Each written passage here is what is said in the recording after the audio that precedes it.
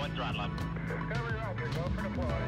Thanks to you and to everybody in the shuttle program. The crew is go for launch. Roger, nice to be in orbit. We have followed in their footsteps to get us where we are today.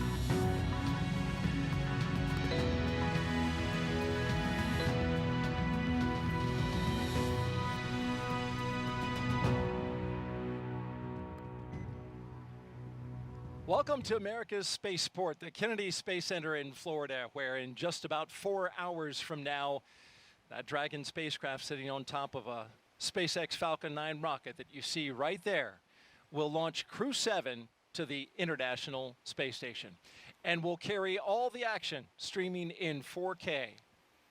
Welcome everyone to our launch broadcast. I'm NASA's Daryl Nail, and with me is NASA astronaut Jessica Meir. We are so happy to have you here for this countdown this evening. Thank you very much, Daryl. It is wonderful to be here tonight at the Kennedy Space Center.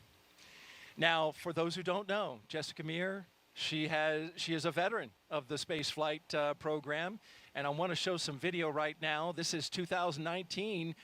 This was the 221st spacewalk for Space Station Assembly, but it was the first to be conducted entirely by women. And Jessica Meir is one of those women that you see there in space. She partnered with fellow astronaut Christina Cook. They replaced a battery charge discharge unit, but it was a huge milestone for NASA. 2 years later, here she is in a lower profile role, the astronaut support person for Crew 2. There she is, number 38. She's in the SpaceX Ninja suit. And she was not only in the suit-up room, but she also traveled out to the launch pad with the astronaut, made sure she took all her pictures, right? Making sure she's documenting everything right there. There you see her at the top of the launch tower as Crew 2 astronauts Shane Kimbrough and Megan MacArthur made their way into the capsule. And of course, you helped facilitate a lot of things right there. Nice view that you see there. She's with us today, and you bring a lot of experience to the table, Jessica, and we hope to learn from you, not only your experience as an astronaut in space, but also in what you did during the suit up for Crew 2. Yeah, thank you, Daryl. Those are some really nice memories, so it's nice to see a little bit of footage of that. This view from the suit room that you're seeing now of the current crew, Anne McLean is the astronaut support person, the ASP, that's in the role for our office, just like I did back in that previous video for Crew 2. So we are part of that team of the SpaceX Ninjas, helping the crews with those last preparations, getting into their suits, doing all the pressure checks, making sure that everything is proceeding nominally towards our launch. And it's nice because all of those other ninjas down there in those black suits, those are all SpaceX personnel. But the key is that we wanted to have some member from our NASA astronaut office there as well to still be supporting the crew for anything that they need. So that's why we have one NASA astronaut integrated with the team there. And as you mentioned, we actually go all the way to the launch pad as well. So at that time point when we are up on the launch pad getting ready for that final ingress, we're the only NASA person that is there at that moment. SpaceX, of course, we completely trust them to get everything ready for us for launch day, but it's nice to still have a representative body there for anything that is needed during that time period. So you'll see Anne McLean in a couple of these shots. I didn't see her number. Did you see her number there? She is number 21 in the space. I haven't seen her pop into camera yet. 21, there she is right there, actually just to the left behind the people in the front. Oh, there, yeah, good eye. Yeah, and another one of my 8-ball classmates. Yes. So. Yeah, Anne McLean, of course, spaceflight veteran herself, most recently as flight engineer on the International Space Station for Expedition 58 and 59. Twice a lead spacewalker herself during her 204 days in space, and as you mentioned, a fellow 8-baller. So we've got Crew 7, and those 4 crew members are currently in the 4 seats, which are, as I'm told by SpaceX, these are just like the seats inside Dragon. They are molded exactly the same, and they are doing their suit checkouts. Yeah, that's right. So right now they are in that same position. It's the same seat as you just mentioned. And the key there is that they are they have an interface of the umbilical line that is attached to their suit. So that is what they need to do to perform the pressure checks. So all of the gas, the air for the suit will come in through that line. They have their communications port through that line as well. So they're seated comfortably, getting ready, making sure that the integrity of their suits is all in check. You can see Jasmine Moghbeli there with her visor down. And the suit inflated, right? Exactly, yeah. So she is in the midst of her pressure check, and looks to me like everything is going well. But of course, we want to make sure that those suits have good integrity in the event that we would ever have to use them on board the vehicle. There's Andy Mogensen sitting to her right. His visor's still up, so it looks like perhaps his test has not been initiated yet. And I believe they do perform these one at a time. So Andy has a few minutes there just to kind of relax. You can see the Danish flag on the left of Andy's suit because he is a European Space Agency astronaut, and he is from Denmark. Yeah, one of the, I believe the first astronaut from his country to go to space. Of course, he was on the ESA Iris mission. And we'd like to tell you more about these astronauts. But first, of course, we want to tell you that a lot of preparations have brought us to this point, including a dry dress rehearsal and a static fire of the rocket earlier this week, for those of you who are following along. You also know we stood down from yesterday's launch attempt for additional data reviews. But for now, all systems are looking good for launch. So we mentioned Andy, the Danish astronaut. He did have a flight previously. I think you just mentioned that, the Iris mission. It was a 10-day mission on board the ISS. So this is really exciting for him because this will be his first long-duration mission. And let's roll through the astronauts right now and our one cosmonaut and introduce you to the crew. We'll start off with Lieutenant Colonel Jasmine Moghbeli. There she is. She hails from Long Island, New York, and earned a bachelor's degree in aerospace engineering from the Massachusetts Institute of Technology. She also has a master's degree in aerospace engineering from the Naval Postgraduate School. Graduated with honors from the U.S. Naval Test Pilot School, and as an AH-1W Super Cobra pilot and Marine Corps test pilot, she's flown more than 150 combat missions. In all, she accrued 2,000 hours of flight time in more than 25 different aircraft. At the time of her selection as an astronaut, Moghbeli was testing H-1 helicopters and serving as the quality assurance and avionics officer for VMX-1. She is also the proud mom of twin girls. And she goes by the call sign Jaws, right? Yes, she does. Most people in her office do refer to her as Jaws, and those girls are extremely adorable. So I'm sure that they are getting very excited to see their mother lift off to space. In fact, she's taking 2 stuffed dragons with her up into space as part of her personal flight kit. We'll talk a little bit more about that in a bit, but each dragon for each twin girl.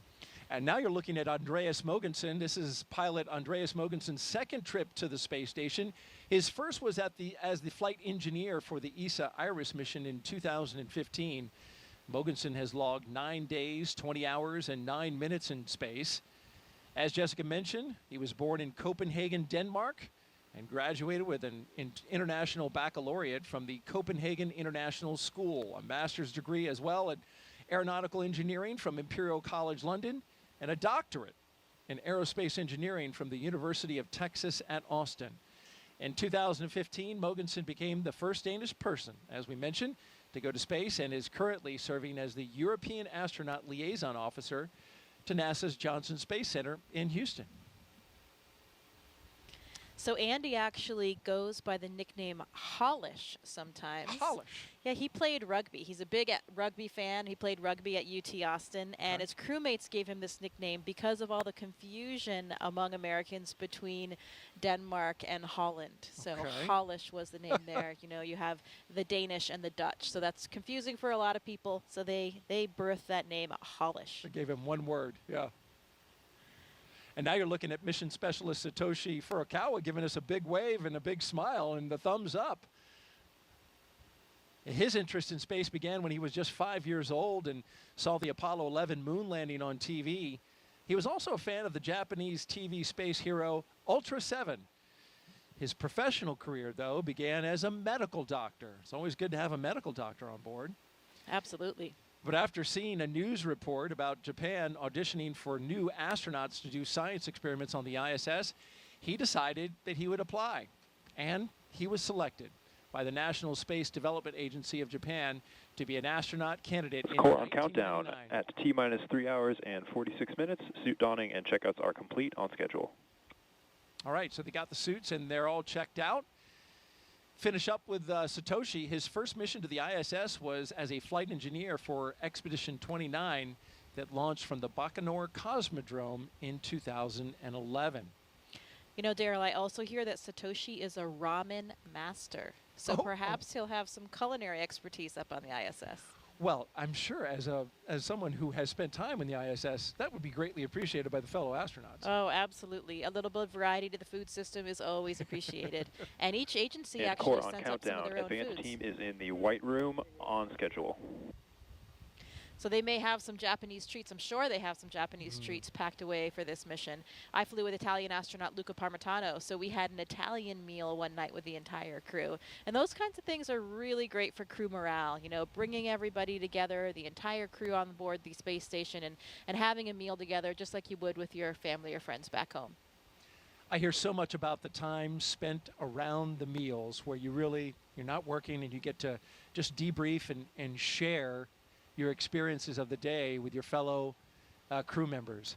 Last but not least, mission specialist Konstantin Borisov was selected to be a cosmonaut in 2018, and this will be his first trip to space along with Jasmine.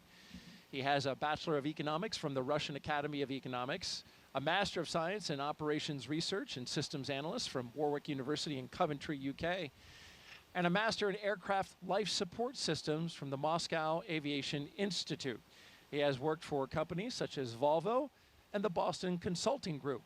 He is also an experienced freediving instructor and an international freediving judge. You know, he even had a training session with Jaz and also her classmate Laurel Hera, who will be launching on the Soyuz in September and joining them all up there. He gave them a training session, and apparently they were pretty good breath hold students. So Really? who knows what they'll be up to up there. That's not easy to hold your breath for, 2 minutes. It is not, but you know, humans are trainable, and I would say astronauts are particularly trainable. So give us a mission like that and a few techniques, and I guess they're well on their way. As you're listening to all this great information and insight from Jessica, we want to invite you, the audience out there, to participate. If you'd like to ask Jessica a question over the next 3 hours, jump on X, Facebook, YouTube, or Twitch, and send your question with the hashtag AskNASA. We look forward to hearing your questions, and Jessica looks forward to answering them tonight. She is a wealth of information. You know, Daryl, we talked tonight about how this is probably the first time that we've had 4 crew members from 4 different countries, at least on a Dragon capsule. And another interesting Core on fact countdown. is that Advanced team is proceeding to open the side hatch on schedule.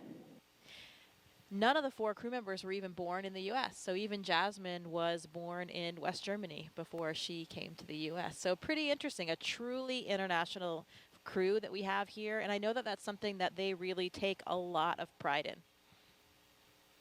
That's a great point about this multinational crew, and each of them, because they come from a different country. Great point about the multinational crew. And because each one of them comes from a country, each one of them has a large support crew, right? Including a flight surgeon from that country. So for the launch and recovery director, that's a this is the largest total number of crew, not just for the actual Crew Dragon, but we're talking about for the support systems, both on the boat that goes out to recover them, as well as the emergency operations that are standing by to support in case anything happened. Yeah, that's a great point. Of course, we rely heavily on all the people on the ground. You know, we're the faces that you see up there and the ones that get to wear the suits and go to space, but it truly takes a huge team of all the individuals that support every aspect of our space flight. And as astronauts, we never forget that. And this crew probably has an incredibly extensive network all over the world as well. You know, we talked about how international they are. And Konstantin, he's lived in 4 different countries. Andy's lived in at least 8 countries. Wow. So a lot of people that they've touched, I'm sure, along the way. I love the story. You know, Andy actually worked in the oil industry in Congo and Angola after he studied aerospace engineering. And it was about the same time that the movie Armageddon was coming out. So at least for him, he was doing this kind of obscure job. But finally, you know, he had this movie where he could help explain to people that there truly was a connection between his current job and his dream to be an astronaut one day. Well, a guy from an oil rig going up into space, thank goodness he's not trying to steer a meteoroid away from hitting the Earth. Hey, well, he will be prepared for whatever comes their way. Bruce Willis style right there. Absolutely. And hey, Jessica, we got a question already teed up. Let's go ahead and take that from our social channels. At Savannah Brainery asks, are there any pre-launch rituals for crews? Yeah, that's a great question. And tradition is something that we do like to uphold. We have several rituals. For example, this crew, when they leave the suit-up room, they will sign a mission patch, and all of the other crews, all the other Dragon crews have done that before them. When they leave the building, just before they get out and ride out to the launch pad and the Teslas, there are stickers that are on the outside of the crew quarters building there, and they'll sign those as well, one for each crew. There's a great story that one of the SpaceX employees told me that one time she came out for one of the launches, I think it may have been Crew 2, and it seems to happen for every launch where she saw a dragonfly land on the Dragon patch. So lots of those good luck signs along the way. The crew. Indeed, the dragon. I've heard that. Like you see a dragonfly on launch day, that's supposed to be a good omen. Yeah, absolutely. The crew will play a card game.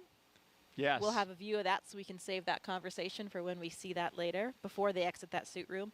And then in the white room, so the small room that's really at the end of that access arm before they get into the capsule, they'll sign that as well. So lots of different traditions along the way. And I'm looking forward to that. You mentioned the card game. We're going to be showing that in a NASA broadcast for the first time that I know of. They've taken pictures of it, certainly.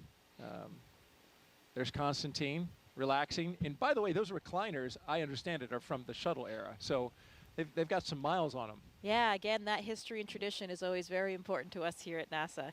You can see Joe Akaba in the blue flight suit there. He is our current chief of the astronaut office. So he's down there talking to the crew right now. He'll be the one playing the commander of Crew7 in a game of cards. Jasmine Moghbeli, of course. You can see they're holding on to those little packs to the right. That's giving them some airflow so that they'll still get some cooling in the suit. You know, once you get into that garment, it can get warm in there in that pressure suit. So they're carrying their little ventilation system to help them stay cool. It looks like they're going over there now toward that card game table. It sure does. We have some fists on the table. Looks like they're ready to play. Yeah, so Daryl, the tradition for this card game is that they will play until the commander loses. And the idea there is that they want Jasmine, the commander, to finally lose that card game and get all that bad luck out of the way before the mission.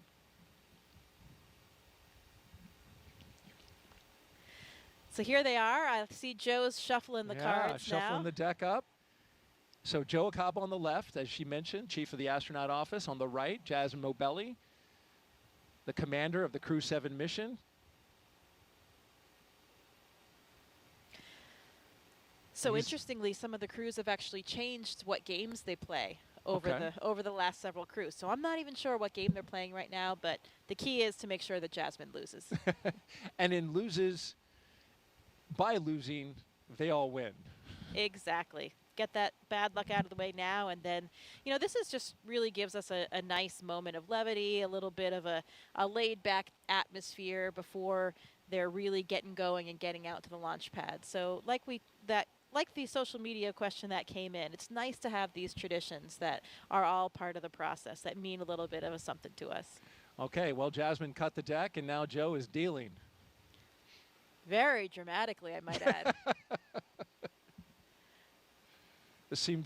I think this might be a game that involves one card.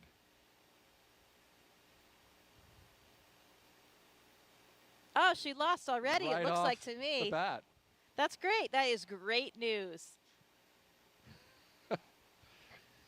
High fives all around. Oh, they're back for more.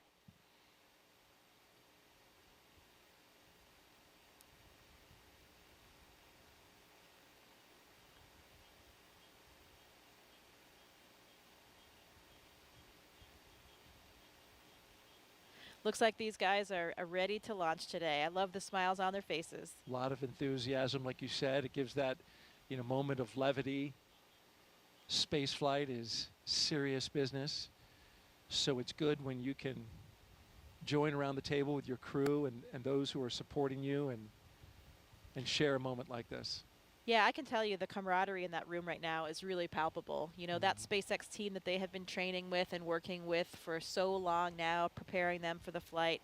All of the different managers like Joe, Norm Knight we saw there in the previous frame. Lots of people that are there for them, supporting them and really enabling this space flight. All the people down to the ones that provide us with all of the things that we're going to fly up there to the space station. So a really great feeling, and I can see those genuine smiles all around tonight. And it looks like a member of the team received the official playing deck for Crew7, which is a nice notion on their part. Yeah, great memento to have. So from here, folks, the astronauts will get some final photos. That number 34, I think, is that Sarah Gillis? It might be from SpaceX. I think that was Haley Esparza. Okay. That just walked this way. Yeah, that came towards camera. Yeah. Okay. Also, My correction. Yep, she's she is really the liaison between all of astronaut operations and SpaceX. So a lot of us know Haley really well. She is always a central part of all of our training and prepping for flight. She's wonderful. Number 34? Yep, that's number 34. That's Haley. Okay, very good. Giving Andy some water. Oh, yeah. I hear it is warm, right? So that you want to hydrate, but you don't want to hydrate too much. Yeah, absolutely. There's a good balance. It's a full-service operation down there, providing drinks along the way and everything. There's Satoshi's chatting with Anne McLean.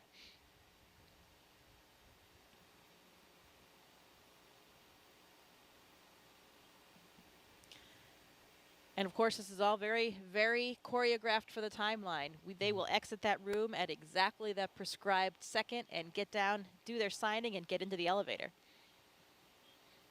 Right, and they are not scheduled to depart the suit-up room until T-minus 3 hours and 24 minutes, so they have a fair amount of time in here.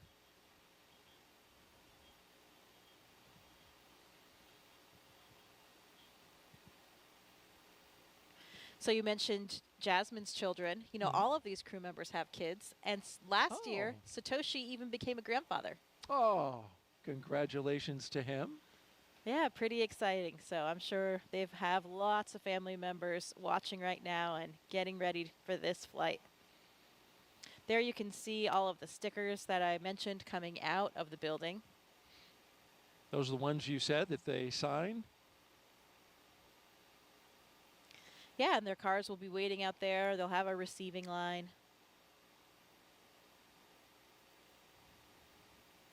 Core on countdown. Lyo seals have been removed and installation is complete. We are on schedule.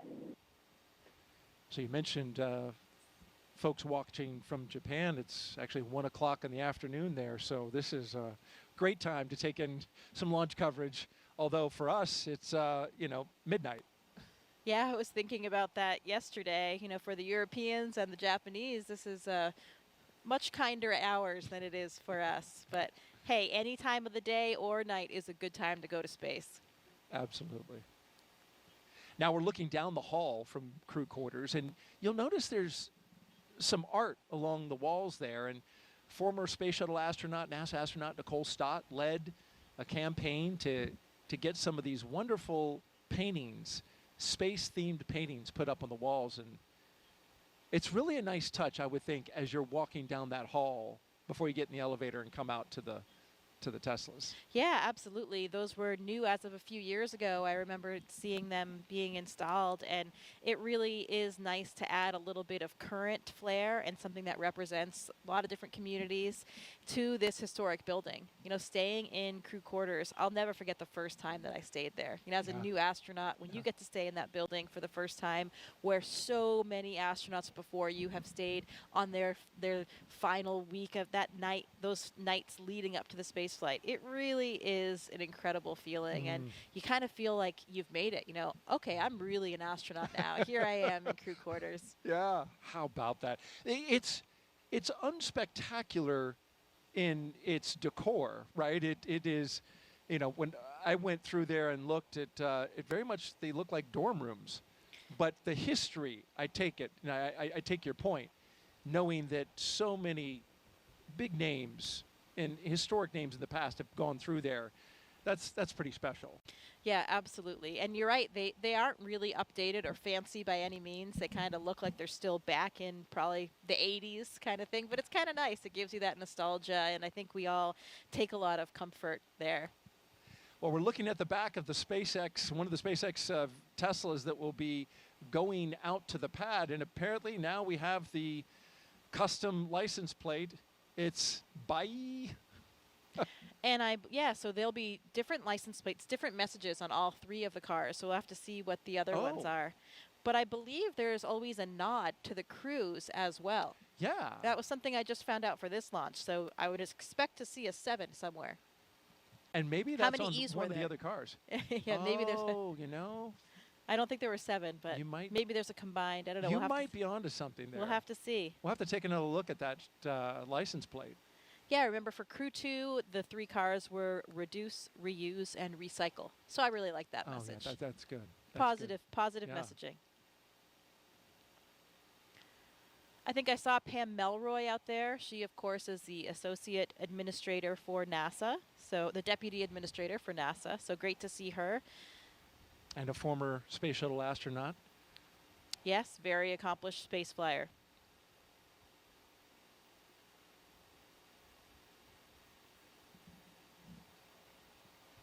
You mentioned crew quarters. It's a facility that is 26,000 square feet. So it's a big space.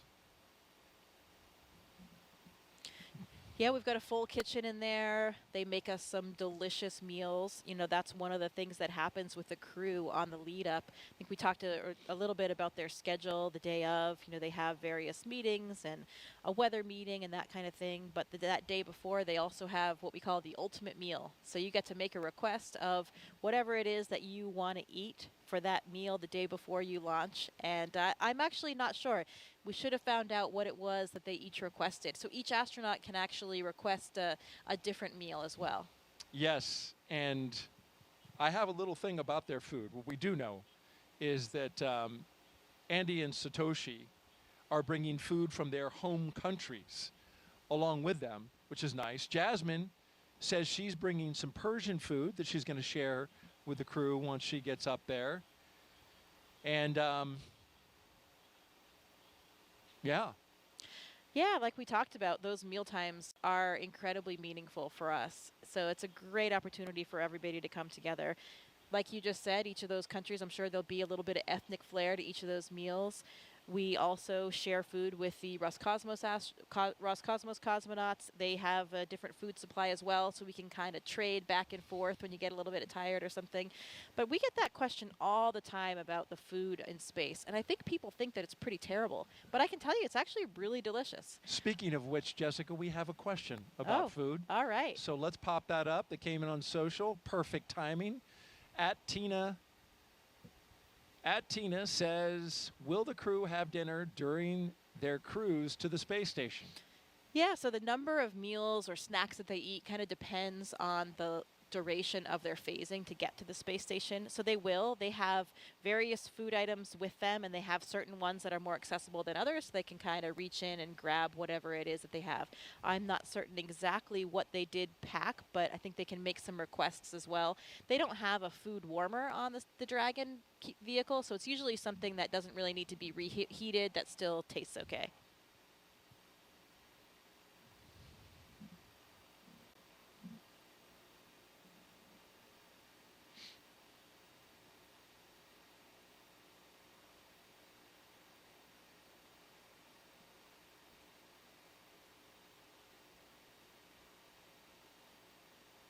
And our social participant who asked that question, she is actually here participating in a NASA social at Kennedy Space Center, which is an event we do for launches, invite various influencers and social media account holders to come out and participate in activities in and around the Space Center, as well as take in a launch. So she was right there, watching the coverage, presumably, I guess, on her phone when she asked that question.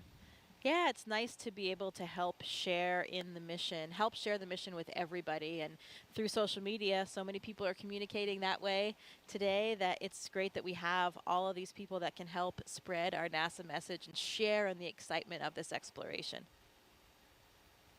Absolutely. So we're T-minus 3 hours and 26 minutes. You're watching NASA's coverage of the Crew7 launch to the International Space Station. I had their patch on the other day. I think that's what it was. Well, hey, Crew6 is eagerly awaiting their arrival. Indeed they are. And in about 7 days, we'll be coming back down to Earth. But today we're focused on Crew7 getting up to the International Space Station. You're looking outside of astronaut crew quarters here at the Kennedy Space Center, where we are awaiting the walkout of the astronauts on their way to the International Space Station. Here are the doors to crew quarters that Jessica mentioned earlier, and you see the patches around the doors and up there around the meatball.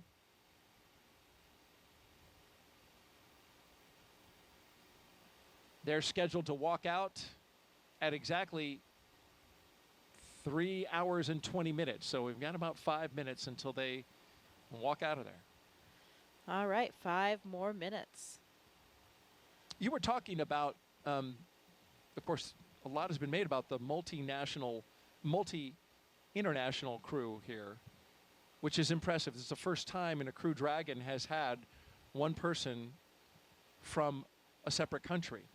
But I did some research, got a hold of the historian at Johnson Space Center, and she was telling me that if you go back to the space shuttle program, there was actually a space shuttle launch that was more diverse for nationalities, and it was STS-84. And the reason is that flight included C. Michael Foale, a British American, Elena Kondakova, a Russian, Jean-Francois Clairvoy, French, and the remainder of the crew were Americans. However, Carlos Noriega was born in Peru. So you've got 5 nationalities on STS-84.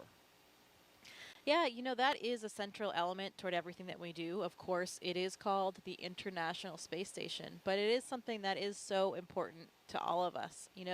This great example of what can happen when people from different backgrounds, from different places, all work together. And here they come, the astronauts walking down the hallway at astronaut crew quarters. 3 astronauts, 1 cosmonaut of Crew7 waving as they go by into the elevator, headed down to the first floor. Behind them, Joe Acaba, I believe that's Norm Knight with the Flight Operations Directorate. It is. Core on countdown. Crew walkout and suit up room departure is in progress, on schedule. It's impossible to not smile when you're watching them walk out with those smiles on their faces, isn't it? It's contagious.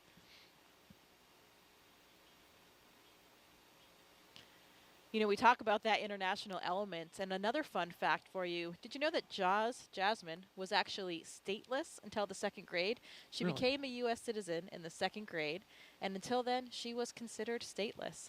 But she celebrated that big moment by bringing brownies into her classroom. Oh, she went back, right, to many of the schools that she had gone to when she was a kid and visited with those kids, and is taking up some mementos from that. I believe some class pictures from those kids. So I like that tie-in of how she is, both a nod to her childhood and her background. Yeah, absolutely. It's something that many of us try to do, to really make that connection to all the people that you've known all along the way and have helped you get there. You mentioned the traditions, Jessica. Let's take a look at one of them. Here's the crew signing that mission patch inside crew quarters at the Neil Armstrong Operations and Checkout Building there, putting it on the wall, and Jasmine putting her John Hancock on there, and Each crew member signing away.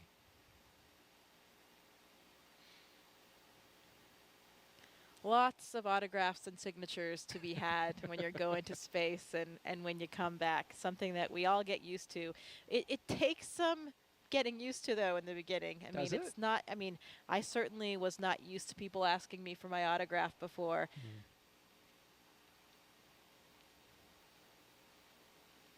Getting closer to walkout. Now just about 90 seconds away from them walking out of astronaut crew quarters. The Teslas are queued up. The security escort is ready. Now, were they black Teslas last time? I know They for were- Crew 2 they were white. Right. They were black for Crew 6, and then they were white for Demo 2 through Crew 5. Okay. They changed up the color. SpaceX said, just adding some vehicles to their fleet. And I bet they've got their playlists all lined up as well. They do indeed, and I'm glad you asked about that. Yeah, another one of the traditions. You got to be listening to some loud jamming beats when you're headed out, and it's such Why a cool. is that? It's such a cool feeling. It really helps get you psyched up. I know I love music and certainly thrive off it.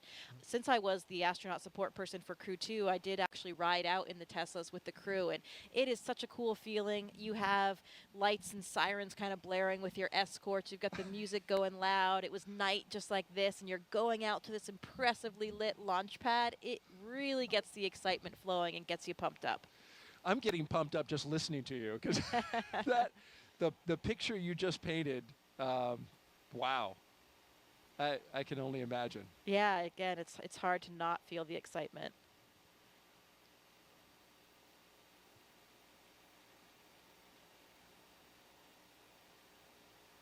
Well, we're just seconds away from them walking out the doors. You can see them behind the windows. And here they come. Crew 7 taking their first steps outside before their journey to space. Again, look at those genuine smiles. You really can't hide the excitement. From left to right, we have Konstantin Borisove, Andreas Moghbeli, Jasmine Moghbeli, and Satoshi furukhwa.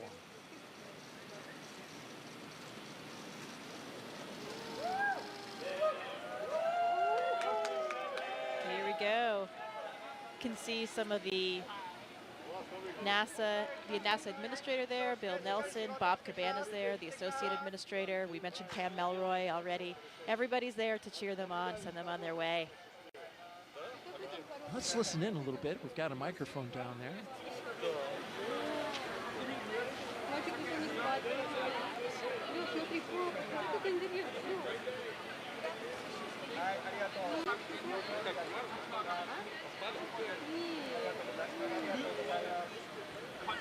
Прочувствовал?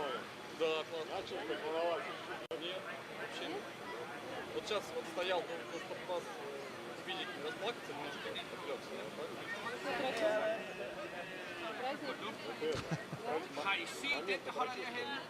Сейчас подожди, мы еще. Of course, the astronauts have been in quarantine for the past 2 weeks, so that's why they're standing a set distance away from their family and loved ones. Yeah, that's right. We want to make sure that, of course, we don't carry any viruses or anything like that with us to the space station. So everybody has been in this strict kind of quarantine protocol leading up to the space flight, and they're continuing to keep their distance now. Я почти выиграл, у меня был король. You guys see Alex Gerst, German astronaut from the European Space Agency there, and Takuya Onishi, a Japanese astronaut. You can see those blue suits toward the front, helping out, escort the families and with the guests. Both are space veterans, of course. Mm-hmm.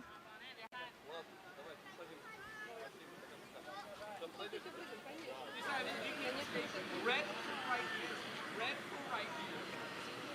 You see here. A double kiss from Jasmine, probably to her 2 girls. Yeah, and I heard Andy speaking Danish to his family. Yeah, you speak, you're fluent, right, in Russian and Swedish, right? I do, yes. I speak Swedish, pretty similar to Danish, so sometimes I can understand what Andy and his family are saying. Did you catch anything? I did. He said, "We see us, we'll see you." Yeah, Oh, I did catch what he said at the end there. But Andy's family actually lives just a street away from me, so I see them quite how often. about that? Yeah. Well, that's nice. Here they go. Doors are closing. Well, this is a good time to talk about the playlist. Jasmine is going to be queuing up some Stevie Wonder, Whitney Houston, some hip hop. She's a big hip hop fan. And apparently so is Andreas, so that works well for the commander and the pilot, who will be in the O1 Tesla. Satoshi says he'll crank some 80s Japanese pop music. And I put that on my own music app just to hear a little bit. Unsurprisingly, a lot of synthesizer, just like 80s in America. And then Konstantin says he's going to crank some System of a Down, Pink Floyd. Look at that. I see Jaws twin girls. They're wearing little mini SpaceX suits. Oh, I have one of those for my daughter as well. They are adorable. They look exactly like the real thing. No kidding. You can see them just over at the window right now. I see, looking in at Mom. Riding on Dad.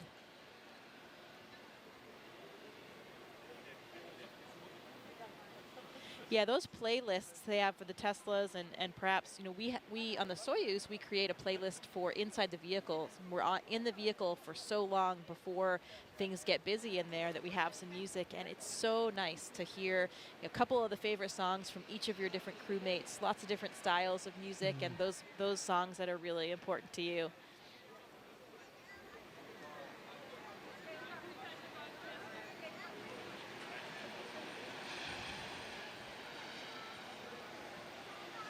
We got a social question. If you have one, send it to us. Hashtag AskNASA on YouTube, Twitch. See those X. see those outfits with I the see them. hood and everything. Yeah, Yep. the hood for the helmet. They're really great. Cute.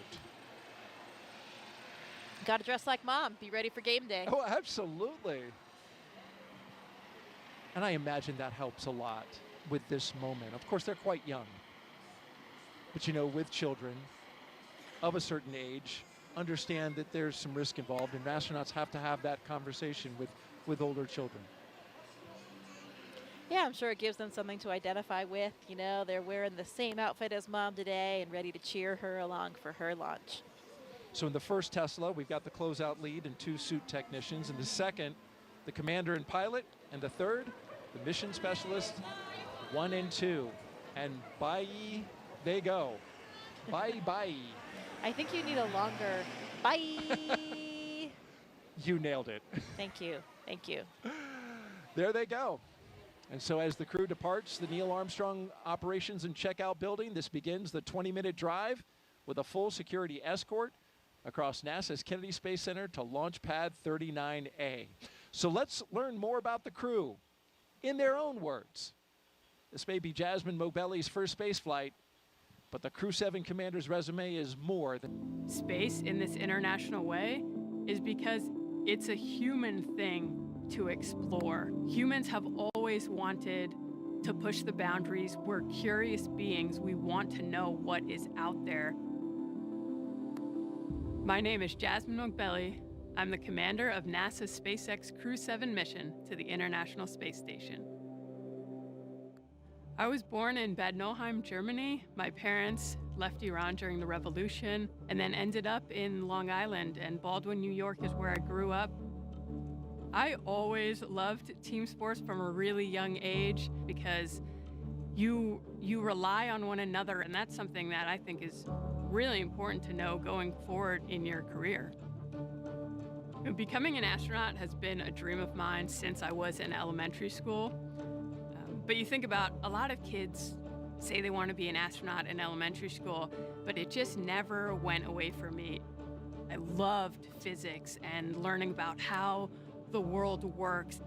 I went on to the Massachusetts Institute of Technology, studied aerospace engineering there, and then joined the Marine Corps after that. I wanted to fly jets, and wondering why would anyone want to fly helicopters when you can go fly jets? I thought you had to be a jet pilot to become an astronaut. And I wanted to still keep that door open.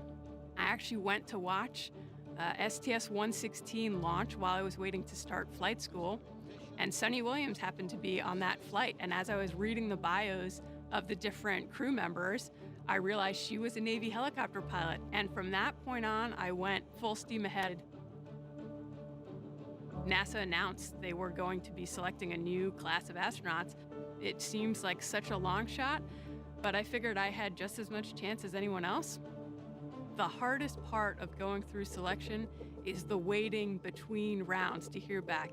Each time my phone would ring with a Houston number, I'd have to kind of take a second to compose myself. They asked, would you like to come join the 22nd group of astronaut candidates?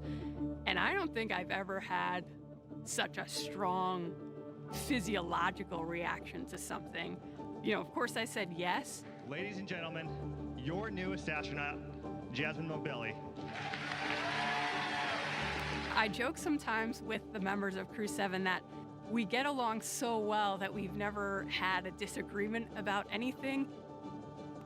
All four of us are so proud to represent what is possible when we come together. Ultimately, everything we do is to benefit the Earth. And this is the second launch to space for the pilot of Crew7, Andreas Moghbeli. He previously flew on the ESA Iris mission in 2015. Here's more on the Copenhagen, Denmark native.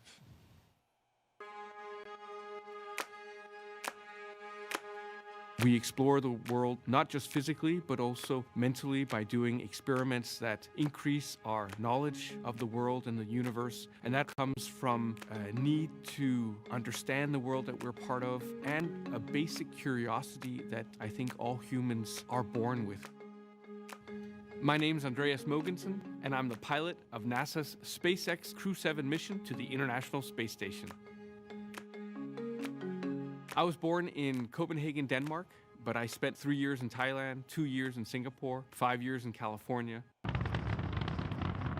When I moved to California as a kid, I started learning about NASA and the space shuttle program and of course the Apollo missions to the moon.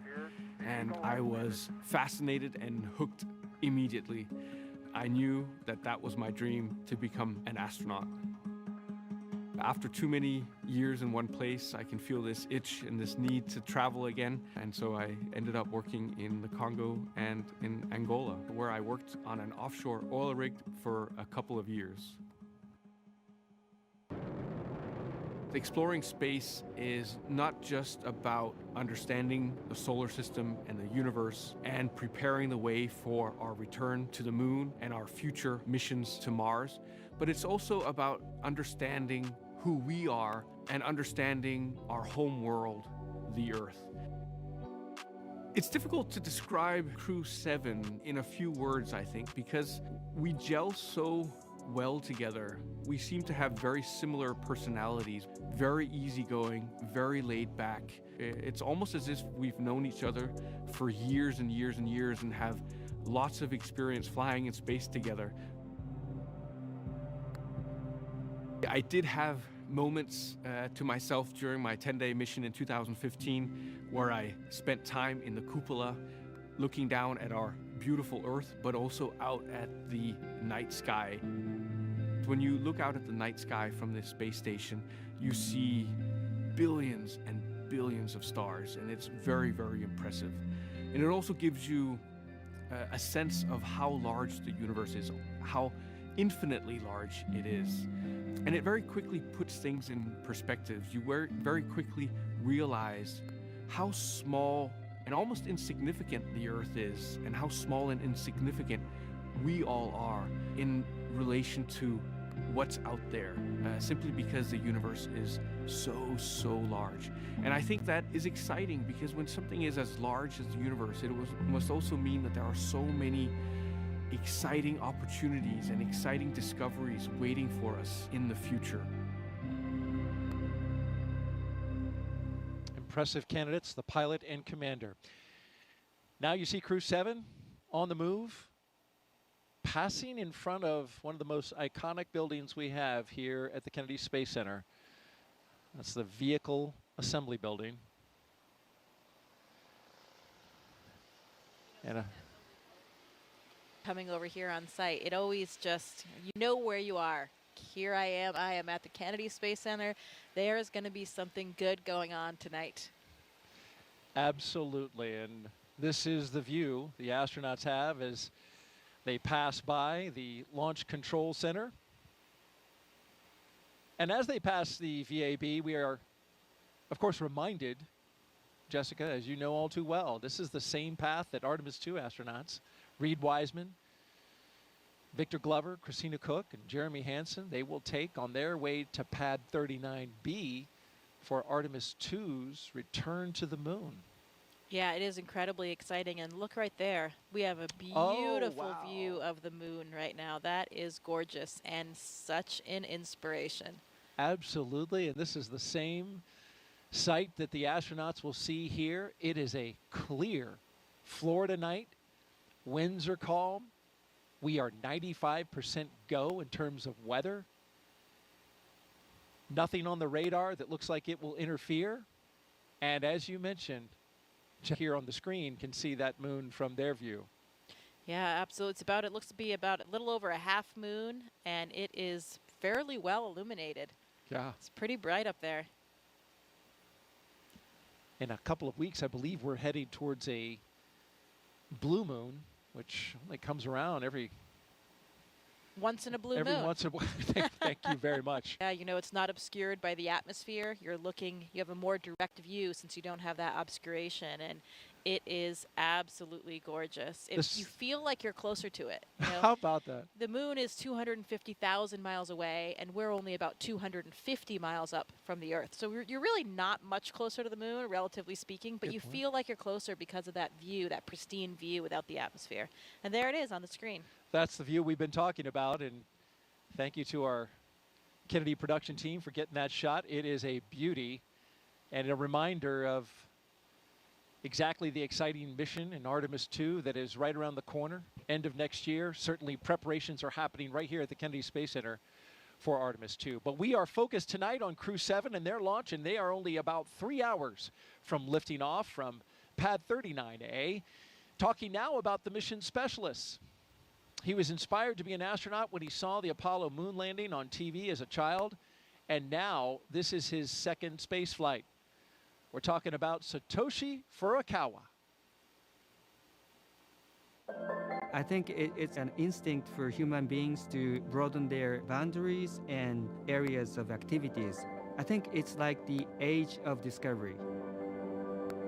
My name is Satoshi Furukhwa. I am a mission specialist for NASA's SpaceX Crew7 mission to the International Space Station. I was born in Yokohama, Kanagawa, which is right south of Tokyo. I was a very active kid.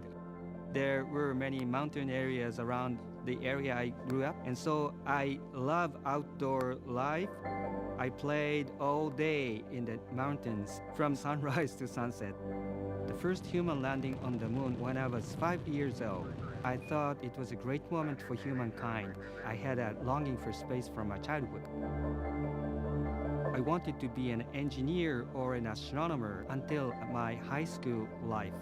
And when I was 17 years old, I had a chance to talk with my uncle, who is a medical doctor.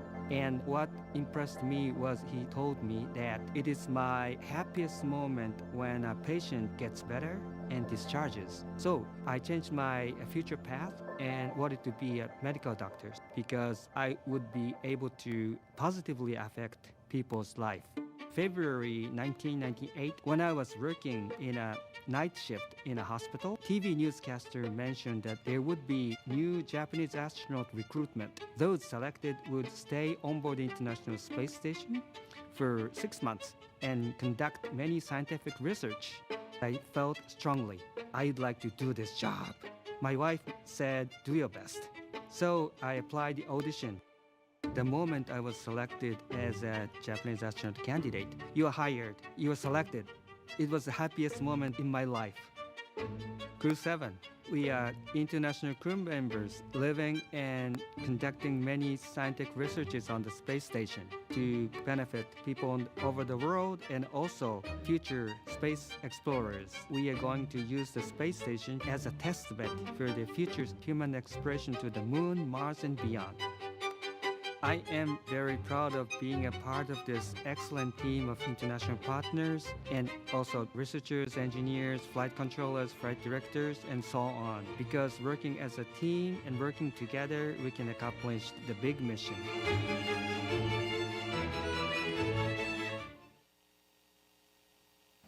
And here's a great shot, Jessica, rolling up to the rocket where you can see it right out your window.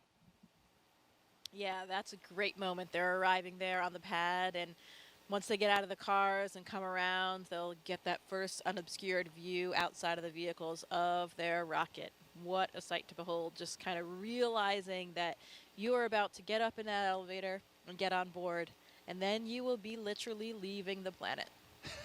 There they are side by side, the rocket on the right and the launch tower on the left. And that's just, you know, a sight that a special few get to see. The hope is, with the continued progress of the Commercial Crew program and NASA's efforts to commercialize low Earth orbit, and hopefully more and more people will get to share that view. And in fact, the Axiom missions and many of these other private space flights has made that possible for more than just NASA astronauts. Yeah, I would say we are at an incredibly exciting time. You know, there are more and more ways to get to space for more and more people, and no matter how you look at it, that is a good thing, I think, for all of human civilization. It's really exciting. Core on countdown. The crew have arrived at the pad on schedule. At T-minus roughly 3 hours and counting, we got the confirmation that the crew is on the pad, and we want to talk now about our last mission specialist, cosmonaut Konstantin Borisove. He has a master's in aircraft life support systems and is a freediving instructor. It's a very natural thing for any human to explore. We want to see what's behind that hill, we want to see what's behind that sea, we want to see what's behind that planet. My name is Konstantin Borisove, and I'm a mission specialist for NASA's SpaceX Crew7 mission to the International Space Station. I was born in Smolensk, Russia, but when I was 1 year old, the whole family moved to Zhukovsky. It's a small city not far from Moscow. I was always attracted to water. Water is my comfort place. I found out that there is such a sport called freediving, in which we are switching our mammalian dive responses and we can actually do breath hold diving and stay there for long. I did a course and something clicked. It was like the day which changed your life to before and after. I realized that there are so many things we don't know about ourselves. People think that they cannot hold their breath for longer than 30 seconds. But when I did my first freediving course, I showed myself I can do over 2 minutes. And that's crazy because you understand that your brain tells you have limits, but when those limits are off, your brain is like, wow, maybe there are more things. So it expands the way you see yourself and the way you see the world and the way you see how free you are. It was actually part of my preparation process to become a cosmonaut. But the preparation process, I enjoyed it. It's a lot of travel, it's a lot of new knowledge, and there is a big adventure waiting for you, and I'm very excited about that. For those who ask what a spaceflight is, I would say that we have 3 big jobs on the space station. First job is experiments. Second job is take care of the station, doing the maintenance, repair what's broken, storing things, restoring things, cleaning up. And the third big topic is actually taking care of your body, because in weightlessness you cannot help but train. I think many people don't understand that technology advancement which we have had during the last 50 years mainly comes from space exploration. People get very comfortable with using their phone and have very fast computers in space motivates us to create those advancements. I want to take part in it and I want to put my small stone into this pavement which leads us to the new asteroids, to the new planets and to the new systems.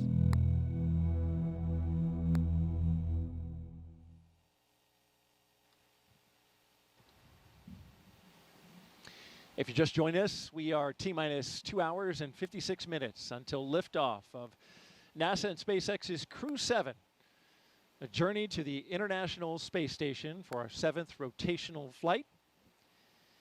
4 new crew members coming aboard, and then about a week afterwards, Crew6 and their 4 crew members will come back. You're looking at the top of the Falcon 9 rocket. You see the Dragon at the very top. And in just a little bit, we'll see the astronauts walk across that crew access arm and into the Dragon.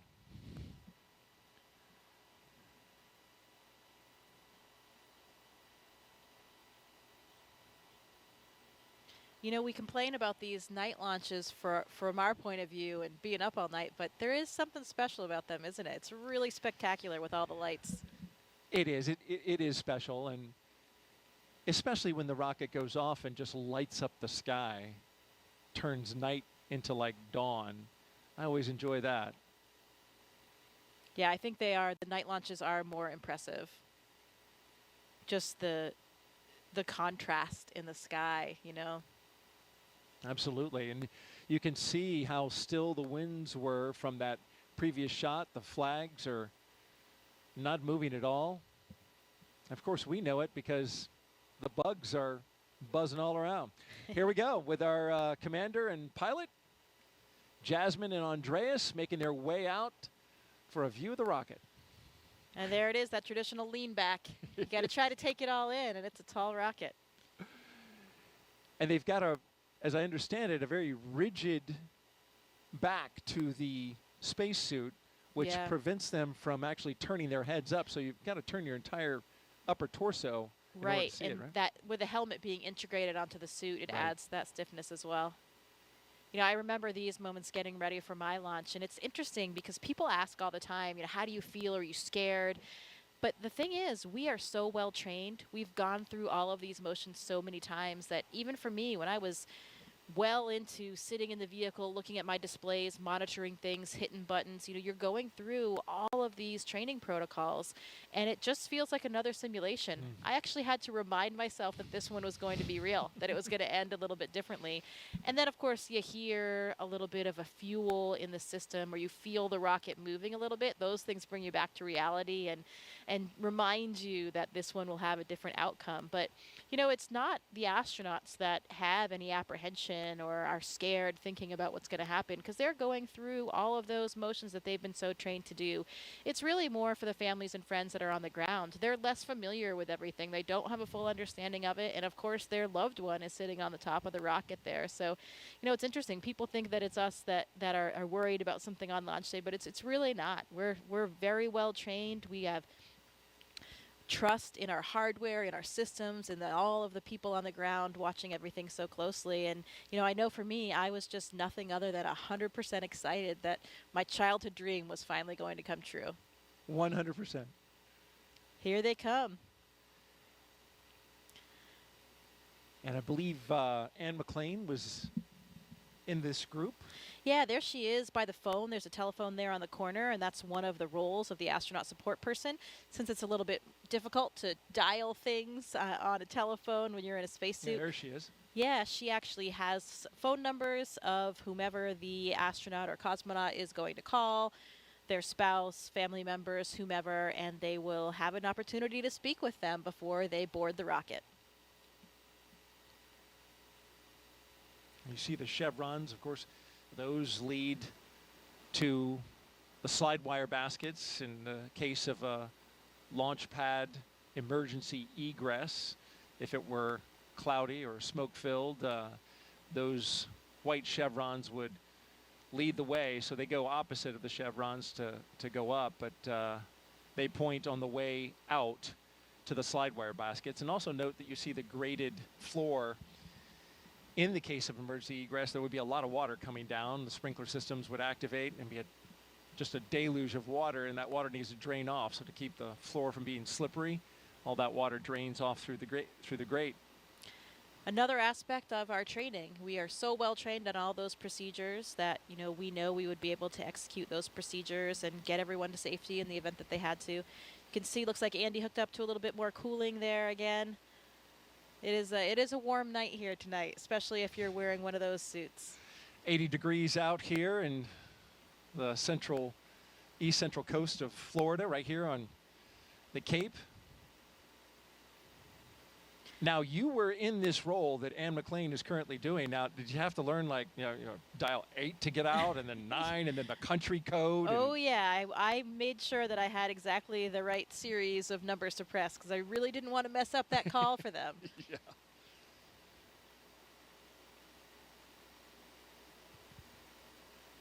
Is it, I mean, you must hear the phone call, right? You're standing right there. No, I mean, they will be talking. It's a little bit difficult for them because they have the helmet in and they're trying to get the phone handle in there. It's not a small cell phone. This is an old school real landline, kind of like a payphone. Looks like if you remember those, Daryl. Oh, I mean, we remember those, but some people watching might not remember those. I do remember. Oh, look, he's waving. He's waving on the cameras as well. I'm sure he's waving to his wife and 3 children. This is the first time for an ESA astronaut to be in the pilot position in a Dragon. So Andreas making a little bit of history here on tonight's flight. Jasmine taking a look over the rail. That must be a sight out there. It is. It's beautiful. So as the astronaut support person, once they finish with the phone calls and they get everybody in the vehicles, you're kind of just standing there. So you have a great view.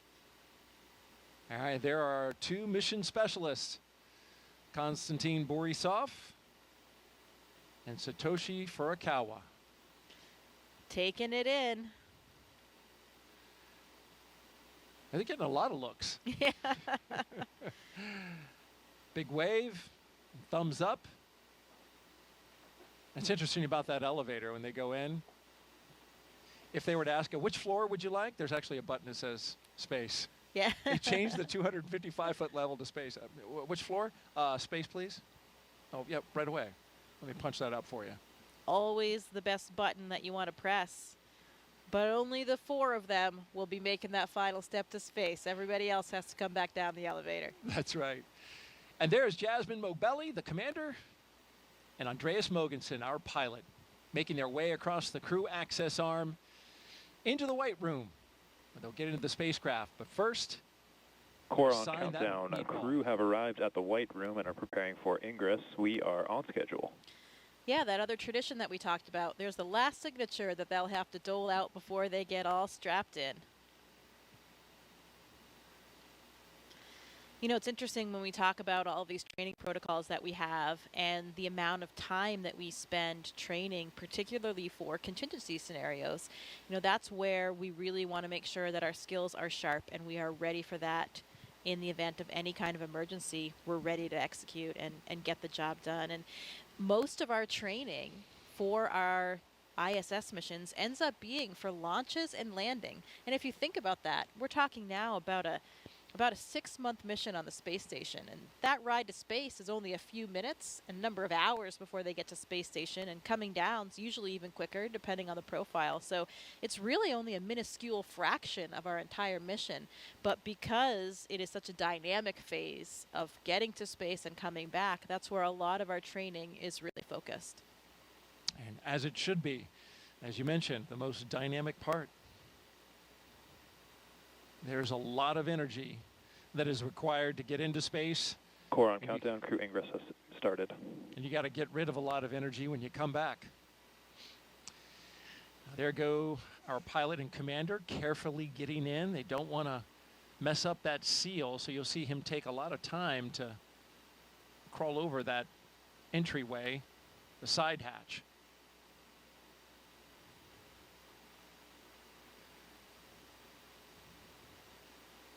Cool view going down that access arm, isn't it? It sure is. Again, I think that night sky helps with the dramatic scene we're creating here tonight. For sure, as we wait our 2 mission specialists to wrap up their phone calls, and then they'll be coming right down that crew access arm. We've been doing this for 3.5 years now, but that crew access arm still looks futuristic.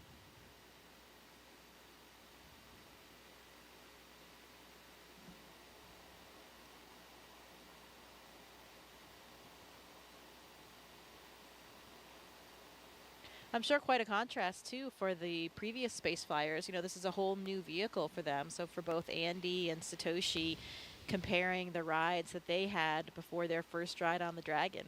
Every vehicle is a little bit different in terms of the launch profile, the Gs that you experience, how it feels going up and coming down as well. Andy talked a little bit about that in a press conference, comparing Soyuz with Dragon.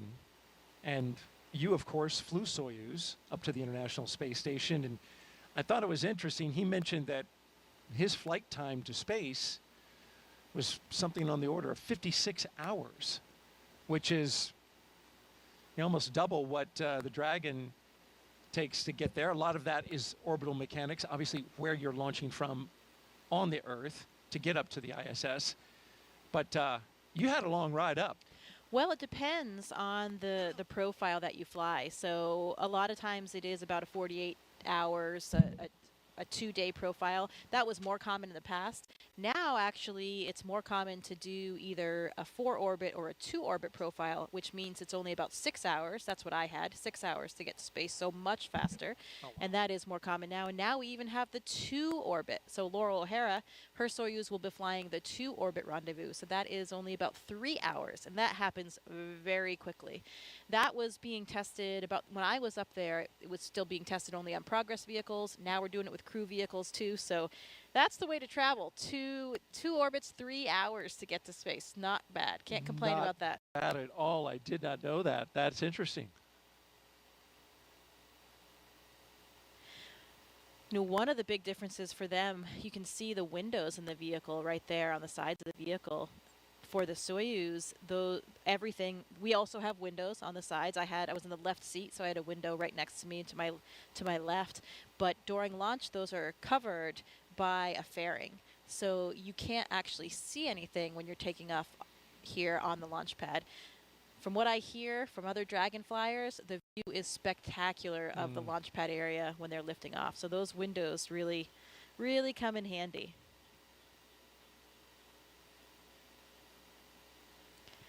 You know, Thomas Pesquet tells me those windows are also really useful for viewing the northern and southern lights, the aurora from space station. When the Dragon is docked, the orientation that you have looking out those windows, you can spot those aurora and see them coming from hundreds of miles away and get your cameras ready.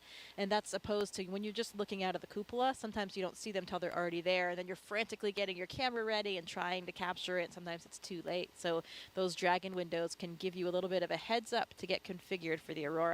How about that? I mean, it's on my bucket list just to see an aurora from Earth. I just imagine what it'd be like in space. Well, you know, Daryl, people make fun of me for saying this, but it's still true. I've only seen them from space. How about that? You know, maybe that sounds a little bit annoying. I would love to see them from Earth as well, but it's nice to still say for now, I've only seen them from space.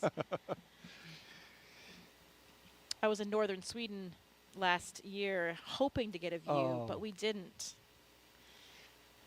Yeah, it's got to be just right in order for that to happen. You got to have some, as I understand it, some solar particles coming your way, right? Yeah, you have to have the right things happening out there in the solar system, but also have to have good weather here on Earth so that your view isn't obscured by clouds or.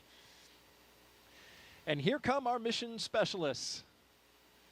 On the left, Konstantin Borisove, and on the right, Satoshi Furukhwa. They're even dancing their way down the hallway. Oh, they're loving it.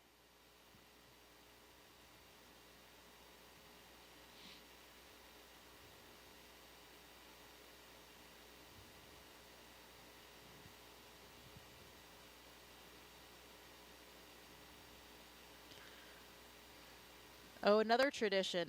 A lot of times our astronauts and Konstantin here, you can see taking the name tags of some of their ground support personnel, and they'll be flying those to space with them. That's got to be really special for those technicians.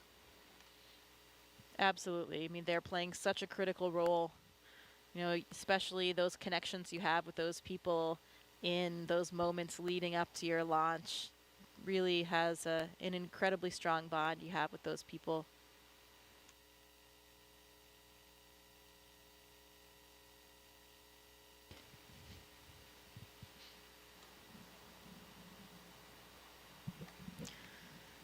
Any good astronaut or cosmonaut always has a Sharpie with them. I don't think there's a Sharpie pocket on this suit, but the technicians are handing them Sharpies to get this job done.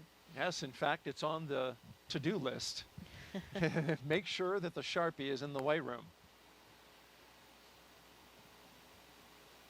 And you saw briefly Satoshi holding his arm up, and those zippers. They have zippers on each arm, zippers on the leg.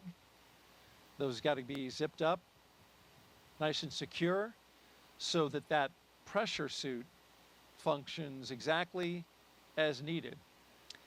Yeah, there's actually 2 layers of zippers. That was probably just the external one, so there's a redundancy there. The main pressure is held by the lower set, the more internal set of zippers.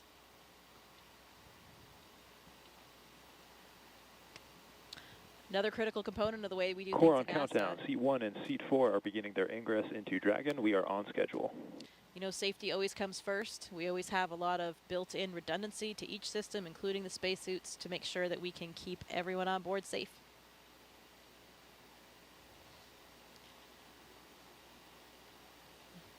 Another big difference that I'm sure Andy and Satoshi are feeling right now is the difference of the seats between Dragon and the Soyuz spacecraft.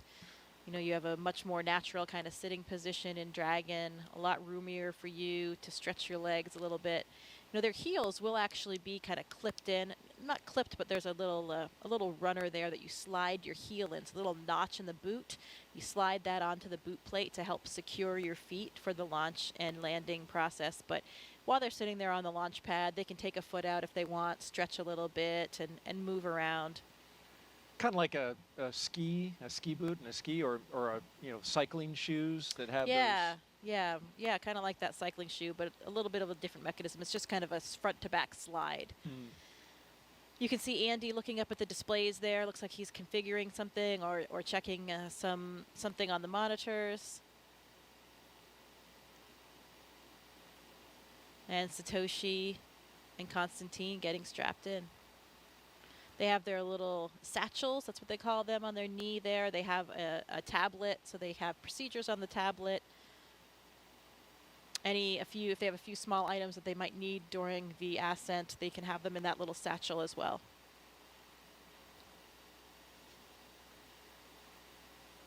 If you're just joining us, you're watching live coverage of NASA's SpaceX's mission known as Crew7. Good morning to you. It's 12:48 Eastern Time here in Florida.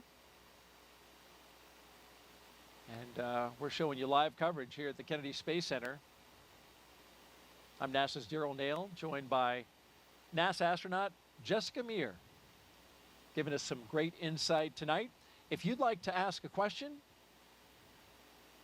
of Jessica, just jump on our social media channels, Facebook, X, and YouTube.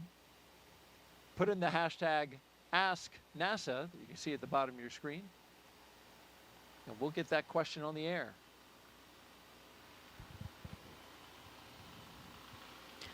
Here's some helicopters in the distance, maybe clearing the range, checking up on things, making sure that everything is good in the surrounding area.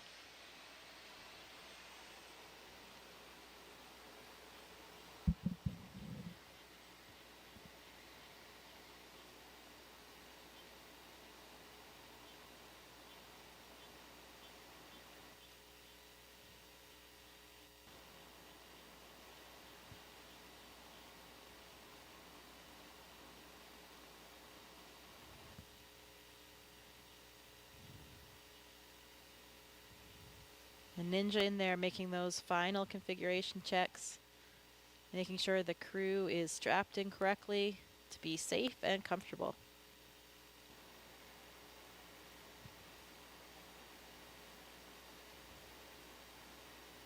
Another one of the key components on making their way into the Dragon is being aware of FOD, right? Foreign object debris. That's a big deal in space flight. They wear special pads on the bottom of their boots that come off once they go in. And then, of course, those technicians want to be aware of anything that falls off the astronauts and make sure that they collect it. You certainly don't want something floating around in inside the Dragon when you're launching. Yeah, and it's true. Everything floats. I remember that when we made it to space, and you never forget that moment when you first experience weightlessness, but everything experiences weightlessness. So any little particles that were down on the ground that you don't even see, you don't even notice because they're on the floor, everything kind of starts lifting up and coming up. So you really want to avoid having anything else in there that can float up and get lodged somewhere in the hardware or get in your eyes or something like that. But stuff you never really think about, here on Earth. Those are the little things that make living and working in space more difficult, but a lot more fun as well. Do you remember anything in particular that floated up that you weren't expecting? No, not really that I wasn't expecting, but that moment, I didn't know about the little particles or dirt pieces on the floor or stuff like that. I hadn't really thought about seeing those things lift up. But I had my tablet strapped to my leg, and I also had a little stylus that was on a lanyard strapped to that. Your pencil or stylus is floating there in front of you, and you never forget those initial moments of weightlessness.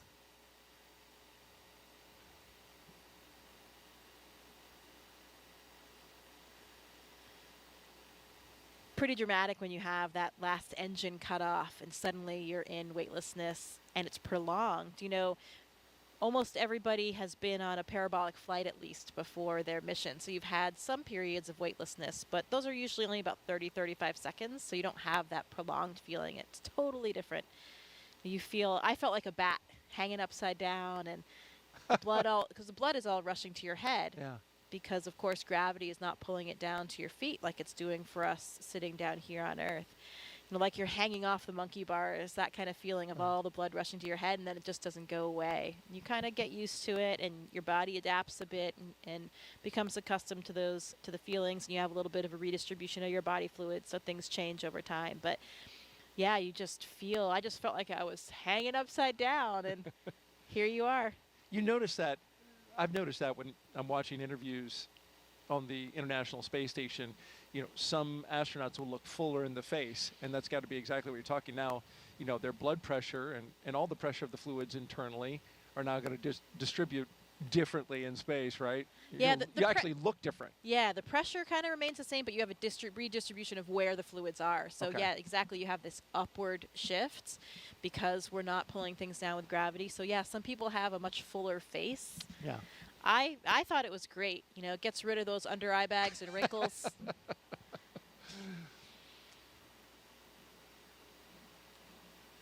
Very flattering, microgravity. Okay. I remember what you did on International Women's Day. You wore a dress. I did. Pretty sure that was the first dress in space. I think it was. And that clip really stands out online. Well, I think it's important, to represent everybody. Yeah. And I think that's what's so nice about the makeup of our office and of the partner agencies now is that you do have so much diversity in the office. Astronauts don't just look like one thing anymore. They don't come from one mold. We have people in our office that are, still the traditional military test pilots like the first astronauts, but we have scientists of all types. We have medical doctors. We have engineers. We have men. We have women. We have people from all different ethnicities and backgrounds. And, that makes it just a much more interesting place to work. There are so many studies on the ground, right, that show that we have more successful, more productive teams, and we have that kind of diversity and actually much more job satisfaction as well. Mm. I believe we have a social question as the astronauts are getting comfortable in their seats, got their harnesses on. Coming up in a little bit, we'll be articulating their seats up to launch position. And here's our question from Savannah again, who is here taking everything in with the NASA social group. How is it decided, Jessica, who gets to go up on each designated mission? Well, it's certainly not decided by us, I can tell you that. And we have a chief astronaut for each space agency, and for us that's Joe Acaba. We talked about him. We saw him in the suit room, and basically that chief gets to decide who is the right person to fly for each mission, and we get approval from people above him, his bosses as well. But he's really responsible for forming those crews and getting everybody assigned on their missions and making sure that he has a nice crew complement. And there's certain skill sets. All astronauts, as you mentioned, are not the same, but then there are skill sets that once combined with a crew Dragon, ready for comm check. are complementary. Copy, Dragon. Stand by for umbilical comm check. Yeah, absolutely. Now for the space station, we all have the same training. So everybody is trained on everything from science to spacewalks to flying the arm. CDR, PLT, MS1, MS2, comm check. Loud and clear, help me. Core, loud and clear. How's you loud and clear? How me? Core's got you loud and clear. This one has you loud and clear, homie. Core's got you loud and clear. So I have you loud and clear, homie. Core's got you loud and clear. Umbilical comm checks are complete. Report when ready for seat rotation. SpaceX Dragon, roll go.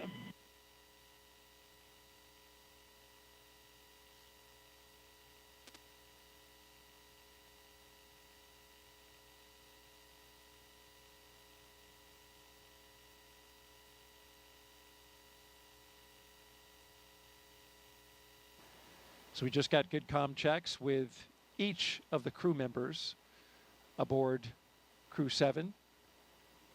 Going from left to right, we have Konstantin Borisove, SpaceX Dragon, ready for seat rotation. Andreas Moghbeli, Copy, Dragon. We will report when initiating. Okay. Jasmine Moghbeli, and Satoshi Furukhwa.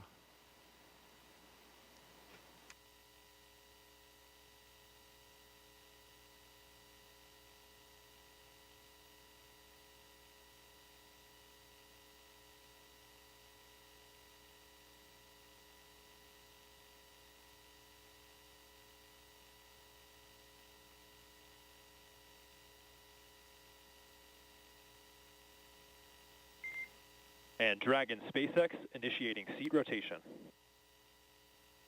Copy.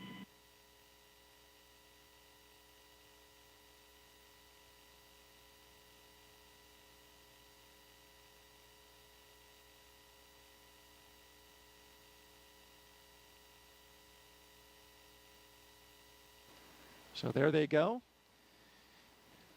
With a big wave as they rotate the seats upwards so they can be better configured for launch, of course, and also they'll be able to see their display panels directly in front of them. Yeah, and the main reason why we want to launch and land in that position is for the G forces, the gravitational forces that we experience. Get up to 3 or 4 Gs on launch and landing, on a nominal launch and landing. And when you take those G forces through your chest, so when you're on your back, those forces are coming straight down, so they're hitting through your chest. That's much easier to deal with than if you were sitting straight up, then they were hitting your head. That would really drive the blood out of your head, and that's why, if you're flying a jet, that kind of Dragon thing. SpaceX, seats are in the launch position. You are go for Section 2, suit leak check preparation. SpaceX Dragon copies, proceeding to Section 2, suit leak check preparation. So yeah, if you're a pilot and you have those G-forces that you're experiencing while sitting up, the blood can drain from your head, and that's why you can get dizzy or lose consciousness, and you have a G-suit on, or maybe you do different maneuvers to help counter that. So it's much easier on the human body to take those G-forces through your chest. And we train in centrifuges as well so that we become accustomed to what those G-forces are, how they feel, and make sure that you can still feel comfortable, function with what you have to do. For me, for the Soyuz training, we did a lot of that in Star City with the centrifuge. We went up to 8 Gs. And we also did some landing profiles under the G, so you're in the centrifuge and you're controlling where your descent is to make sure, to see what that would really feel like for the real day. And actually, I was pretty surprised. Taking those Gs, as we said, through the chest is a lot easier to deal with. 8 Gs is a lot, though. 8 Gs is a lot, and that's a lot more than you would experience on a normal launch and landing. But that would be for the Soyuz for a ballistic entry. If you had something a little bit off nominal with your re-entry and you went into that different type of profile, you could experience around 8 G. So that's why we train for that. The SpaceX crews do centrifuge training as well here in the US. And I'm not sure what the maximum of that profile is. They probably fly similar. I think they actually fly the real Dragon profile for launch and landing, which would be up to around 4 Gs.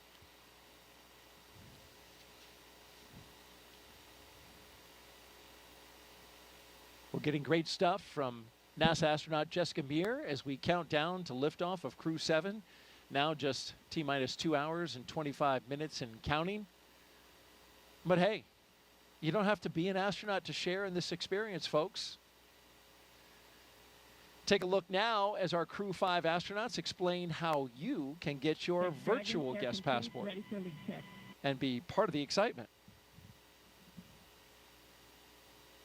Did you know there's been over 1 million registrations in NASA's virtual guest program since May 2020? From your neighbor to the Crew 5 astronauts, you might be surprised who is a NASA virtual guest. Do you have Mars 2020? I do. Do you have James Webb? Sure do. Do you have Crew 5? Well, I've got it here, and you guys have it here, but I missed it here. We conducted over 200 science experiments and technology demonstrations on our mission. We love being part of Expedition 68. We even remembered a virtual guest passport for Einstein, our freefall indicator, but we forgot to register and missed the stamp. Even if you're doing existing research, never miss a stamp from NASA's virtual guest program. Whether you're en route to the International Space Station or located anywhere around the globe, register at nasa.gov/virtual guests to receive updates on missions and milestones.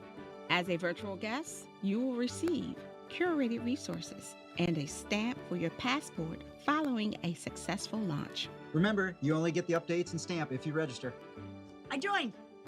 I won't miss it next time.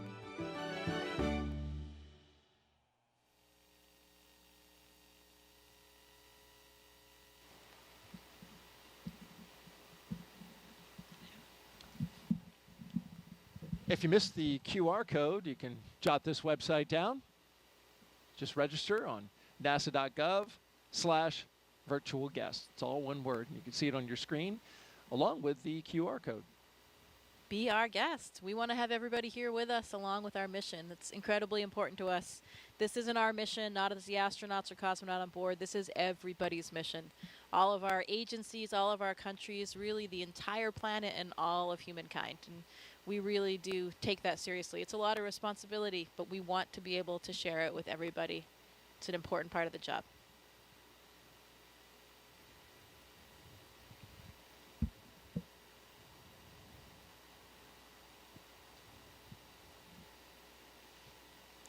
Good view of their boots there. It's the second iteration of the boots, I believe, or maybe even third. The early Demo 2 and earlier missions had a different style boot.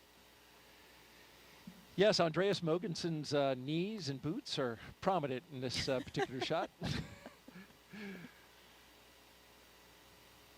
And once they test again, the pressure suits, we'll see those inflate and the crew members will kind of get a little bit of a zombie look to them. Arms will come up a little bit because, yeah, when your suit's pressurized, it's going to make you look a little inflated. Yeah, and working against that pressure, it's kind of like squeezing an exercise ball. All of your motions are a little bit more difficult to accomplish in that pressurized state. But of course, that pressurized state is really only there to protect us if for some reason we had a depressurization in the capsule At any time during the space flight, those suits would inflate and they would protect us, still provide us with the air that we need to breathe and protect all of the systems of our body. So that's why we wear them. Nominally, during the mission, you would never have it inflated at all, just during these pressure checks to make sure that it works. You would never wear this suit outside of the Dragon. This is just in case, something breaks the hull or somehow you lose your atmosphere inside the Dragon. Right, absolutely, that's correct. So the spacesuit that we wear to do spacewalks on the space station, the Extravehicular Mobility Unit, or the EMU, much different than these suits. Dragon, we copy and concur 4 good suit leak checks. Closeout team will be performing its final closeout steps. You are go to proceed to Section 4 and report when ready to close the side hatch. Dragon, also proceeding with Section 4 side hatch closure. Good news, 4 good checks. You can hear Jasmine speaking to the ground and getting ready for those next steps.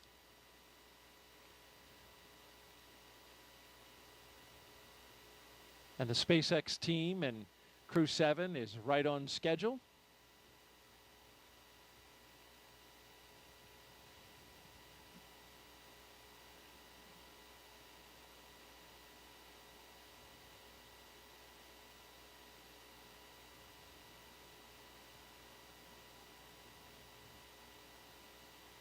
We got a split view now. On the left, you're looking inside the Dragon spacecraft, Crew7, and on the outside, technicians working to inspect the seal, both on the inside of Dragon and on the outside, before they close that side hatch.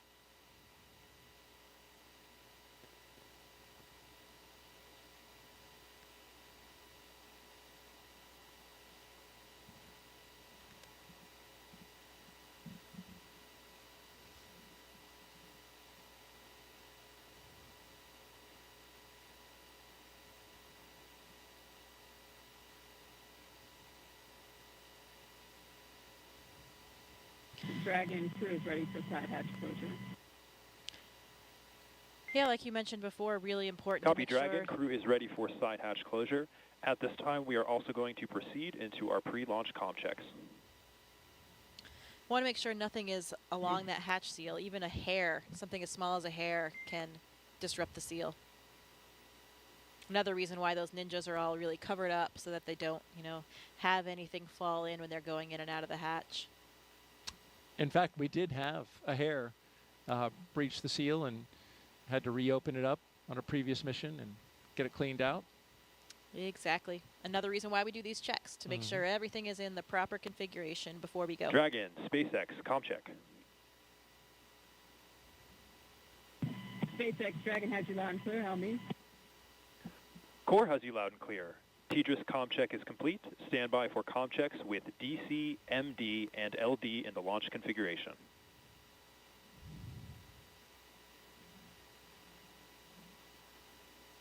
Dragon, DC, on countdown 1, comm check. DC Dragon has you loud and clear. How me? DC, loud and clear. Stand by for comm checks with MD. Dragon, MD on countdown 1, comm check. MD, Dragon has you loud and clear. How me? MD, loud and clear. Stand by for comm check over Dragon to ground. Dragon, MD on Dragon to ground, comm check. MD, Dragon has you loud and clear. How me?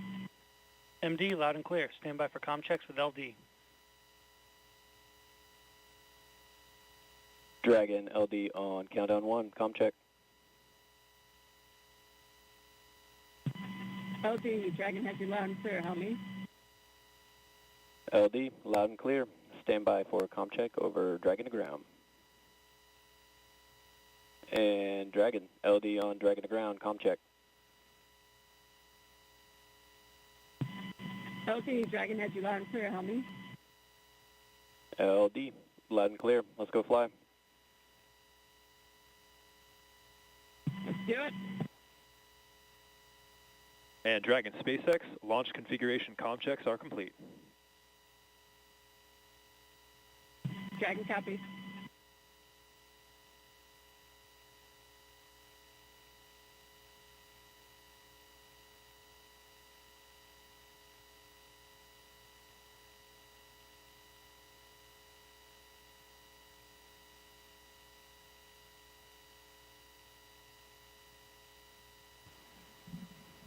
So we just had the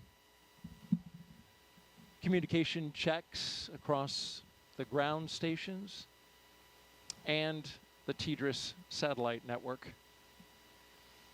You need a lot of ways to be able to communicate with a spacecraft when it's accelerating at a high rate of speed going up to space, and then of course once it's in orbit.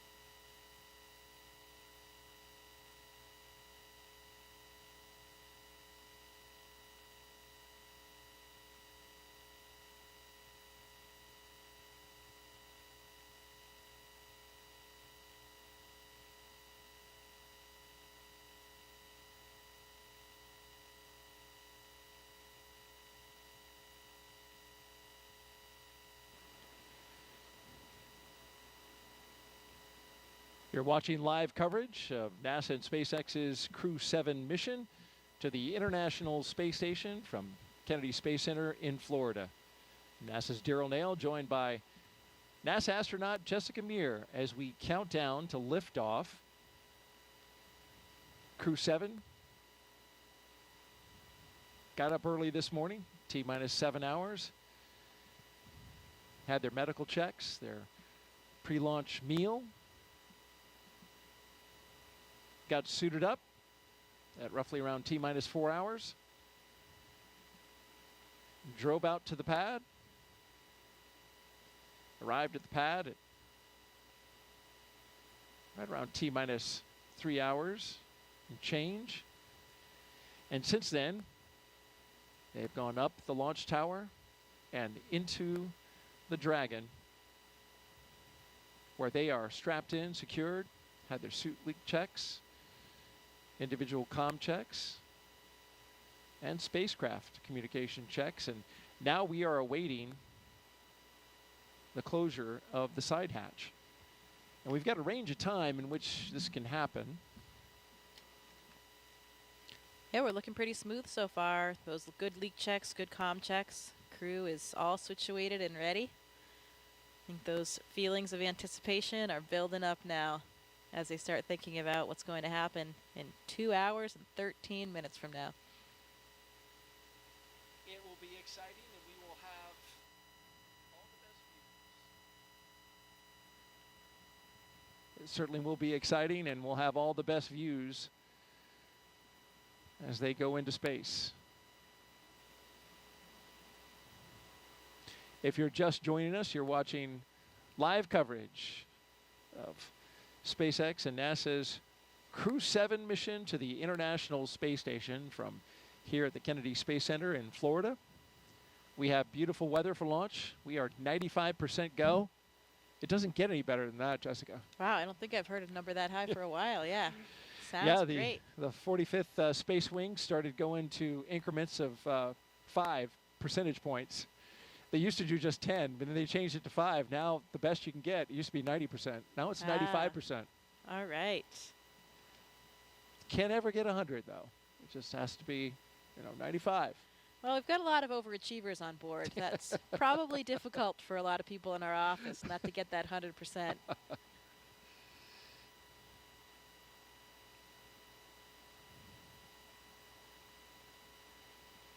It is Florida, though. It's always unpredictable around here with winds, with thunderstorms, clouds. Luckily, we don't see any of that tonight. Or this morning, I guess I should say. This morning, indeed. 1:15 a.m. Eastern Time right now here on the East Coast of the United States. If you're watching over in Europe or Japan, well, it's closer to the afternoon, especially over in Japan. Of course, we have JAXA astronaut Satoshi Furukhwa. That nation, a strong participant.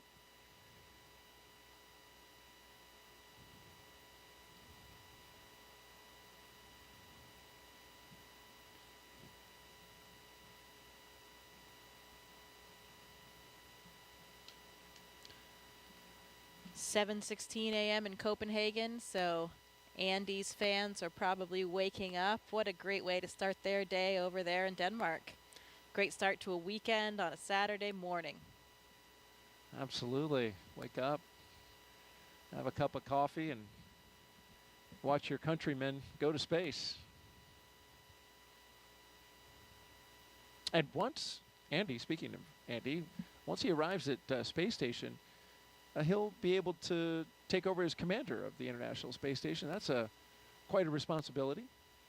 Yeah, it absolutely is, and it's a nice experience to be able to have some different representation in those roles. You know, he's not the commander of this vehicle, but he'll be the commander on board the ISS, and each of those carries a lot of different responsibilities. And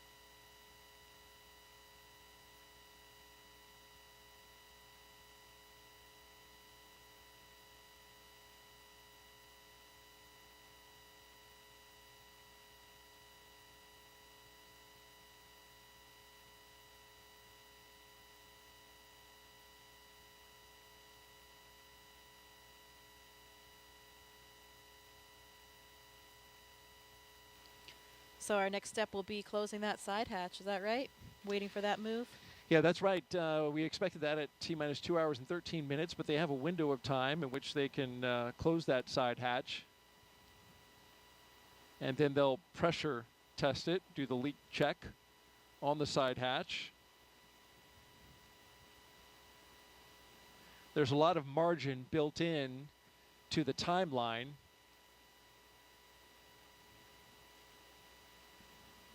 So that in case they have something come up, they have time to work it. We've seen that happen on a few missions prior.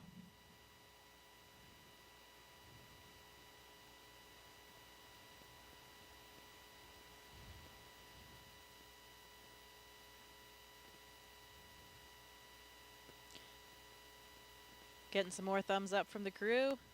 More waves.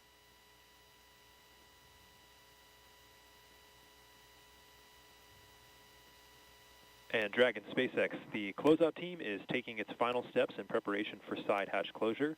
Stand by for transition to pad hatch closed. Ensure that all items are secure from now through launch. SpaceX Dragon copies. All items are secure.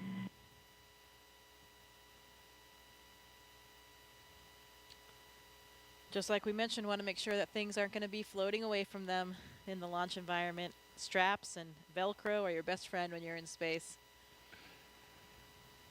I've always likened that call to the stow your tray table and put your seat upright, you know.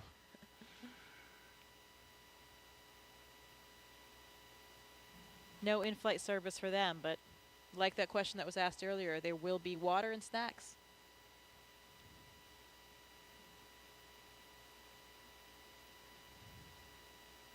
And as we await side hatch closure, if you've got a question for our own Jessica Meir, NASA astronaut, just punch up hashtag #AskNASA on the social sites, Facebook, X, and YouTube.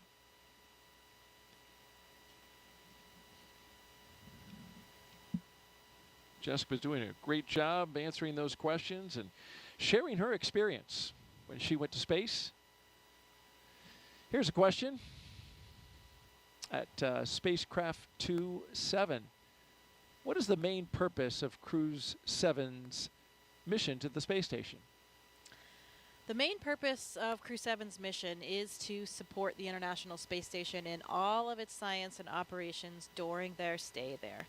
So what does that mean? You know, now that we are at assembly complete for the space station, which we reached back many years ago, 2011, I believe it was, assembly complete, we have much more time for doing what we call utilization. So any type of scientific experiment or something that is flying as a hardware demonstration, those are our most important objectives, that science that we are getting done. Of course, you have to do maintenance as well. You need to fix the toilet, change the light bulbs. We don't have those plumbers or electricians coming up to help us out, so we have to be able to do all the work ourselves.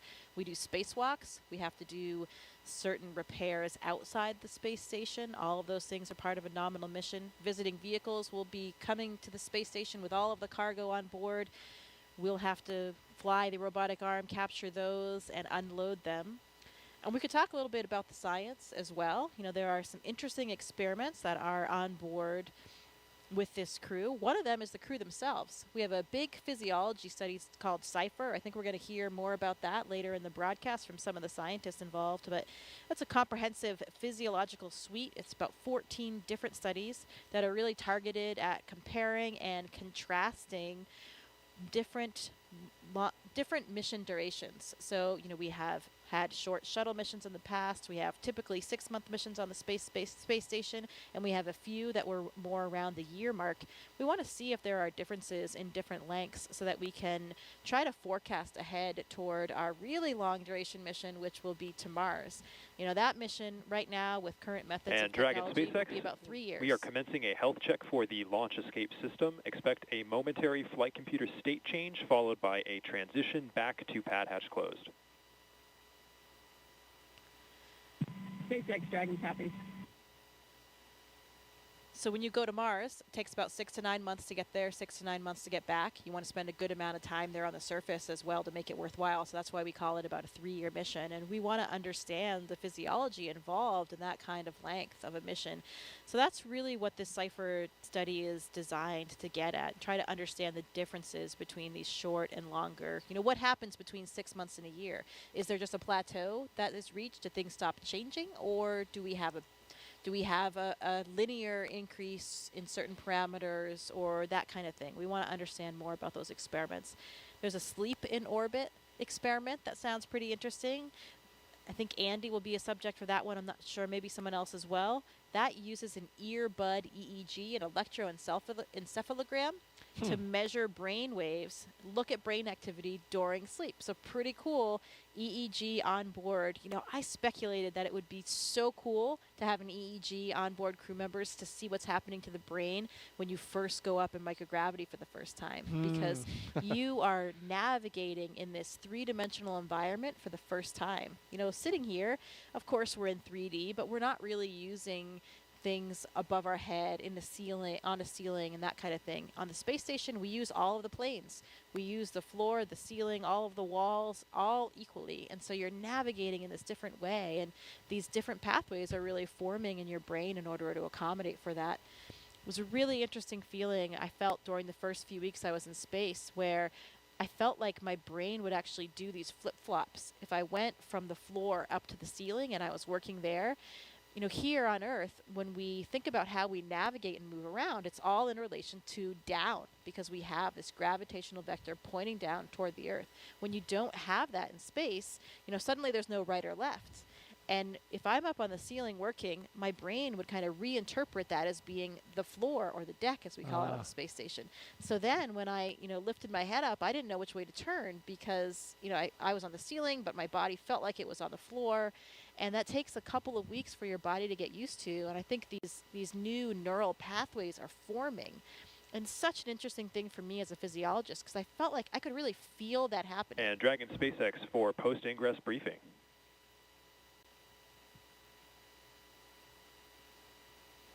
Go for Dragon. Okay, Jaws, we'll keep this one short.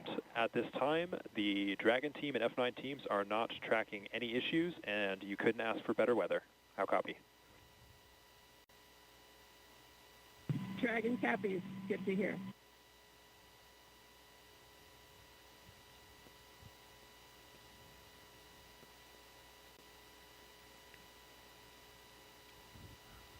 So you feel that up in space. You feel the difference of how your brain has this remarkable plasticity. Your brain can adapt in this new way. And after a couple weeks, I didn't feel that anymore. You're saying you actually felt? Yeah, you could sort of feel this flip-flop. It's a strange thing to kind of describe, but you could sense it almost. And then a few weeks later, that feeling was gone, and I was, more effortless in terms of navigating around the space station. You become really graceful in your movements. Just the tip of a finger can push you off toward one direction. So it's really interesting to see how the brain and the body are so moldable and adaptable and ready to just, take on whatever new environment it comes across. Wow. And that Cypher study that you mentioned, that in dual components there, right? Not only physical, but also psychological. Yes. That's exactly what you're talking about. Yeah, absolutely. And both of those factors are involved in that study. So should be pretty comprehensive and give us a lot of data that will be really critical toward those future missions. We'll learn more about that study coming up in our show inside of T-minus 1 hour. So stay tuned for that. In the meantime, we are 2 hours out. You're watching coverage of NASA and SpaceX's Crew7 mission to the International Space Station from the Kennedy Space Center in Florida. We're looking down at the Dragon and the Falcon 9 rocket out at pad 39A.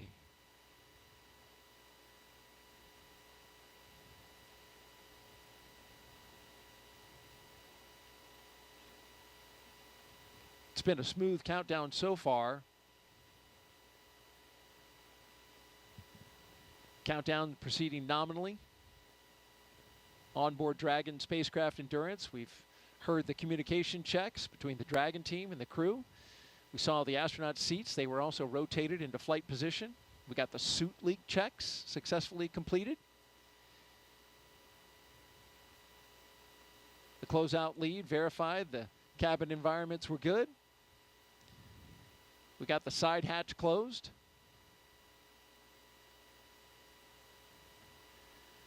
And then after all that, the SpaceX closeout team will perform the final leak check on the hatch. Closeout team will actually depart the pad at T-minus 1 hour. And you are the ASP, the astronaut support person for Crew 2. You're still there, right? Yeah.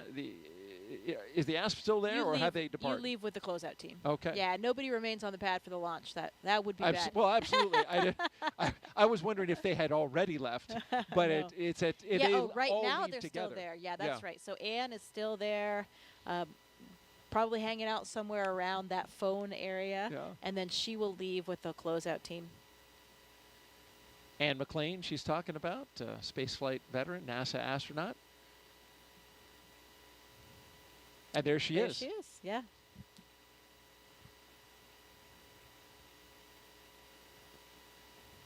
So those technicians, they stand by at that location. They are just on the other side of the crew access arm in the launch tower.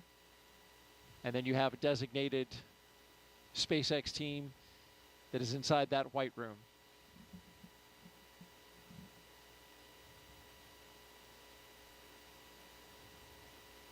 And as they continue to check that side hatch, been getting some great stuff from Jessica. Just fascinating to listen to you talk about all the aspects of space flight and the experiments that are going on and what it was like for you.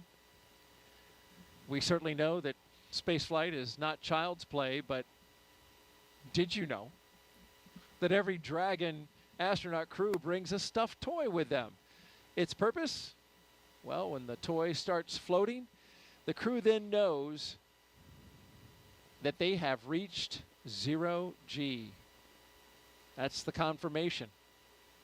And there's been a few of these over the years. Of course, as we've done our missions, that toy is called a 0 G indicator, and there's been 8 on Dragon so far. Starting with this little guy, Plush Earth, floating around by himself in the first uncrewed flight test in 2019 called And Demo 1. That was Anne McLean again. And it was, once she was on space station. This is a sequin bedazzled dinosaur named Tremor, picked out by Bob and Doug's sons. Then we go to Crew 1, Baby Yoda. The first stuffed animal, there's a penguin, Gwyn, the penguin, with Crew 2. And then Crew 3, the turtle, classmates Raja Chari and Kayla Barron, of course. And then you see the first humanoid. That was the Einstein doll floating around. There he is. We spot shadowed him. And then here, inside the International Space Station, there's Suhail, the mascot for the United Arab Emirates. So the question is, Jessica, what did Crew7 bring? You know, I do know what they have, but I'm not sure if we're supposed to reveal it quite yet. We're going to wait for the view. Let's wait for the view. Let's wait. When we get it Dragon in the view. SpaceX, nominal side hatch leak check. I can't tell you about mine. On Soyuz, we have this tradition as well. SpaceX Dragon copies, nominal side hatch leak check. Good call there, though, on the side hatch leak check. That's good.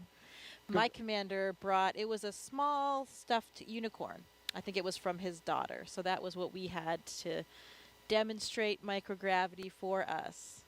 And really for everybody watching, because that's, you're still strapped in during all those moments. So it's difficult to tell if there's any weightlessness yet or any relative motion. But that's why you have the microgravity, the zero gravity indicator. Not truly zero gravity, so it's a microgravity indicator, I'd say. Or even sometimes called a 1G indicator, because you can see when you're back in 1G when you're landing as well. So you use it on the way down? I think so. I'm not sure if the Dragon they still have in the capsule on the way down, if it's secured or not.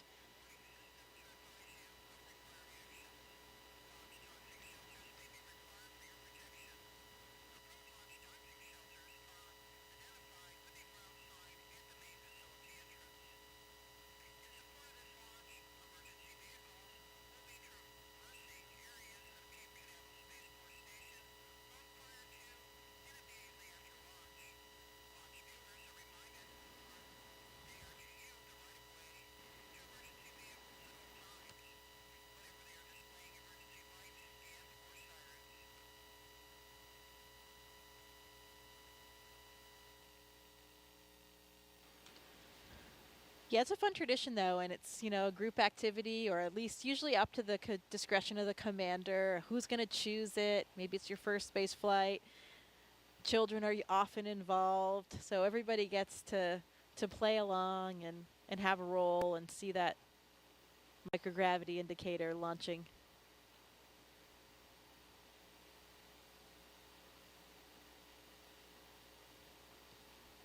And while we've got a moment here, Jessica, we want to catch everyone up on our preparations for our first launch of a crew around the moon. First in more than 50 years.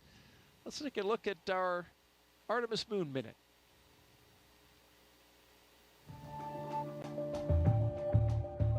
For the first time, Artemis 2 astronauts got an up-close look at the Orion spacecraft that will fly them around the moon.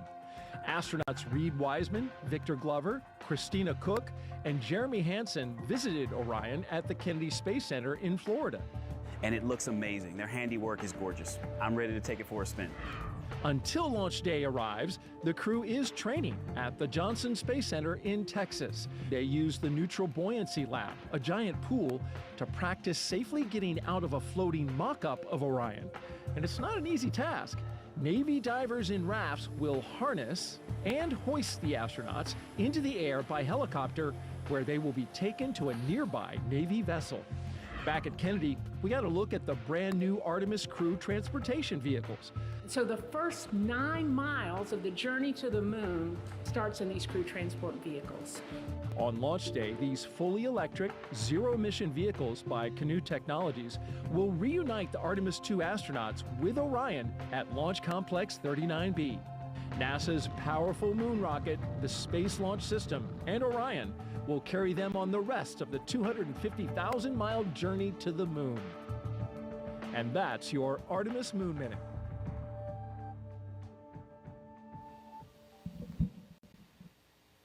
For Artemis updates, please see the QR code on your screen right now. Or you can visit the website at nasa.gov/Artemis 2. Certainly, you know all the crew members for Artemis 2, but also friends with the A2 crew, and 2 of them, Christina Cook and Victor Glover, were even part of your astronaut class, the 8 Balls, right? 2013? Yes, that is correct. Yeah, I am good friends with all 4 of them, and especially with those 2, with Victor and Christina being my classmates, it makes it even more meaningful. You know, when you are classmates with new astronauts, there were 8 of us, of course, called the 8 Balls, and they're like your brothers and sisters, truly. They really are. And I know if anything happened day or night, I could call on any one of them, no questions asked. And it's really, really exciting that we're going to be sharing this moment with them.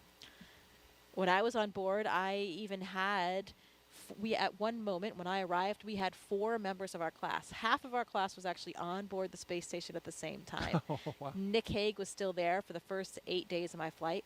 Christina, as we just talked about from the Artemis II crew, she was up there already. Of course, the historic all-female spacewalk. That's right. 2019, yeah. And Drew Morgan was there as well. So there were 4 of us from the class, and that was truly something we never thought would happen. You know, a lot of times, especially in the past, you would see if a rookie astronaut flew their first time, often they were with more experienced people, so you didn't have a lot of rookies all at once, or 4 of your classmates at once. Yeah. And so in the end, that's how it happened for us, and we couldn't have been happier. You know, it's, again, you're flying with these people that you're already so close with and know each other so well. And of course, half that class was women, right? It was four men and 4 women. Yeah, that's right. That was the first time that we've ever had that 50-50 ratio. You know, we still don't have a 50-50 ratio in the office, but we're trending in the right direction. I think we have about maybe 35% women right now, but heading in the right direction, really like all the STEM fields. And that's why it's such an exciting time when we are starting to have more equity from different backgrounds in everything that we do. As we look at the launch pad there, pad 39A here at the Kennedy Space Center, the Falcon 9 rocket, and the Dragon spacecraft on top. We're counting down towards the next few milestones, and we're waiting for the closeout team to leave the White Room and then eventually drive away. That'll be at T-minus 1 hour and 44 minutes, and then a few minutes after that, they'll drive away from the tower. There you see them by the elevators, wrapping up their work on the launch tower. And of course, taking a lot of that equipment with them that was being used to cool off the astronauts. And so while they finish their work, let's learn more about what the astronauts are going to do once they arrive at the International Space Station. Let's take a look at their mission overview.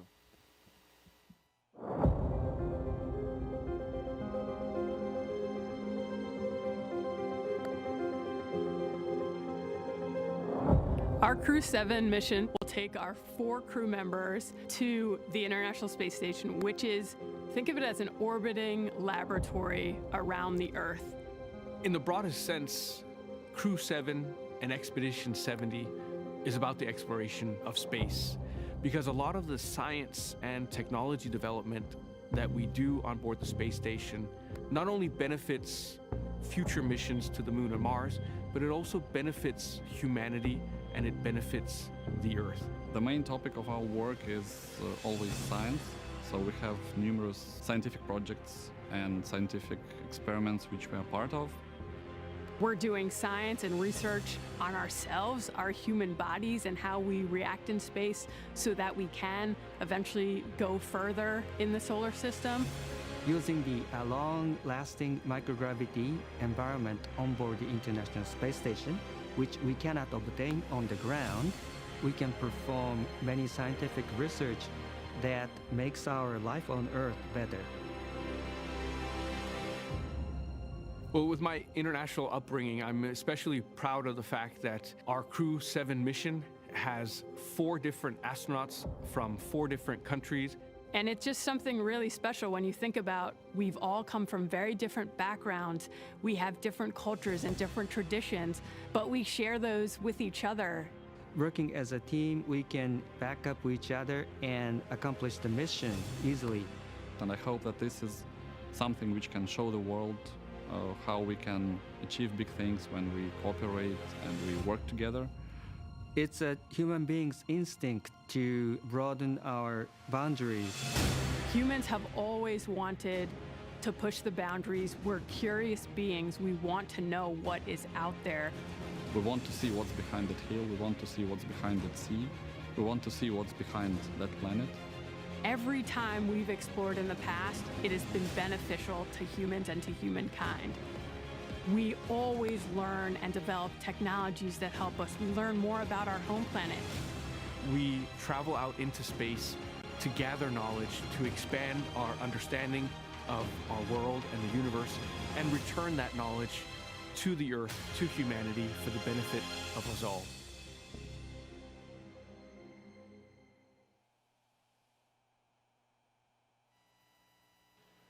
Welcome to the International Space Station Flight Control Room at NASA's Johnson Space Center in Houston, Texas, where teams work around the clock to monitor work and life aboard the orbital laboratory. Mission Control Houston is essentially the nerve center for operating the International Space Station, working in tandem with our partner agencies and providers around the globe. Together, we've ensured the station is ready to welcome Crew7. Leading the team inside the room right now is Flight Director Chris Dobbins. He will lead the joint NASA-SpaceX Go, No-Go polls once we're in integrated operations with mission controls here in Houston and SpaceX in Hawthorne, working together to bring Crew7 to its new home in space. Like many launches to the International Space Station, today's launch has an instantaneous launch window, meaning the crew must launch at exactly 3:27 a.m. Eastern Time to line up with this space station. Launching at that time puts us in an orbit where Dragon's thrusters, which don't have the same power as Falcon 9, can carry Crew7 the rest of the way to the space station. When Crew7 arrives at the space station, they will no longer be referred to as Crew7, but rather as Expedition 69 flight engineers. They'll be declared Expedition 70 once the Soyuz MS-23 departs in a few weeks with NASA's Frank Rubio on board. He will land September 27th with the longest single spaceflight by a U.S. astronaut with 371 days in space. Once on board, Crew7 will conduct a direct handover with Crew6, and Crew6 will remain on board the station until their scheduled undocking day. A direct handover also helps ensure a continuous U.S. presence on the space station, a record approaching 23 years in duration. After docking and hatch opening on Saturday, Crew6 will give Crew7 a safety briefing and orientation, which might be particularly helpful for the first-time space flyers on this flight, NASA's Jasmine Moghbeli and Roscosmos cosmonaut Konstantin Borisove. As the station is first and foremost a laboratory, the crew will jump right into conducting experiments with new research still to be delivered on upcoming cargo flights. For now, we'll send it back to you, Daryl. All right, thank you very much, Courtney. Back here at the Kennedy Space Center in Florida, looking at pad 39A, the rocket and the spacecraft that will go to that destination that Courtney just gave us an update on, the International Space Station, which of course is flown from Mission Control in Houston. Give you an update on what's happening out the pad. We've got the crew inside the Dragon spacecraft. They are buckled in, plugged in, ready to go. Had their comm checks completed. And right now, the closeout crew is making their way, finishing up their work and making their way out of the launch tower. Dragon SpaceX closeout team has departed the crew arm. So that means they're out of the crew arm. You can see them going down the steps to the elevators and then back down to their vehicles to clear out of the blast danger area. There you see their vehicles awaiting them, the 3 Teslas that took the astronauts to the launch pad. They will take the closeout crew out of the perimeter of the launch area, and they will stand by at an area a good distance away from the launch pad. We're 1 hour and 41 minutes and counting until liftoff, and as we look at the pad and think about traveling to the International Space Station, we talked about the crew and how they'll be performing many groundbreaking science experiments. Let's take a closer look now at some of that science they'll be doing. The International Space Station is a state-of-the-art microgravity laboratory that is unlocking discoveries not possible on Earth and helping us push farther into deep space. Every single day, we are answering big questions about Earth and about space, about where we came from and about where we're going. But the other thing that we're doing is we're learning more questions to ask. Microgravity turns almost everything we know upside down. Liquids behave completely differently. Fire burns in new ways. Biological systems reveal surprises. There's a few things that have made me gasp out loud up on board the space station. Watching heart cells actually beat has been a pretty big one. We're studying ways to grow food in microgravity. I got to tell you, these are pretty amazing. We're learning how human bodies react to life in space and how to keep crew members safe and strong on long-duration exploration missions. Deadlifts are awesome on Earth. They're also awesome in zero gravity. We're testing technologies that will be critical to our return to the moon and great leap to Mars. Our research has contributed to medical and social benefits on our home planet, allowing us to find new ways to combat disease back on Earth and develop technologies to deliver clean water to remote communities in need. The spectacular vantage point of more than 200 miles above our planet supports our monitoring of Earth's climate, natural disasters, and plant life. The orbital perspective that we have here on the ISS is just absolutely amazing. Earth is gorgeous. The growing new space economy, so vital to our continued progress in space, is flourishing in low Earth orbit. We're inspiring future generations from a platform that is one of the largest international collaborations of our time. We're doing science at 17,500 miles per hour. Come along for the ride.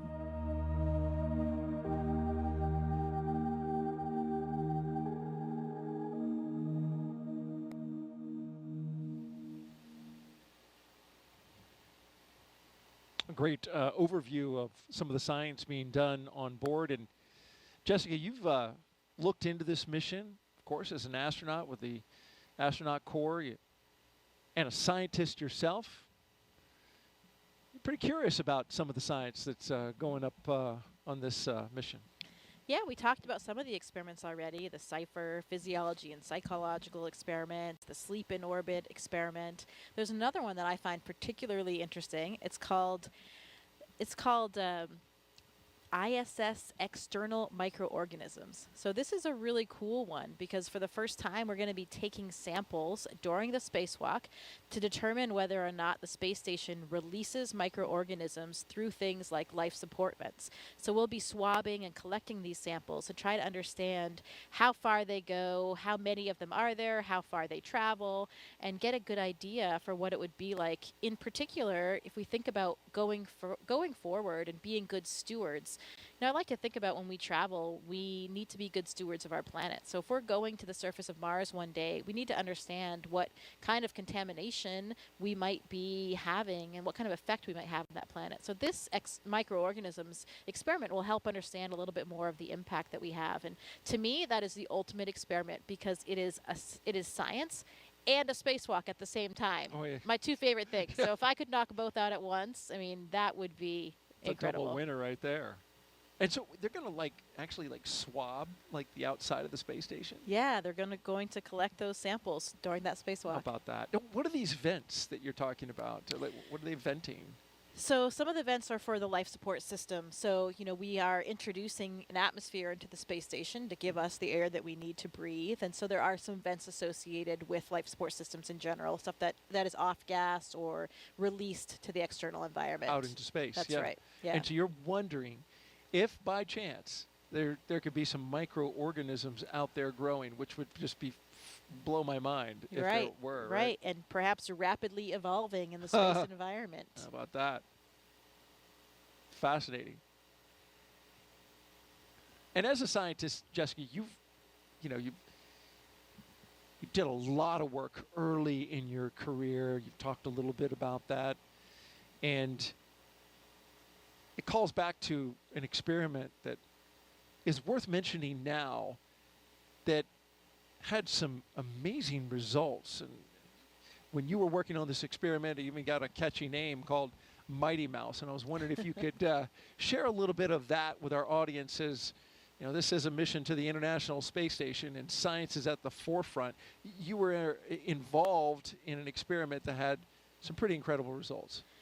Yeah, the Mighty Mouse experiment is one of my favorite ones to talk about for a couple of reasons. One, I'm a physiologist, as we mentioned, and so there's a lot of similarities between the work that I've done and working with animals. This experiment looked at the myostatin and activin pathways. So these are very important molecular signaling pathways that influence muscle degradation or breakdown. So on the Earth, the researchers involved here have identified these as very important for providing possible targets to prevent muscle and bone loss. So you can see a picture here. These are two of the mice in question, the Mighty Mouse experiment. I think it's pretty obvious to the naked eye, even without a scientific background, that they are very different. So what you have here is what we call a wild type mouse on the left, the smaller mouse, just the normal mouse. And then on the right, you have a Mighty Mouse. And this was accomplished in two different ways in the experiment. One, by creating a myostatin knockout mice. So this means that this mouse actually does not have the gene for this pathway. So as you can see, this mouse, these myostatin knockouts, have 2 times the muscle weight compared to the other mice. So because you're blocking that pathway, degradation is not inhibited, and they have much more muscle on board. And you could feel that in the mice. When I was doing the experiment, holding the mice, you could feel how strong they were and how much bigger they were. Interestingly, when we treated another set of mice, again, just the normal mice, with a therapeutic agent, they also did not lose muscle or bone mass in space. What I'm pointing to right there in this picture, this is a bone densitometer. So we were actually putting the mice into this bone densitometer and imaging their bone density while they were on board the International Space Station to get these images, because we're looking at not only muscle but also bone. These pathways are important for both muscle and bone. And why is this important? This is important for a lot of different reasons. First of all, here on the ground, we have a lot of different disease states that have different types of bone loss or muscle wasting. Muscular dystrophy, osteoporosis, heart disease, any kind of disuse wasting of the muscle for like elderly people or bedridden people. And if we can understand more about the mechanisms involved in these pathways, we can help those patients. And the other interesting thing about this experiment in general is that it also has applications to space. You know, you saw a video earlier of us exercising in space, incredibly important part of our day. We have 2-hour blocks on our schedule because if we don't exercise every day, we will have significant muscle loss and bone density loss. We have these really large systems on the space station, these pieces of exercise equipment to keep our bones and muscles healthy. But when we talk about going back to the moon, going to Mars for long periods of stay, we'll have smaller capsules. We won't have these big pieces of equipment. And so we might need to employ some of these strategies that we're learning about on the International Space Station. So that's why this experiment is such a favorite of mine. It really touches life back here on Earth, helping patients with various disease states, also is applicable to the future of space travel as well. And even I'll cap it off with a really interesting story of the investigators. Se-Jin Lee and Emily Germain Lee, they met back in college. Se-Jin was working on the myostatin pathway, the one involved in the muscles, and Emily, before she was his wife, she was already working on the activin pathway, the one involved in bone. And they realized, although they were working separately at the time, they had this very complementary system that worked in concert. And if they worked together, then perhaps they could solve some of these even bigger questions. They were incredibly excited. They had always dreamed of having an experiment of theirs fly in space, and they had demonstrated these concepts on the ground. So it was really cool to be part of this team and watch that experiment come to fruition and to have such dramatic results. Again, those mice that were treated with this therapeutic agent did not lose muscle and bone density in space, while the ones that were not, just like us, had dramatic losses in both of these. So really interesting to see that these agents were successful in space and the applications it might have for the future. And amazing that it was, an experiment. The results, of course, incredible, and they obviously, you can see them in the photo of the mice and how it turned out. But I mean, this experiment was right in your wheelhouse, right? All of that came together, both the scientists, you up on board the International Space Station as well. I remember reading, I looked into the study a little bit in preparation for the show, and space was said as, the ultimate bed rest, right? Yeah. Which is not good if you're trying to maintain that bone and muscle mass. Right. We need to make sure that we can bring astronauts back to be healthy. And when we think about going and walking around on the moon and Mars, we need to make sure that astronauts are healthy when they get there as well. My colleague Drew Morgan and I were super excited to be performing this experiment in space. He's a medical doctor by background, and me as a physiologist. We were utilizing our own backgrounds, and that was another one of the big contributions that we felt we made. And we even ended up on their scientific publication as well. How about that? Well, thank you very much, Jessica, for sharing that outstanding science.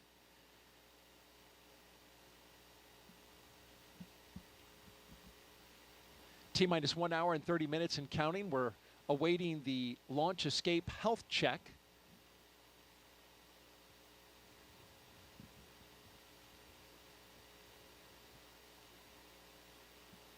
And then in a few more minutes, we'll get to our chief engineer technical poll.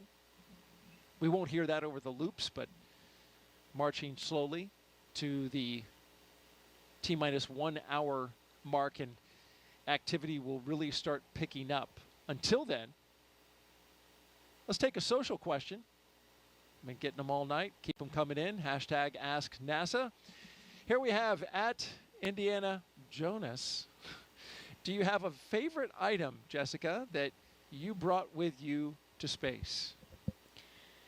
Yeah, I think we'll actually have a chance coming up here to show some of the items of things that I brought to space. So I won't spoil the surprise quite yet of everything. But, a lot of times astronauts will bring pictures of loved ones, whether it's a physical picture or just something that we can bring up, sent up on a computer or an iPad. And we like to bring things that represent our different backgrounds, for representing universities we went to, clubs that we belonged in, because, we've talked about it a little bit already, but this is not just our mission. This is really for everybody, and we want to carry that enthusiasm and that excitement with everybody to show them that they are a part of it. So there are so many things. You wish you could bring more because our capacity is very limited, but we have to think long and hard about which items we'll bring up with us. Well, let's talk about that flight kit a little bit more. Each Crew7 astronaut is allowed to bring a few personal items with them for their roughly 6-month stay in space. And we're holding your item as a surprise. Let's take that crew shot and we'll talk about what they're bringing up. You see all the way to the left, Konstantin Borisove. He's bringing up his son's first toy, going left to right. Next is Andreas Moghbeli. He picked the 0G indicator along with his children, and he kept it a surprise. And so we're waiting to see that. We're going to see it float in space. We'll learn more about that in a bit. And then to his right is, of course, the commander, Jasmine Moghbeli. She brought 2 dragon stuffed animals, one for each of her twin girls, and she's going to show them floating around in space to her girls. So we can take a little video, send that to them. It's a touching thing to do for your young kids. And then all the way on the right, Satoshi. He's bringing photos of his family and friends and photos of current students at the school he graduated from. Yeah, we take a lot of pictures of these items floating around the space station, usually in front of in the cupola, so you've got the Earth in the background. And actually, it's difficult to get some of these photos sometimes. You get a little air and some ventilation, an object gets caught in the ventilation. It's not floating exactly, just staying still where you want it. The light changes all the time in the cupola, so you have to kind of master out this system to get proficient at it to take these pictures, because it can take quite a bit of time. But it's so important and so meaningful for the people back on the ground that we do our best to capture as many of them for the loved ones that we have and for everyone down there, because it really does mean so much to everybody. Wouldn't it be better to have video rather than a picture of something floating around? Yeah, we do video too. Okay. But you're right. You're right. A lot of times it's just a still image that we have, but depends what you want to use it for.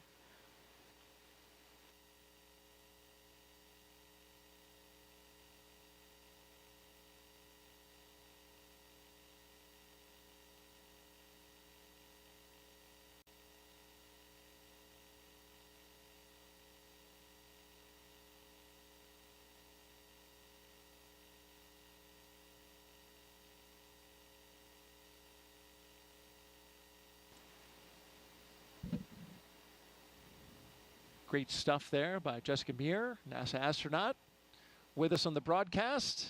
Thank you very much, Jessica. And continuing to count down, 1 hour and 25 minutes and counting until liftoff of Crew7. You're watching NASA's coverage.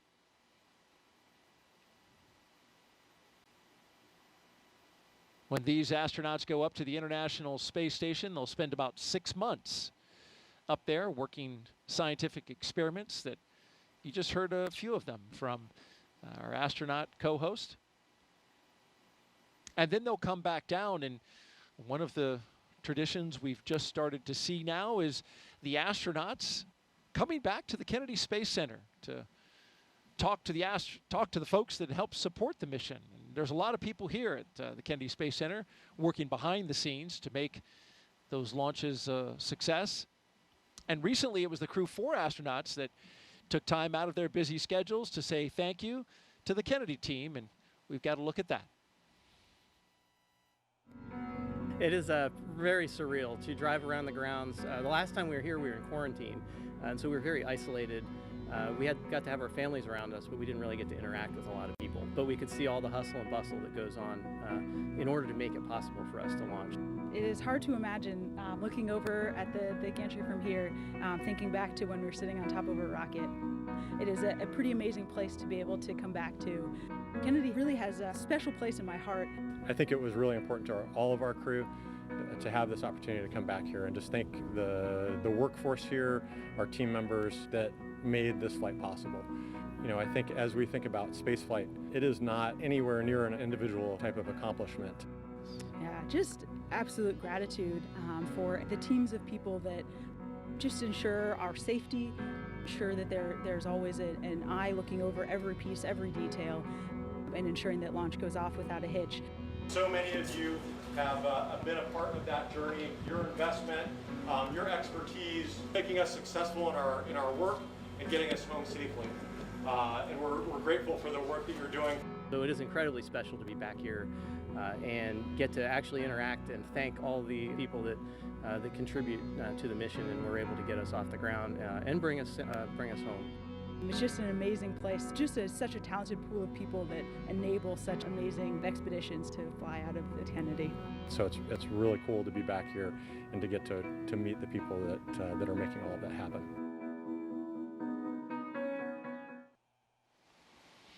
You could really tell all those smiling faces just how much that meant for Crew4 to come back and share their time and their words with the team here at the Kennedy Space Center.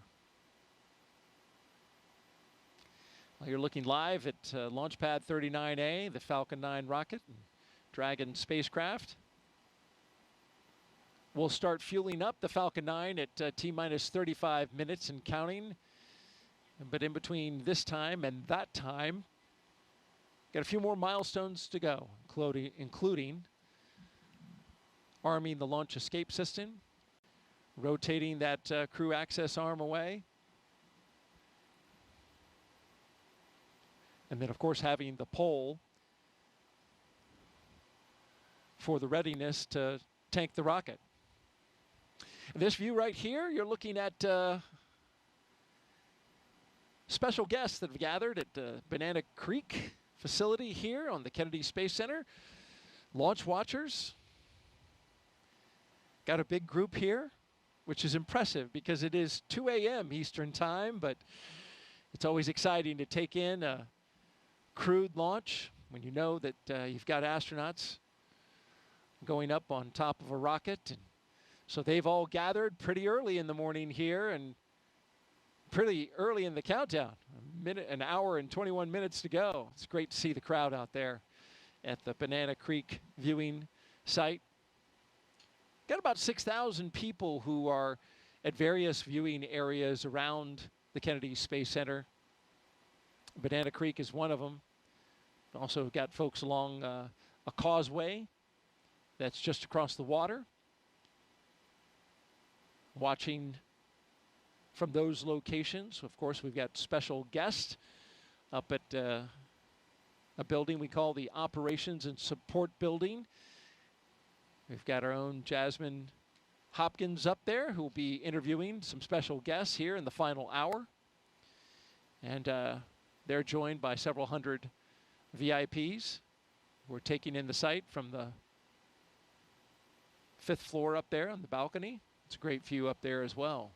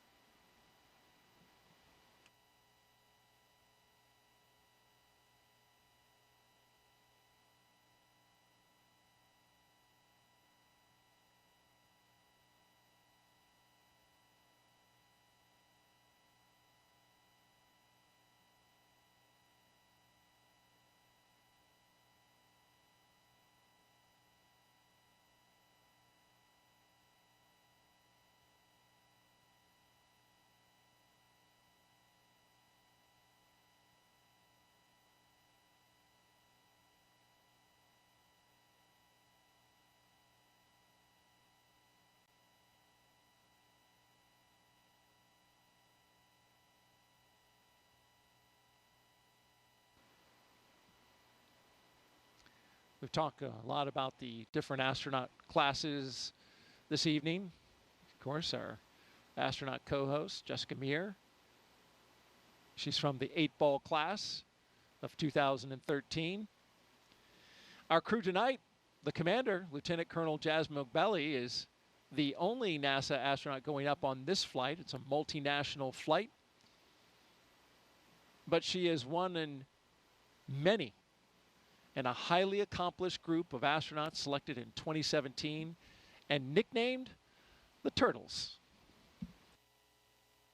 But I think for me what's really special is that we all just come from such a diverse set of backgrounds and experiences.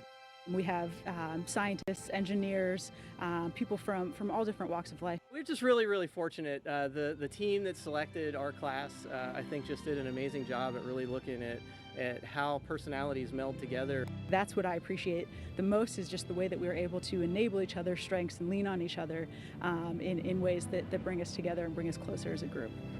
We all care so deeply about each other. We have such an amazing relationship across the entire class, and you know, just what an amazing group of people. We've been able to really lean on each other and our expertise in different moments where it's most applicable. Jasmine is an amazing person. Our class is incredibly close, and she is just an amazing leader, an incredible pilot, and a great choice to be the commander of Crew7. And that's one of the biggest blessings of being up here for so long for me is I'll have flown with pretty much half of my class. We now have a continuous turtle presence in space, which started with Crew 3 when Kayla and Raja launched, which we look forward to Jasmine carrying forward. So the Turtles class, an amazing class. They were the class that was selected just after my class of the 8 balls, and pretty cool that they have this kind of run of the space station right now. I remember when we were saying that about the 8 balls, but Jasmine, will be joining her classmates Frank Rubio and Woody Hoberg on board. They are already up there awaiting for her. And then Laurel O'Hara will be joining from her Soyuz launch in the middle of September. So pretty exciting to have all of those turtles up there at once. And I know that's how it felt for me. Daryl and I were talking earlier about when I arrived on the space station and we had 4 members of our class all up there at the same time. And in thinking about it, I think I've talked about all 7 of my classmates during this broadcast. You've seen photos of most of them in the previous coverage. And it just shows how we really do become like a family here at NASA in the astronaut office, especially with those classmates. We talked about my classmate Anne McLean. You saw her as the astronaut support person on the pad, helping the crew with all of those final preparations. We saw Christina from the spacewalk footage from the spacewalks. Actually, we did 3 spacewalks together, Christina and myself, during our mission. And you saw Victor and Christina in those Artemis images as well, as they are now in training for the incredibly exciting Artemis 2 mission. You saw some footage of Nicole Mann and Josh Cassada from their recent mission on board the space station. They were on Crew 5, so again, carrying that legacy with them. We talked a little bit about Nick Hague earlier as well. Nick was there on the space station when I arrived. And I talked about Drew Morgan just recently with the Mighty Mouse experiment. Drew was the astronaut that I was up there. Actually, I didn't spend a day in space without Drew. He was there for the entire 7 months of my mission. I was up there for 205 days, so almost 7 months. He was there already when I arrived, so he was up there even longer. He had about a 9-month mission. So there you have it, all members of the class. We've been represented in this broadcast, but it's not about us today. It's about those turtles. So more about them. We are so excited to see Jaws on her way, headed to join her classmates, Frank and Woody, up there. You know, we have right now on the space station the 4 crew members that flew up on Crew 6, of course. That's Woody Hoberg, Steve Bowen, Sultan Al-Nayati, an astronaut from the United Arab Emirates, and also Andrei Fadayev. They arrived on the Crew 6 vehicle, so they'll be departing about 5, 6, 7 days after Crew 7 arrives. They'll have a handover period so they can really get accustomed to everything that's going on, hand over whatever information they need, and then they'll depart. And then we have Frank Rubio and cosmonauts Sergei Prokopiev and Dmitry Petelin. So this crew will be joining the 7 crew members that are already up there until that handover period ends, and then the 4 from Crew 6 will depart. The Soyuz crew is scheduled to land, I think, September 27th. So Frank will finally be returning home from space back here to the U.S. And his mission was extended, so he will have been up there for over a year when he lands. Finally, and he's going to break the record, right? Longest That's continuous stay in space. That's right. It has been an incredible mission for him, but of course everyone is very excited to have him back on the ground as well.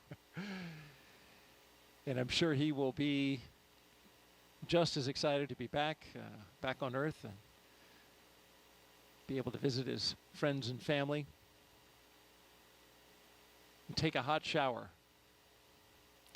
Showers are always very welcome when you come back. You know, you do get surprisingly, you feel very clean on board. I was surprised by it, but it's kind of like a sponge bath that we get up there, but you really do feel clean. And part of the reason why is you just don't feel as dirty as in space. You know, not even your clothes are really resting against you when you're in microgravity. Everything's kind of floating. You don't go outside and get sweaty in the hot Florida humidity like us sitting here in these chairs getting a bit hot. You just don't experience that because you're never sitting down. You know, you don't. But you are perspiring, right? You're losing water through the skin, Sure. but it's not sitting there, right? Absolutely. You still have all the same physiological mechanisms going on, but it's a temperature control environment, so you're not really sweating throughout the day aside from when you exercise, and then you do sweat quite a bit. Okay. And it's really cool to see because the water, it doesn't just fall down, doesn't fall off of you like it does here on Earth. It'll kind of accumulate until a force acts upon it. So you might have a ball of sweat kind of growing on your head, for example, if you're Victor Glover, you don't have any hair up there, or Luca Parmitano on my mission.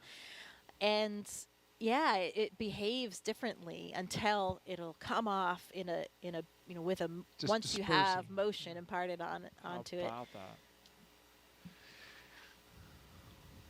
Great stuff from NASA astronaut Jessica Meir as we count down 1 hour and 11 minutes until liftoff of Crew7 from the Kennedy Space Center in Florida. If you're here with us in the area and you want to hear the call-outs live as they happen, you can hook that up on amateur radio.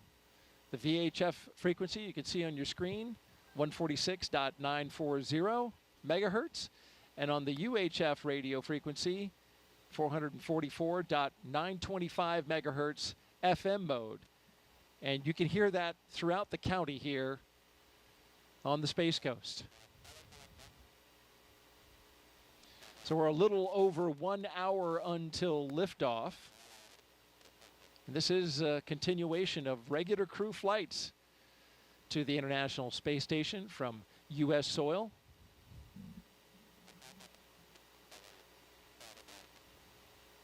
SpaceX's Crew7 mission will be the company's 8th crewed spaceflight for NASA, following the crewed test flight Demo 2. It will also be SpaceX's 11th crewed spaceflight overall, including the private orbital mission Inspiration 4 and Axiom missions 1 and 2. Our crew at the very top in the spacecraft Endurance.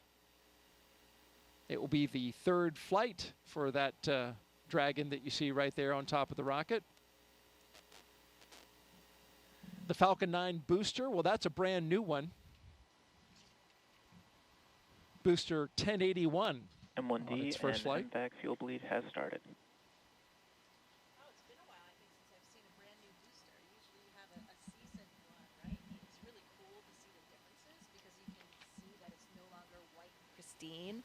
As they are reused more and more. Pretty cool to see.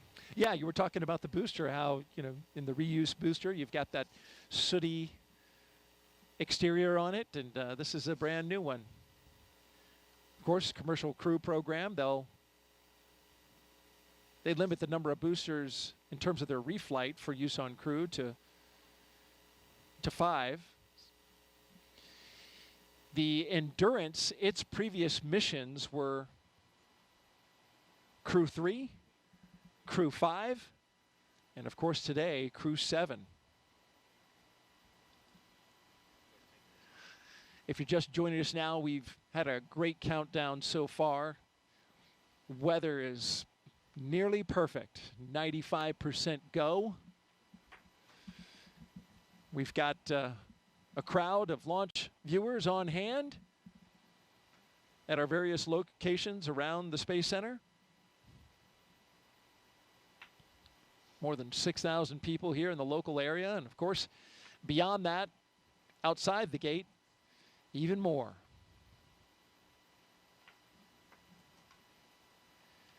Now, we mentioned this, once we get to an hour to go until liftoff, things will start really picking up. We get close to that go, no-go pole that will arm the launch escape system. And then once that's armed, and we rotate the crew access arm away, we'll get the propellant loaded into the rocket at T-minus 35 minutes. That crew poll for readiness happens at T-minus 1 hour. And of course, the poll to load the prop is at T-minus 55 minutes. At T-minus 45 minutes, there'll be an internal mission control Hawthorne poll, and then the launch director's poll for propellant load.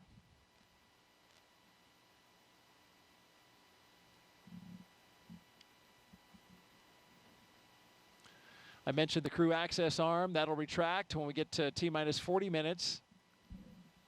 And the crew will get the call to close their visors and arm the launch escape system.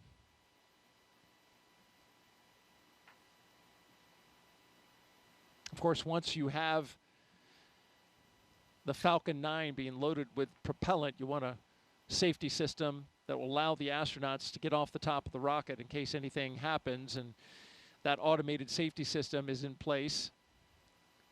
What makes it work are 8 Super Draco thrusters that are on Dragon.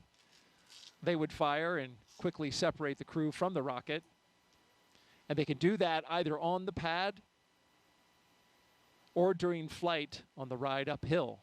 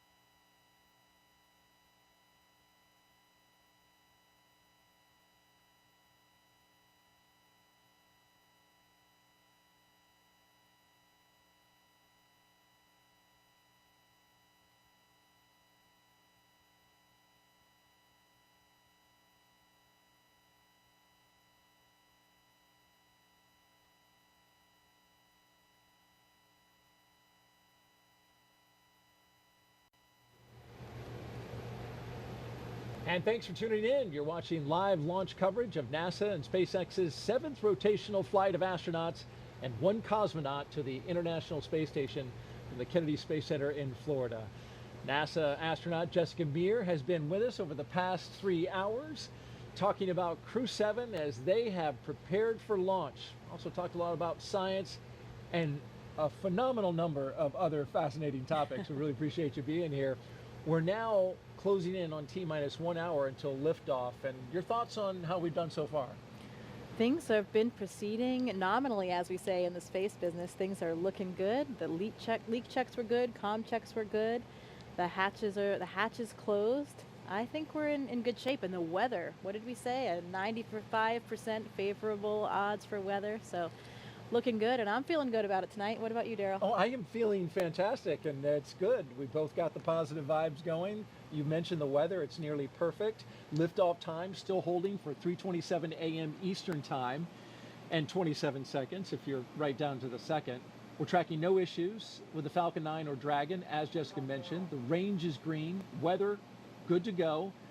Over the past 3 hours, we want to review now what our crew's been doing, and there you see them. Jasmine Moghbeli, Andreas Moghbeli, Satoshi Furukhwa, and Konstantin borisove. They have been getting ready to launch into space.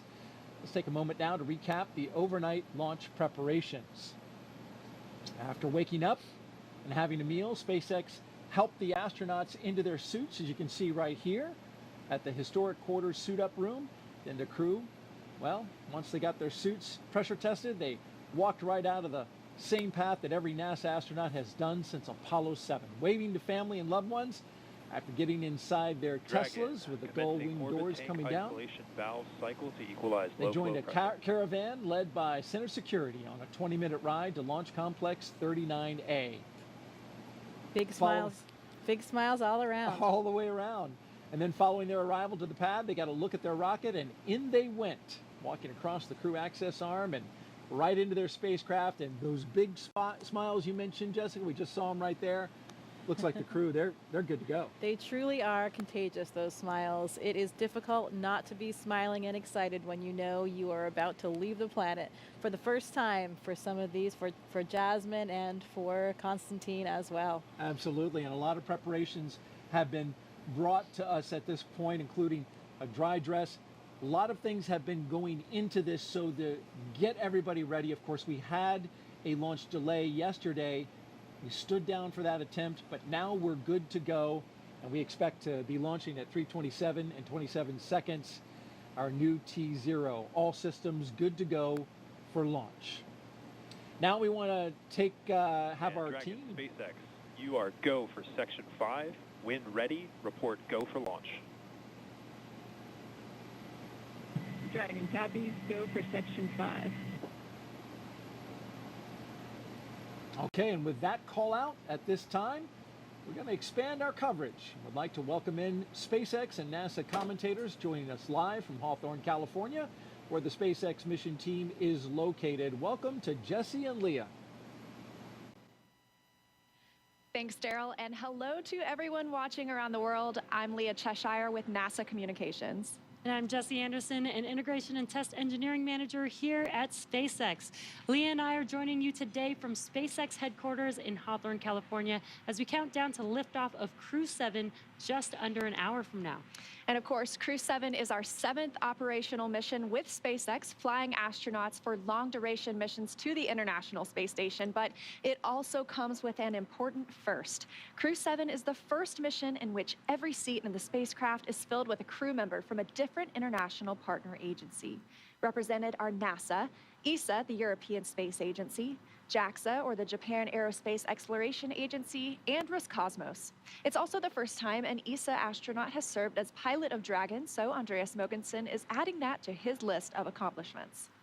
The Dragon flying today will be making its 3rd trip to station, having previously supported Crew3 and Crew5. And much like on those missions, our teams will be staffed around the clock in mission control, which is just behind us, to monitor Dragon and the mission, not just today, but throughout the entire mission, from liftoff to Crew7's arrival at the space station, all the way through splashdown when the astronauts return back home to Earth. On console or headset and mission control are 6 key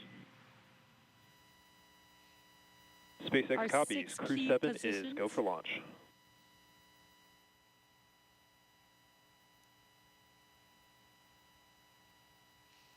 The mission director is in charge of the room and tasked with making real-time decisions to ensure mission success.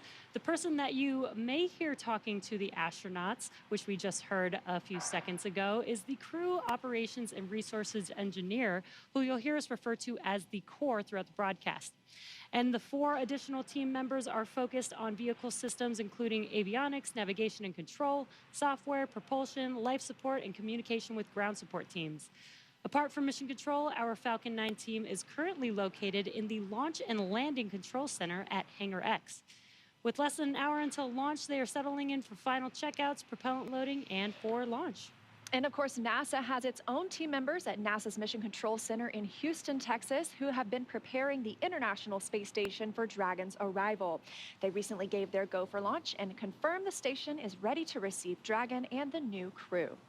Now, upon liftoff, today's flight to the space station will take almost 30 hours, with Dragon flying autonomously the entire way. And just like autopilot on a commercial aircraft, the crew always has the ability to take manual control of the spacecraft if needed. It continues to be a smooth countdown, and we're looking good for an on-time liftoff. Coming up at T-minus 45 minutes, the team will report their readiness for propellant load with a final go-no-go poll. In the meantime, NASA's Courtney Beasley is going to help us take a closer look at propellant load and launch go-no poll. Go-no-go polls open at 55.80, procedure 1.160. Thanks, Jesse. I'm here in the International Space Station Flight Control Room in Mission Control, Houston. What we have our sights set on today is low Earth orbit, which you'll sometimes hear us refer to as LEO. This is classified as orbits around Earth that are 1,200 miles or lower. There are a lot of satellites in this orbit, including the Hubble telescope, and of course today's destination, the International Space Station. The space station's orbit averages at 260 miles above Earth, but varies based on its apogee or perigee, the highest and lowest points of its orbit. Being that the space station is 260 miles above Earth, crew members are too far away to make things out like cars, people, or buildings. But they can see other landmarks around the world, and the long camera lenses they use help them zoom in on familiar sights of our home planet. NASA astronaut Steve Bowen captured Cape Canaveral on Florida's Atlantic coast earlier this month, near Cape Canaveral Space Force Station and NASA's Kennedy Space Center, where Crew 7 is launching from today. The contrast of the colors between the Indian River and Atlantic Ocean become much more pronounced from space. And here's a beautiful nighttime shot of the city lights of Mecca in the desert valley of western Saudi Arabia, captured by NASA astronaut Woody Hoberg on July 26th. Human presence on Earth becomes much easier to see at night. And this final image was captured by NASA astronaut Frank Rubio of Vedima Lake, one of the largest in Argentina, on May 7th. Each of these images are taken from the vantage point of the International Space Station that orbits roughly 260 miles above Earth. Satellites collect imagery of Earth too, of course, but the International Space Station is unique in seeing these viewing opportunities because astronauts and cosmonauts can tell scientists on the ground what they're observing and what stands out in real time. We can't wait to see what Crew 7 captures, but for now, we'll send it back to Hawthorne. Jesse and Leah. SpaceX's ultimate mission is to make life multiplanetary. To get us there, we've been developing a fully and rapidly reusable transportation system called Starship, the most powerful launch vehicle system ever developed and designed to carry passengers and cargo to Earth orbit, the Moon, and planetary destinations like Mars. In fact, earlier today, the team completed a successful static fire of our Super Heavy Booster 9, an exciting step towards our next Starship flight test. But you have to learn to walk before you can run, or should I say fly.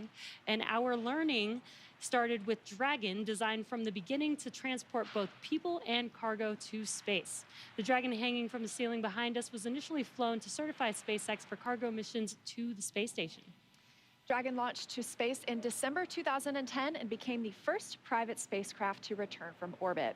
2 years later, Dragon became the first commercial spacecraft to deliver cargo to and from the space station, and in 2020, as we remember well, became the first private crewed spacecraft to reach the International Space Station.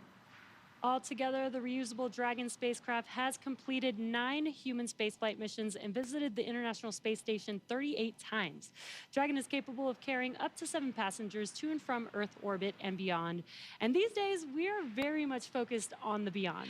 Now, of course, we already have explorers on the Red Planet, paving the way for humans who will arrive in the future. NASA's Perseverance rover landed on Mars in 2021 after an almost 7-month journey. Its mission addresses high-priority science goals and also provides opportunities to gather knowledge and demonstrate technologies that address the challenges of future human expeditions to Mars. These include testing a method for producing oxygen from the Martian atmosphere, identifying other resources such as subsurface water, improving landing techniques, and characterizing weather, dust, and other potential environmental conditions that could affect future astronauts living and working on Mars. Now, of course, Perseverance also brought along another passenger named Ingenuity. This is the first helicopter ever flown on Mars. There's Ingenuity being deployed from Perseverance and those historic flights that we've seen so far. When the time comes for human explorers, they'll have to take everything with them for a surface mission. Building bases or even cities on Mars will require huge amounts of cargo and eventually crew. So we're designing Starship from the beginning to carry hundreds of tons of cargo into space and be able to be refueled in orbit. Before Mars, Starship will play a key role in the exploration of the moon. SpaceX is providing the lunar lander, which will return astronauts to the lunar surface for the first time in 50 years under NASA's Artemis missions. With the ability to deliver cargo and people to the lunar surface, we'll be ready to help humanity build a sustainable presence on the moon and learn how to live off-world before the next step to Mars. Today, however, we are going a little closer to home, and the work we're doing on the space station also paves the way to Mars, but it takes place in low Earth orbit. As Courtney mentioned, the area includes any spacecraft that orbits at or less than 1,200 miles from our home planet. That's pretty close in comparison to our moon, which is almost 240,000 miles away and is referred to as deep space. Deep space missions like future missions to Mars will challenge us like no spaceflight journey has before when we start looking to send humans millions of miles away from home. Long-duration missions on the space station, just like Crew7, directly inform how we'll plan to support the first humans bound for the Red Planet on missions that could last months or even years. So we really look forward to those human missions to Mars. And right now we're paving the way with today's exciting mission, plus through Artemis launches to the moon. For now, I'll send it back to Daryl and Jessica at KSC. Thank you very much, Leah and Jesse. And to keep our astronauts safe while on missions to the moon and Mars, NASA is working to understand the long-term effects of living in space. Earlier, NASA's Jasmine Hopkins caught up with NASA's Chief Deputy Science Officer for our Human Research Program. One of the investigations launching on Crew7 is nicknamed CIPHER, and it will study the physiological and psychological changes in up to 30 astronauts. Joining us now to talk more about it is Kristen Faub from Johnson Space Center. So Kristen, tell me about your title and the 14 different investigations that make up CIPHER. Yes, I am the Deputy Chief Scientist at the Human Research Program, and 14 research studies, all wrapped into one research complement called CIPHER. What we want to do is study the impact of microgravity on bone, exercise, vision, behavioral health, and not only as individual elements, but how they all interconnect together.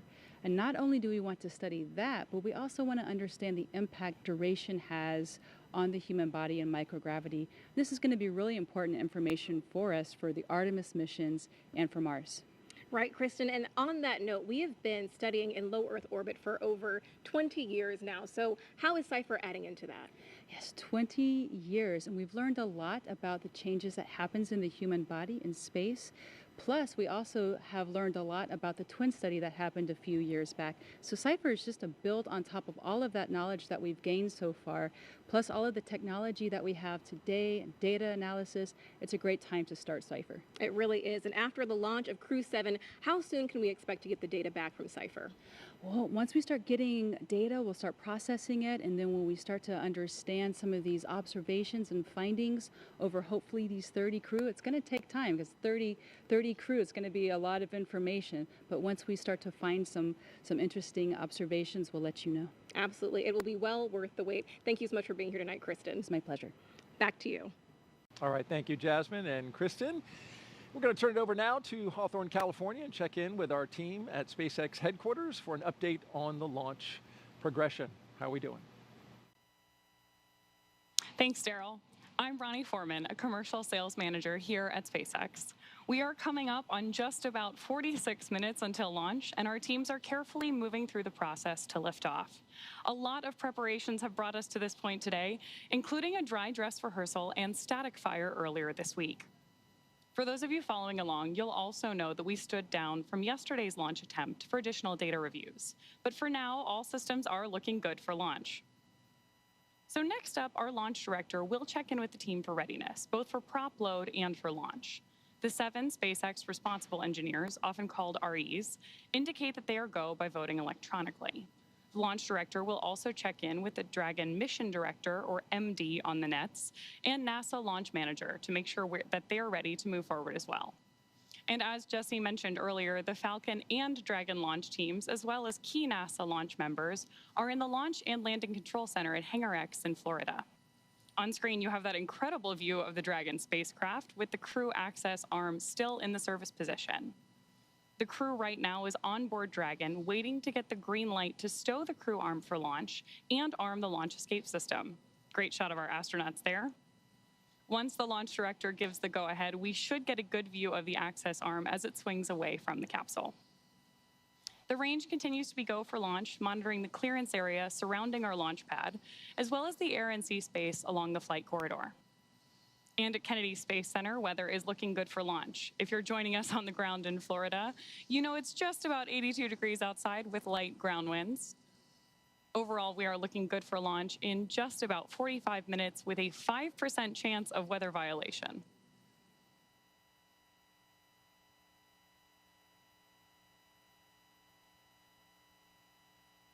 Right now, we are listening in for that readiness poll announcement and instructions to our launch team.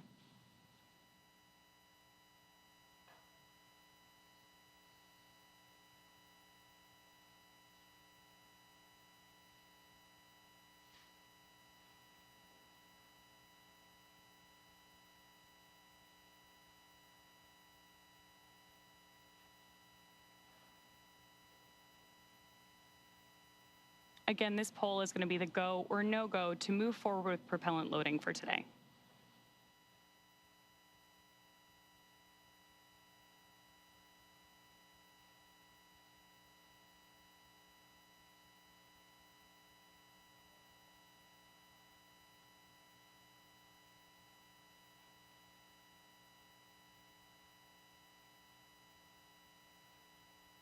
As soon as that briefing ends, we should see that crew access arm, which you can see lit up on your screen right now, immediately start to move away from the capsule when that stow procedure begins.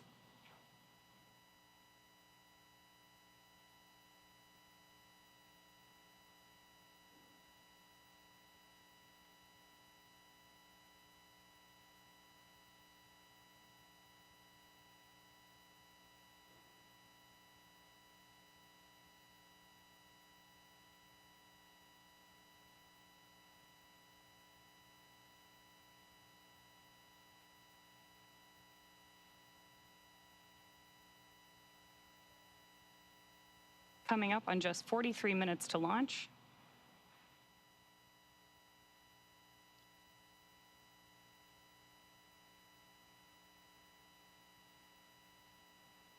Great nighttime views of our Falcon 9 and Crew7 capsule there on the screen. SpaceX Dragon. Go ahead, Dragon. We didn't hear the poll for prop load and launch readiness. We're just giving a call.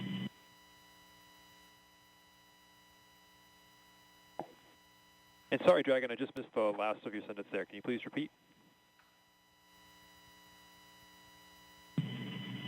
Yeah, from Dragon, we just polling is complete. The joint NASA and SpaceX teams have polled go for LES arm, propellant load, and launch. For all operators in MCCX and Hangar X, both control rooms go into lockdown at T-minus 45 minutes and will remain in that state until the launch escape system is disarmed. All operators are to remain at their console, maintain a sterile cockpit until MD confirms successful disarming the launch escape system following orbit insertion or propellant offload in the event of a scrub. For non-urgent no-go conditions, brief the CE or LD and they will approve aborting the countdown. For urgent issues affecting the safety of the operation, operators shall call hold on the countdown net. Launch control will abort the launch audio sequence immediately and proceed into launch abort. At T-minus 10 seconds, launch control will be hands-off and relying on automated work criteria for the remainder of the count. Operators advise the launch director whether structural breakup or fires imminent or occurring per Dragon manual escape flight rules. Launch control at this time, you may proceed with arming the crew arm for movement. Copy, proceeding to arm crew arm for movement. And with that, we are moving forward toward launch. Propellant loading will begin in just over 5 minutes, but in the meantime, let's check back in with Daryl and Jessica. All right, thank you very much, Ronnie. Crew access arm retraction started.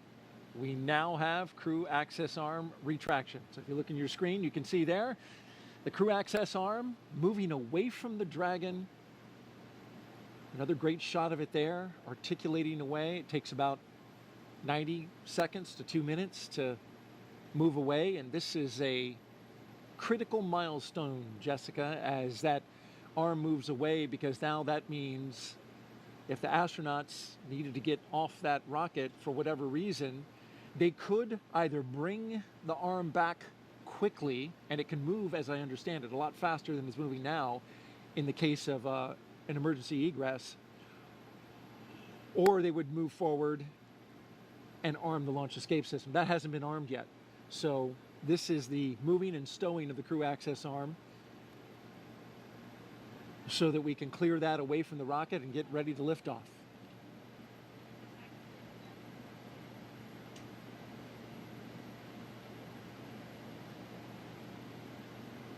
After that, Crew access arm retraction complete.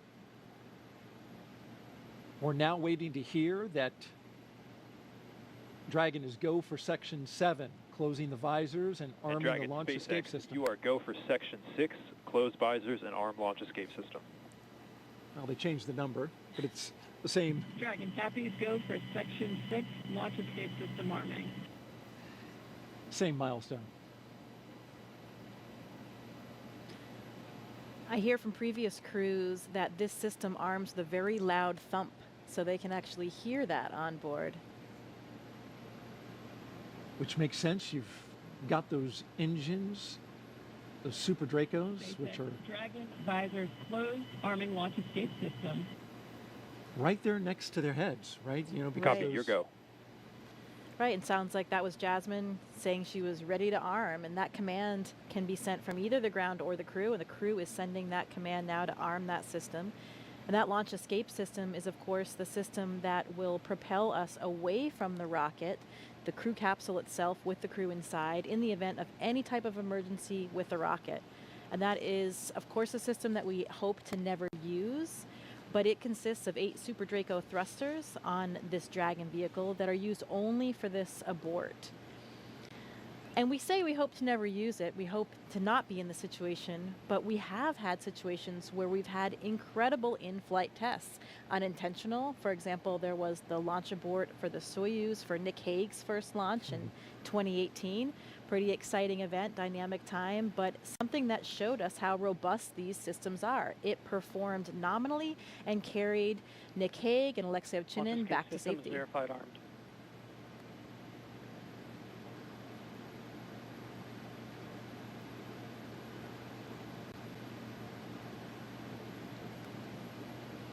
we got the verification of the launch escape system now armed. You mentioned Nick Hague. As I understand it, he counts himself having gone to space twice. That's right, or at least 1.5. But this system is now active. They do that 2 minutes before loading of the prop, since that, of course, then does present a more risky situation with that prop on board, and it will stay armed all the way through orbital insertion.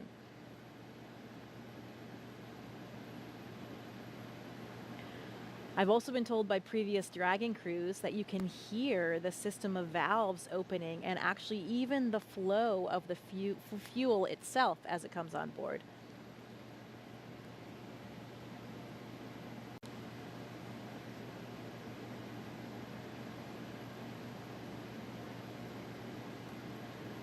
The scenarios in which the launch escape system would be used. F9 tanks venting for prop load in 10 seconds. Expect loud venting. There they are warning them about that, exactly what you just mentioned, giving them a heads up that they'll be hearing those sounds. Yeah, Victor Glover was telling me it's a very noticeable process. You can hear the opening and closing of the valves, and there are these low hums and kind of a fluttering sound as that super cold liquid oxygen and kerosene fill those large propellant tanks, first on the first stage and then on the second stage. Must be pretty exciting to be hearing those noises, knowing what that means and how much closer you're getting to liftoff. This is pretty unique in the launch industry, right? Where the astronauts are inside the Dragon, inside their spacecraft, as it's being loaded with propellants. That's correct.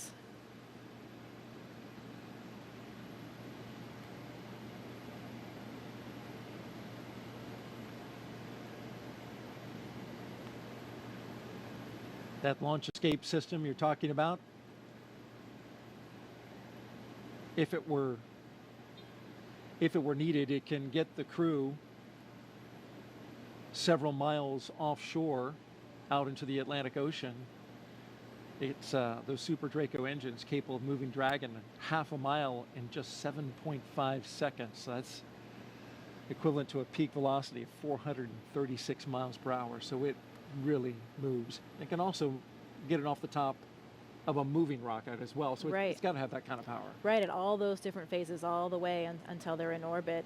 And that's one of the things that we protect for here as well when we look at the weather forecast. It's not just for the actual launch itself, but to protect for any of those contingency landing scenarios in the various areas where they would splash down in that event.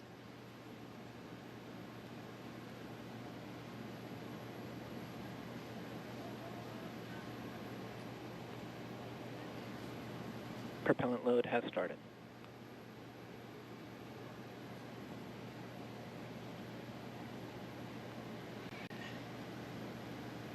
And so now the propellants are flowing into the Falcon 9 rocket, RP-1, refined kerosene, and liquid oxygen, the oxidizer.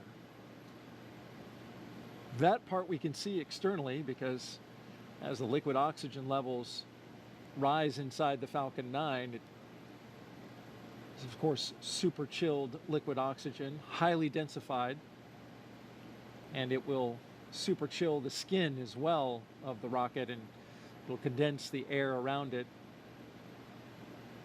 And there's been well over 200 Falcon 9 launches, so if you've seen one before, you're familiar with the sight. The rocket condensing that air, that warm, humid Florida air, which we have been enjoying this evening, at least with a light breeze. That's right. I think it's cooler than Houston anyway, so I'm enjoying my time here.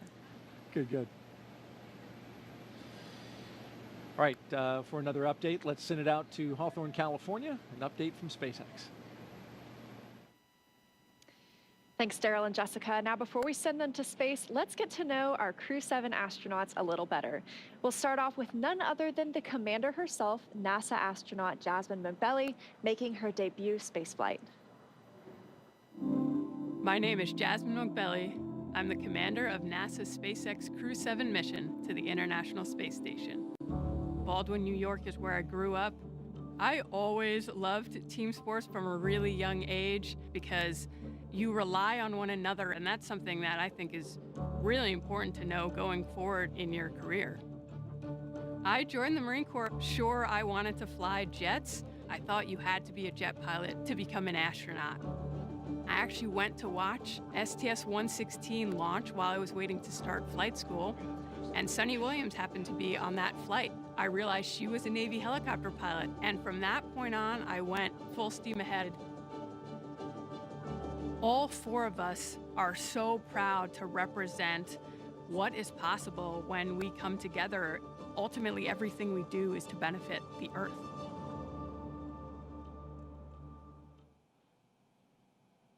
Right next to Jasmine in Dragon Endurance is Andreas Moghbeli, today's pilot representing the European Space Agency and making his second trip to low Earth orbit.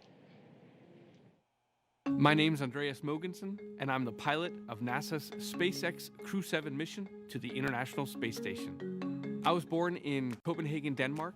In 2008, ESA were looking to select a new class of astronauts, and I applied together with about 8,500 Europeans. So I thought, there's just no way that I'll get selected. The chances of being selected are too small. But that changed when we were down to about 20 candidates. My first mission to the International Space Station was on a short 10-day mission. I had to hit the ground running as soon as I arrived on board, and as soon as I landed back on the Earth, I knew that I wanted to go back to the space station. I'm especially proud of the fact that our Crew7 mission has 4 different astronauts from 4 different countries and 4 different agencies.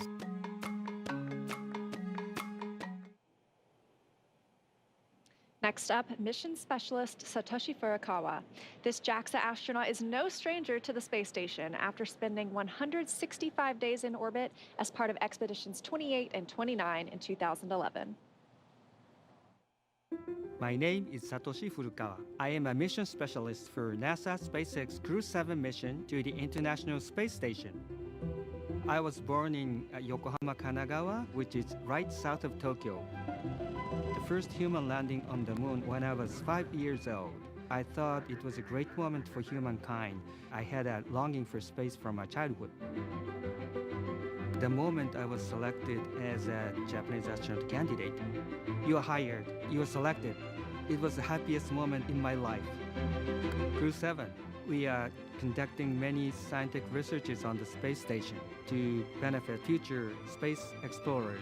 I am very proud of being a part of this excellent team of international partners and also researchers, engineers, flight controllers, flight directors, and so on. Because working as a team and working together, we can accomplish the big mission.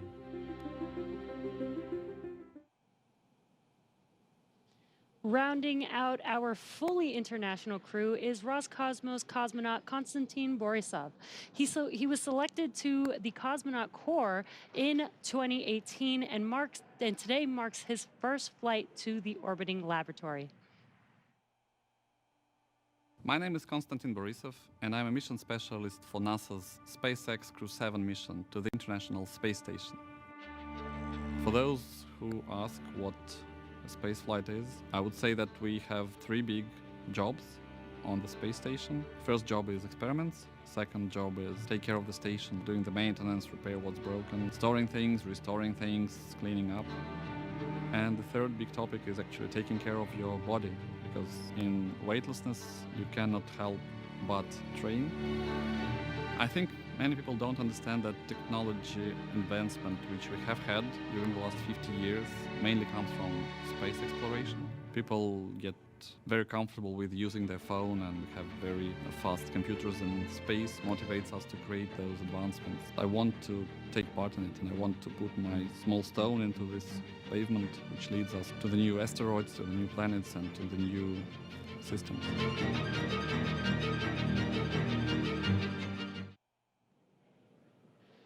Now, as we see with all of our crews, these 4 crew members who make up Crew7 have a mission patch they worked together to design. The first thing that you notice is the white dragon on top of the Earth, its neck craned into the number 7 for Crew7. Its tail curves upwards towards a golden star, and they say that symbolizes our ascent towards the stars and the pioneering spirit needed to propel us further into space. The blue, white, and red on the tail are the common colors in the flags of all 4 nations flying on this mission.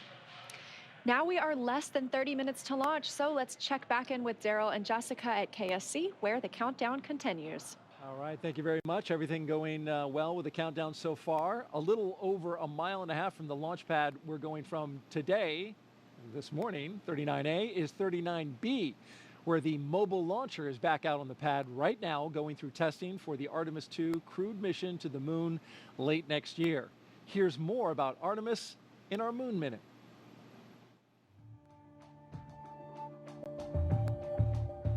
For the first time, Artemis II astronauts got an up-close look at the Orion spacecraft that will fly them around the moon. Astronauts Reed Wiseman, Victor Glover, Christina Cook, and Jeremy Hansen visited Orion at the Kennedy Space Center in Florida. and it looks amazing. Their handiwork is gorgeous. I'm ready to take it for a spin. Until launch day arrives, the crew is training at the Johnson Space Center in Texas. They use the Neutral Buoyancy Lab, a giant pool, to practice safely getting out of a floating mock-up of Orion. And it's not an easy task. Navy divers in rafts will harness and hoist the astronauts into the air by helicopter, where they will be taken to a nearby Navy vessel. Back at Kennedy, we got a look at the brand new Artemis crew transportation vehicles. So the first 9 miles of the journey to the moon starts in these crew transport vehicles. On launch day, these fully electric, zero-emission vehicles by Canoe Technologies will reunite the Artemis II astronauts with Orion at Launch Complex 39B. NASA's powerful moon rocket, the Space Launch System, and Orion will carry them on the rest of the 250,000-mile journey to the moon. And that's your Artemis Moon Minute. And for Artemis updates, there's a QR code on the bottom left of your screen, right there, actually bottom right. You can visit, you can use your cell phone to scan it, or you can visit the website at nasa.gov/Artemis2. Earlier this evening, our own NASA's Jasmine Hopkins caught up with NASA Administrator Bill Nelson, who is here watching the launch from SpaceX's firing room. Administrator Nelson, today marks a first for NASA, the first time in a single launch that each astronaut represents a different space agency. So we have NASA, ESA, JAXA, and Roscosmos. What do you make of this diverse crew? Well, it's a sign of our times. We are an international program. For example, we're going back to the moon in order to go to Mars. It's going to be an international mission that will launch with an international crew. So too, tonight's launch is entirely an international crew, save for the commander, Jasmine, an American astronaut. And so here we go. Now, isn't it interesting that what space does in our NASA program, it unifies us. It brings people together. And this is so true with what we're seeing tonight. Right, and Administrator, you recently visited South America, and later on this year you're planning to visit India as well. Why is it so important for NASA to foster these international partnerships? They are delighted, indeed, eager to learn more about NASA and to partner with NASA.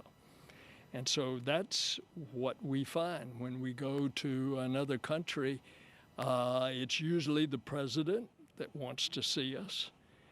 And for example, in this South American trip, we talked to the president of Brazil and Colombia about what NASA can provide in the way of information from our satellites to help them protect the Amazon rainforest from being destroyed, which is a high agenda item for those countries. Indeed, it's a high agenda item for the entire world.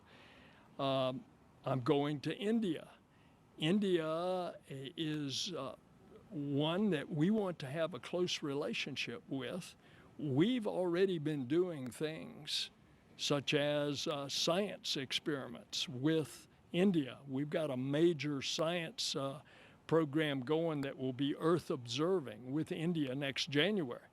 But now we're going to train and fly an Indian astronaut. So it is happening as we speak, and the United States has been the beneficiary of it. Absolutely. Administrator Nelson, thank you so much. Back to you. As we continue to count down, let's take a closer look at the vehicles that will be taking Crew7 to the International Space Station today. Starting from the very top of the vehicle is the Dragon spacecraft. In total, there are 16 Draco thrusters Dragon can use in space to help navigate the spacecraft to its destination, each providing 90 pounds of force. That doesn't include the 8 Super Draco thrusters used for an abort, which are no longer active once the crew is in orbit. And just wanted to note, one thing that we did miss just a moment ago was a call to the crew. There was a sensor issue that they are tracking. However, they are just continuing with the count, continuing to monitor it. And so we are continuing to discuss what we have in front of us, which is Dragon. Together, the Dragon spacecraft and its trunk stand over 26 feet tall. There are 2 windows on the spacecraft, plus 1 under the nose cone. The nose cone opens shortly after launch to expose the forward bulkhead thrusters and docking mechanism that will connect with the space station. Dragon's trunk holds solar cells, which power Dragon while it's in free flight. The trunk can also carry unpressurized cargo, and on some cargo resupply missions, we use Dragon's trunk to deliver the new solar arrays that are being installed on the space station. As always, Dragon will be delivered to orbit today by SpaceX's Falcon 9 rocket, which provides 1.7 million pounds of thrust on its first stage, thanks to its 9 Merlin M1D engines. Once the first and second stages separate, these engines are also used to help land the first stage. The first stage will perform 3 burns today as it makes its way back down to Earth. First is the boost back burn, where 3 of the M1D engines will reignite to help flip the first stage around to head back to the launch site. The second burn is the entry burn. That's where a single engine will reignite and shut down to help slow Falcon 9 down as it prepares to re-enter the Earth's atmosphere. And then finally, the landing burn. That'll be where 3 engines will slow down the rocket enough to perform a precision landing back down on landing zone 1. Meanwhile, the second stage continues to orbit, powered by 1 single Merlin vacuum engine with over 220,000 pounds of thrust. The second stage will secure Dragon's entry into low Earth orbit before separating, leaving Dragon to continue its journey to the space station on its own thrusters. About 40 seconds after separation, Dragon's nose cone deploy sequence will begin, exposing its guidance navigation controls that help Dragon autonomously fly to the space station. With T0 coming up in just about 20 minutes, our teams at the Cape in Hangar X are doing a series of system checks to ensure Dragon and Falcon 9 are ready. Let's check in with Ronnie for a quick status update. How's it going, Ronnie? Thanks, Jesse. We are still looking good for an on-time launch just over 20 minutes from now, and we'll keep monitoring all the vehicle systems. There we heard the call out for RP1 load complete on stage 2. So that means we are, of course, getting closer to liftoff. Both Dragon and Falcon 9 continue to be healthy, and we're not tracking any major issues at this time. Right now, we're continuing to prep the vehicle for flight, and propellant loading began at T-minus 35 minutes. We also heard the call out a few minutes ago that the launch escape system is now armed.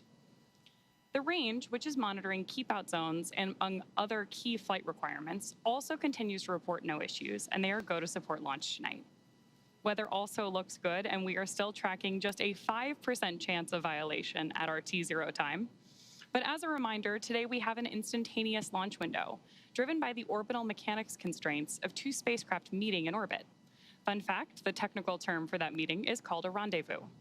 So at this point, if we hear a hold for any reason, we will have to stand down tonight because of that instantaneous launch window, and instead target our backup opportunity, which is tomorrow at 3:04 a.m. Eastern Time. But for now, with all systems go, let's turn it back over to Courtney for a status update from Houston. Thanks, Ronnie. The flight controllers here in Mission Control Houston are ensuring that the space station is ready to receive Dragon. They're also checking all communication links between the station, Dragon, and the ground are working properly, and right now everything is proceeding as planned. Teams here in Mission Control Houston, the team in Hawthorne, and the astronauts aboard the station will monitor the autonomous docking of Dragon tomorrow when they enter joint operations, which happens when the spacecraft enters the approach ellipsoid, which is an invisible boundary that helps us monitor spacecraft arriving and departing. After docking, the crews will perform a series of leak checks, then work to open the hatches both on the Dragon side and inside the station's pressurized mating adapter. We expect hatch opening to happen about an hour and a half after docking. Once on board, the astronauts will be greeted by the space station crew and will then join in for opening remarks for the new crew members. Here in Mission Control, Flight Director Chris Dobbins is on console overseeing the team for launch, and Flight Director Judd Freeling will be on console tomorrow for docking. That's it from here in Mission Control Houston. I'll toss it back to the team in Florida. Daryl, how's it looking? All right, thank you very much, Courtney. And if you just joined us, T-minus 17 minutes and counting from the 7th astronaut rotation mission to the International Space Station under NASA's Commercial Crew Program. Commander Jasmine Moghbeli, pilot Andreas Moghbeli, or Andy Moghbeli, and mission specialists Satoshi Furukhwa and Konstantin Borisove are strapped into their seats inside the Dragon Endurance. They're at the top of the rocket. Falcon 9 rocket fueling. That operation is well underway. Launch escape system is armed. Of course, that means Dragon is prepared to launch itself. SpaceX, stand by for an update on the sensor. Teams are still discussing and looking for our path forward. As you just heard there, SpaceX is Dragon copy. Looking at a sensor issue.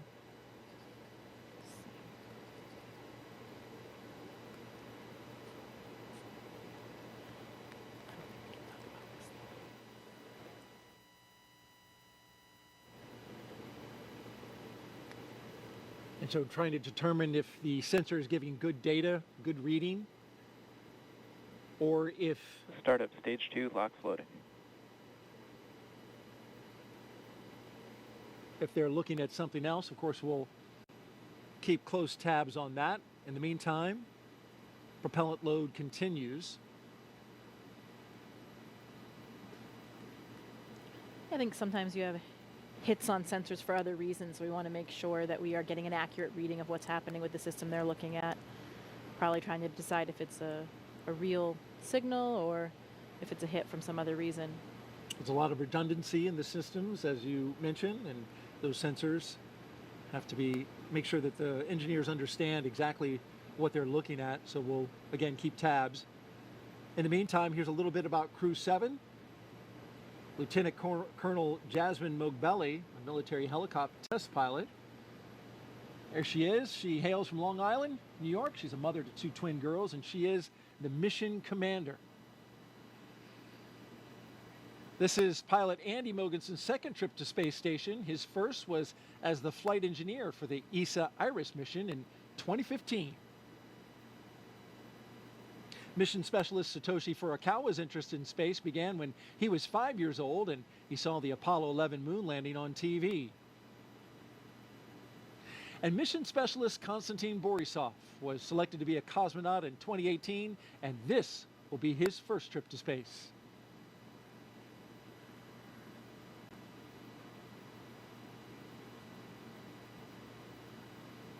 We've got more than 10,000 people all gathered, including these folks. Some special students. Those kids are, I shouldn't call them kids, they're students, right? College students. They're part of the First Nations launch, and they're giving us a big wave from the Banana Creek viewing location. They're from the University of Washington, University of Colorado, and Queen's University. They're visiting as part of NASA's First Nations launch, an Artemis Student Challenge, where they design, build, and launch their own high-powered rockets. And those students that you saw there in the stands, they were the grand prize winners. So welcome and enjoy the launch. T-minus 14 minutes and counting. Awaiting Crew7 are 7 crew members at their destination at the International Space Station. I caught up with 3 of them as they were zipping around the Earth. Hey, Daryl, good morning. Well, good morning to you, Frank, Stephen, and Woody. Okay, minutes away from liftoff. You're inside the spacecraft. What's it like? The rocket is a living, breathing machine. We fuel the Falcon 9 rocket on the pad while the crew is on board. I expected that my heart would be racing, but actually it was just so much like training that I felt quite calm. Well, I'm sure calm will give way to excitement, right, when Crew7 comes aboard. What do you think that'll be like? More than anything, it's your friends coming up to station, right? And so you get to hug and greet your friends that you haven't seen for several months. And it's always just a really fun reunion. You know, they're coming on board. They're going to live on board. It's really exciting to greet them as new friends and crewmates. Well, those new friends and crewmates, will you have any advice for them when they come on board, like things to do, things not to do? The awesome thing is that we have an amazing ground team that catches all of it and keeps us honest and keeps us out of trouble. And so you can just kind of relax and enjoy it and just allow yourself to take it in, because it really is a pretty special experience. Really enjoy your time up here with the people, with the environment, and with the opportunity to work up here and look at the Earth. It's really amazing. Just really enjoy it. All right, speaking of enjoyment, Do you have a fun way to confirm that you're in space, something you can do?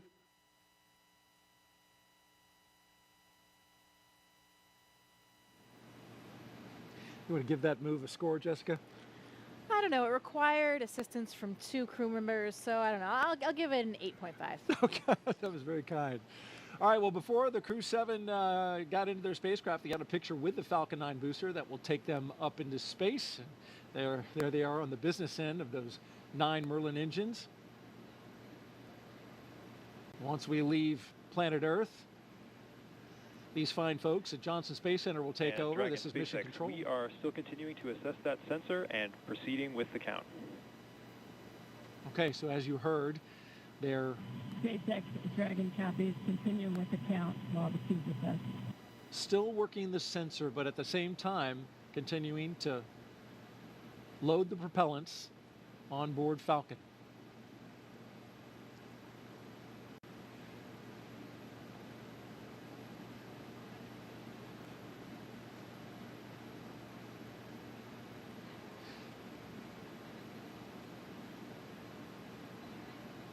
So Jessica, as we count down these last few minutes, you've got the launch team. They're taking a look at a sensor and some of the readings there. At the same time, we're proceeding forward, and they're communicating with the astronauts inside. And so as we get down to these final minutes, any thoughts? This is an exciting time for the crew. You know, they're probably running through some checklists of their own right now. They may be pretty busy in there, going through those same things that they've done in their simulations so many times before. But I bet it's getting pretty real right now, and hearing those calls about the sensor probably raises a few questions as well, but I know the ground will keep them informed as we go. 10 minutes, it's getting very close. Indeed it is. And tracking everything are Leah and Ronnie at SpaceX headquarters in Hawthorne, California. Will take us through the rest of the count. Thanks, Daryl. Our next major countdown event will be at the T-minus 10-minute mark, so coming up here, And when the Dragon Falcon 9 SpaceX, launch stand by for display configuration. There we go ahead and have the Dragon astronauts are standing by for display configuration, which will let them know that we are even closer to liftoff.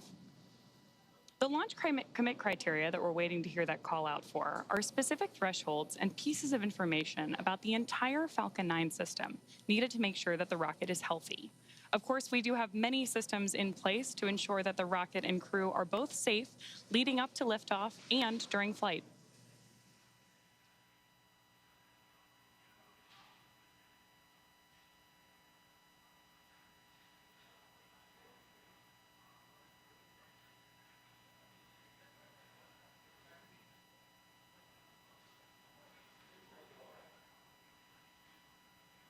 Coming up on 9 minutes until liftoff today, which is also about the same amount of time it takes to get to orbit, a 9-minute ride. That's about the time we'll see second stage cutoff. A few minutes after that is when we'll see Crew Dragon separate from the second stage. And we'll be listening to some performance calls as we get into the final countdown, of course, and then after liftoff. On the ground, you'll hear SpaceX flight controllers reporting on trajectory, speed, booster performance, and other key milestones. But there are some other calls you'll hear the crew make also after liftoff. These are different abort zones. They come in the form of different number and letter combinations. And these are throughout the flight up the eastern seaboard. So the first two are 1A and 1B. They have that name because they're in the first stage. That lasts until they're up to the very north of North Carolina. And the next are 2A through 2E. Those come into play when the second stage is powering Dragon. That takes us from the top of North Carolina all the way to the tip of Newfoundland in the northern Atlantic.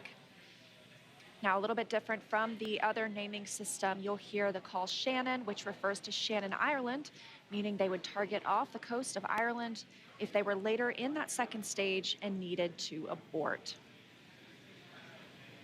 You'll hear those different calls throughout the flight uphill, along with key performance callouts from the guidance, navigation, and control officer, as well as the propulsion lead.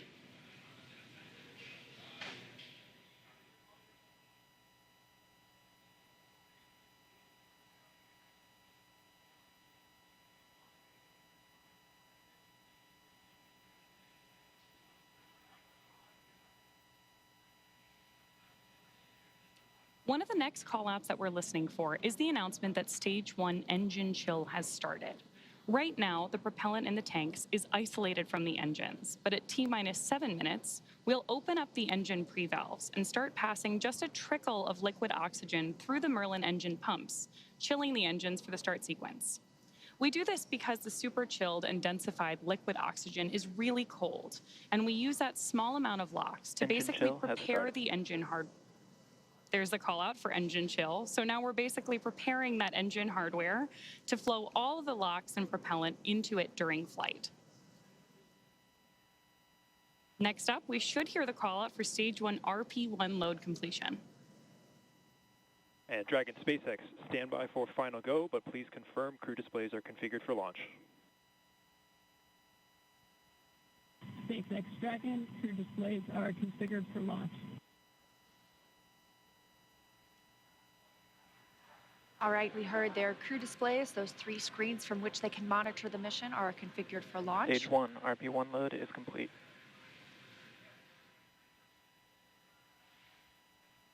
In confirmation that RP1, the densified kerosene or the rocket fuel that propels the crew into orbit, loading is complete on the first stage. We did hear the second stage was completed a short time ago as well. Now T-minus 6 minutes until launch. We are still loading liquid oxygen on the first and second stages. This is the oxidizer we need to combine with the densified kerosene that just finished loading. Coming up, we will hear the call for Dragon to configure for terminal count and then transition to internal power at about 5 minutes until launch. Then we'll hear the propellant tanks on Falcon 9 are getting ready to pressurize, adding some additional rigidity and structural support as we get ready for the strong back to retract. It'll move just a couple of degrees at first, and then we'll see it swing open completely at the moment of liftoff. That strong back provides access to Falcon 9's fueling lines and umbilicals for the prop load and the different gases being loaded on board. So we're continuing to check through a couple more fueling milestones, including one around the 2-minute mark, where we will hear that the liquid oxygen is finished on board the second stage.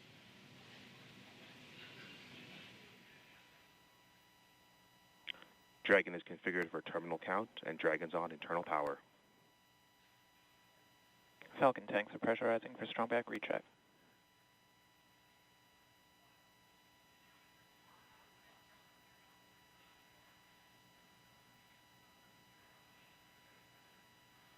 So there we heard the call out that we are preparing for strong back retract. And as Leah just mentioned, the strong back is that white truss structure that you see on the left side of Falcon 9. Got a better shot of it right there. Strong back is retracting. Just before lift. There we heard the call out from Mission Control that we are retracting the strong back now.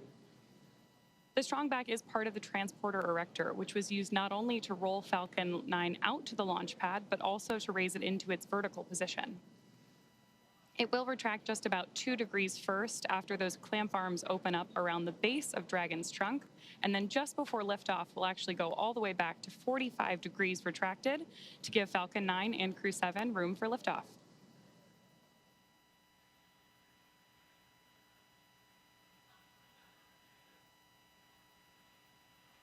Now under 4 minutes until launch. Next up, we're looking for the first stage liquid oxygen loading to finish at T-minus 3 minutes. You're starting to see some white clouds on your screen. That is vapor, it's normal. We'll continue to see that build up as we get closer to launch. Obviously, this liquid oxygen that we're loading is super chilled, so a little bit of that will boil off in the hot Florida air.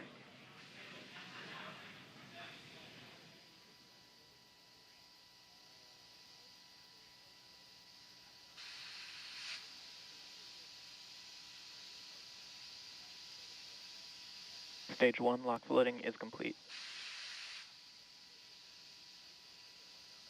Great view of Crew 7 there inside of the Dragon spacecraft, awaiting liftoff just under 3 minutes from now.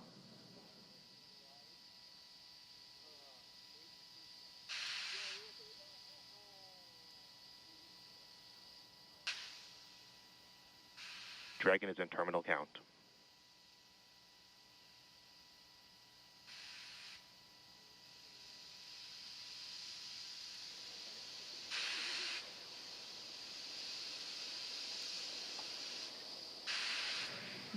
Now about 2 minutes and 30 seconds until launch. Next milestone, we're looking up for stage 2 LOX load to complete. Additionally, shortly after that, we'll hear gas closeout begin, isolating the feed lines from the different gas systems for the Falcon 9 rocket. Those will get vented overboard through the umbilicals and the strong back itself.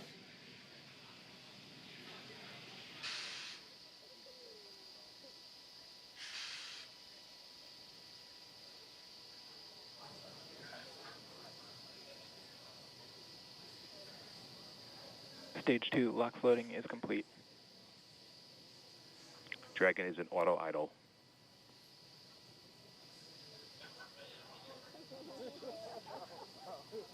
Confirmation that stage 2 LOX load is complete. Dragon and Falcon 9 fully fueled. Gas closeout has started. Expect loud venting. There's the gas closeout call that we expected.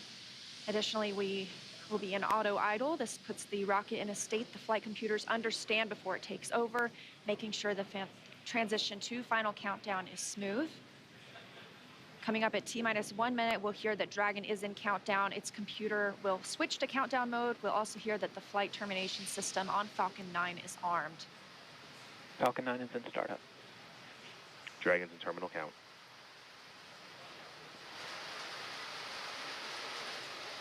Dragon's flight computer in countdown and configured for launch, and the flight termination system now armed. Less than a minute until liftoff today. Dragon, SpaceX. This flight termination Go for launch. system. Dragon copies, go for launch. You heard it, Crew7 getting the go for launch, just 30 seconds away for an on-time launch. At the time of liftoff today, the space station will be flying 260 miles over southeastern Iraq. T-minus 15. K-minus 10, 9, 8, 7, 6, 5, 4, 3, 2, 1. Engine full power. And liftoff. Go Falcon, go Dragon, go Crew7. Endurance ascends, an international crew destined for the International Space Station. Stage 1 That's propulsion is 1.7 nominal. million. Good calls from the propulsion officers here. Propulsion's nominal. 1.7 million pounds of thrust on Falcon 9, taking Crew7 to the International Space Station, now traveling almost 300 miles per hour.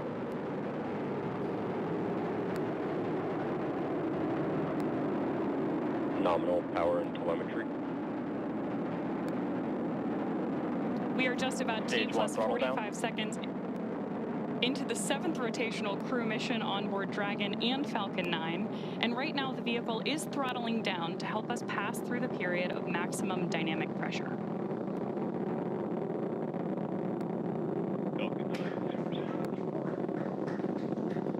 There's the call out that Crew7 is now moving faster than the speed of sound. Max Q. Stage 1 throttle up. Confirmation we have moved through max Q and are throttling back up. Copy, 1 Bravo. Heard that call from Jasmine on Crew7, as well as confirmation from the ground. The call out for 1 Bravo means we are in the second and final abort mode for the first MVAC stage, chill continuing is to underway. get good performance. We've got engine chill on the second stage MVAC engine. We will then be looking for MECO, or main engine cutoff, where the 9 engines on the first stage will cut off ahead of the first and second stages, separating. Then the single Merlin vacuum engine on the second stage will ignite. We are now coming up on 2 minutes into the flight, the spacecraft traveling over 2,000 miles per hour. Really incredible nighttime views of Falcon 9 and Crew7 on your screen right now. So as Leah just mentioned, we are keeping an eye on a couple of critical flight milestones coming up back to back here. Stage 1 throttle Those down. are going to be MECO, so main engine cutoff now that we're throttling down stage 1, followed by stage separation and second stage ignition. Main engine cutoff. Stage separation confirmed. Copy, 2 Alpha. MVAC ignition.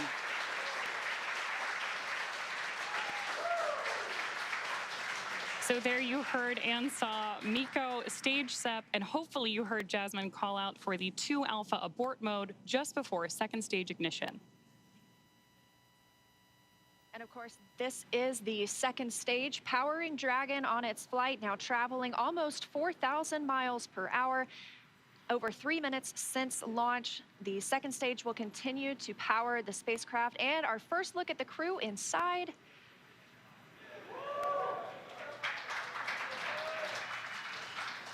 We'll be standing by for SECO. That's the next major milestone for this second stage engine. That comes shortly before 9 minutes into the flight, so we've still got some time on this engine. So right now, while Crew7 makes its way to orbit, our first stage booster is making its way back to land. So you may hear the call-outs here on the net shortly that we are in the middle of our boost back burn.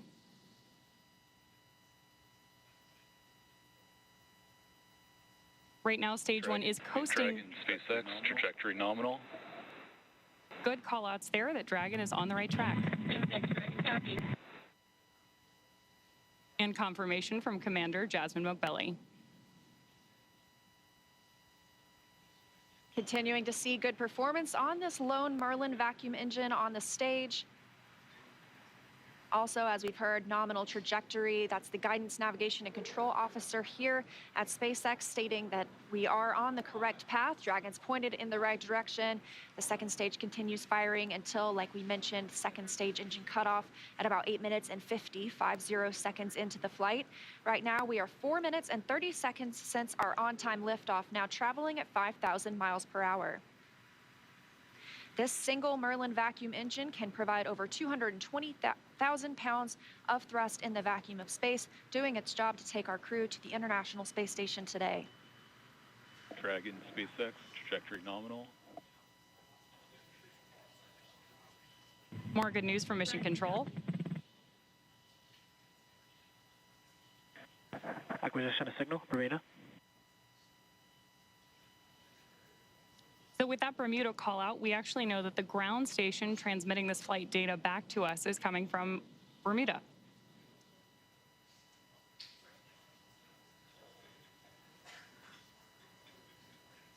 The crew is currently pulling a little more than 1 G as the second stage engine continues to propel their flight. Continuing to hear good calls to the crew, now 5 minutes and 30 seconds into the flight, traveling at 6,400 miles per hour. Again, we will continue to see the second stage fire for about 3 more minutes. Shortly after second stage engine cutoff, we will see it separate from Dragon, which will continue its journey.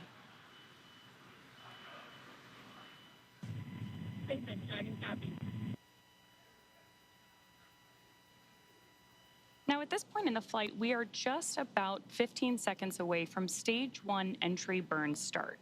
At this point, the center engine on Falcon 9 will be lit for just about 10 seconds to help us slow the vehicle down as it re-enters the Earth's atmosphere.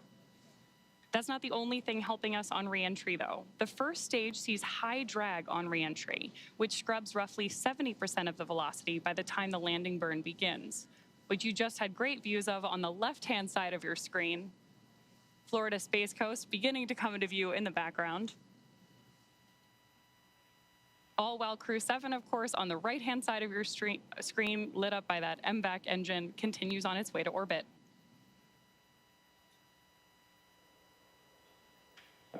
And we are now coming up on continuing to get good calls as we reach almost 7 minutes into the flight. Crew traveling at 9,400 miles per hour. Again, we still have about 1 minute, 45 seconds left with the second stage propelling the crew. And of course, we are also expecting that landing burn start from Falcon 9 any second now. Great views.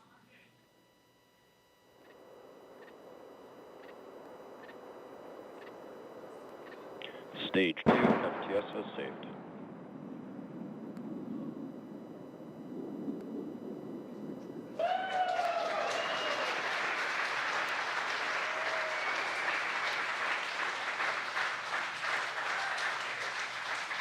Great news there that Stage 1 has successfully landed back at Landing Zone 1 in Florida. And Stage 2 continues to propel Dragon and our Crew7 crew members. We now are coming up on SECO, second stage engine cutoff. Again, looking at that about 8 minutes and 50 seconds into the flight. Everything continues as planned today, now traveling over 13,000 miles per hour. Again, we're looking for eventually a good orbital insertion at which we'll be traveling. Good calls here at Mission Control in Hawthorne.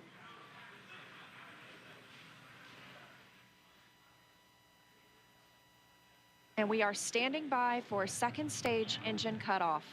Copy, Shannon. Heard that call for Shannon. That is the call out for Shannon, Ireland, the final abort zone.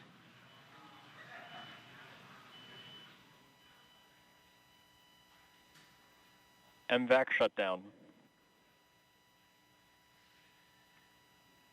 There's audio confirmation, and you can see on your screen that we have had successful second engine cutoff 1 of our MVAC engine. Dragon SpaceX, nominal orbit insertion. Dragon. And good news there that Crew7. Nominal orbital insertion. Dragon SpaceX launch Awesome to hear. Disarmed.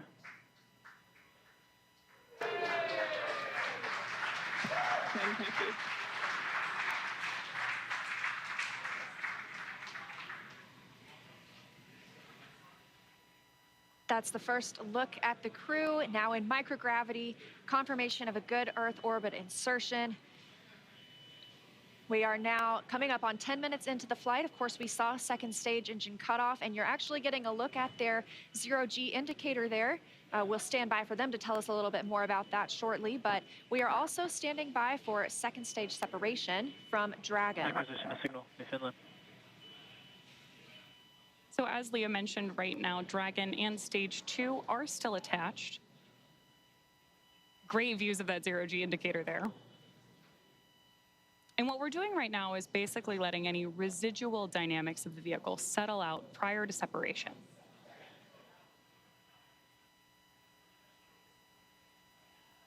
We are expecting that separation event in probably about 90 seconds. Crew looks like they're having a great time up in space, too. And as we stand by for that separation, shortly thereafter, we'll be looking for the nose cone to begin deploying. That command will be sent, and we'll see it open shortly after. We'll need the nose cone to open to expose those forward bulkhead thrusters, as well as the docking mechanism with which they will use to link up with the International Space Station. After their ride, it's almost 30 hours long.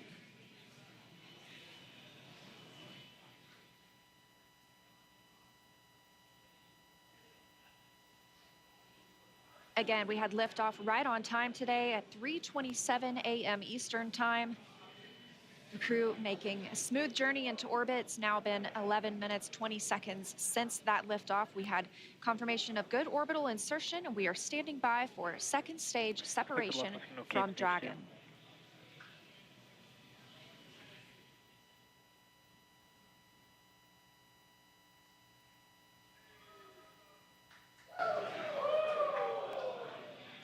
Great views of Mission Control here in Hawthorne, California. And the SpaceX team standing in the background, standing by for Dragon separation.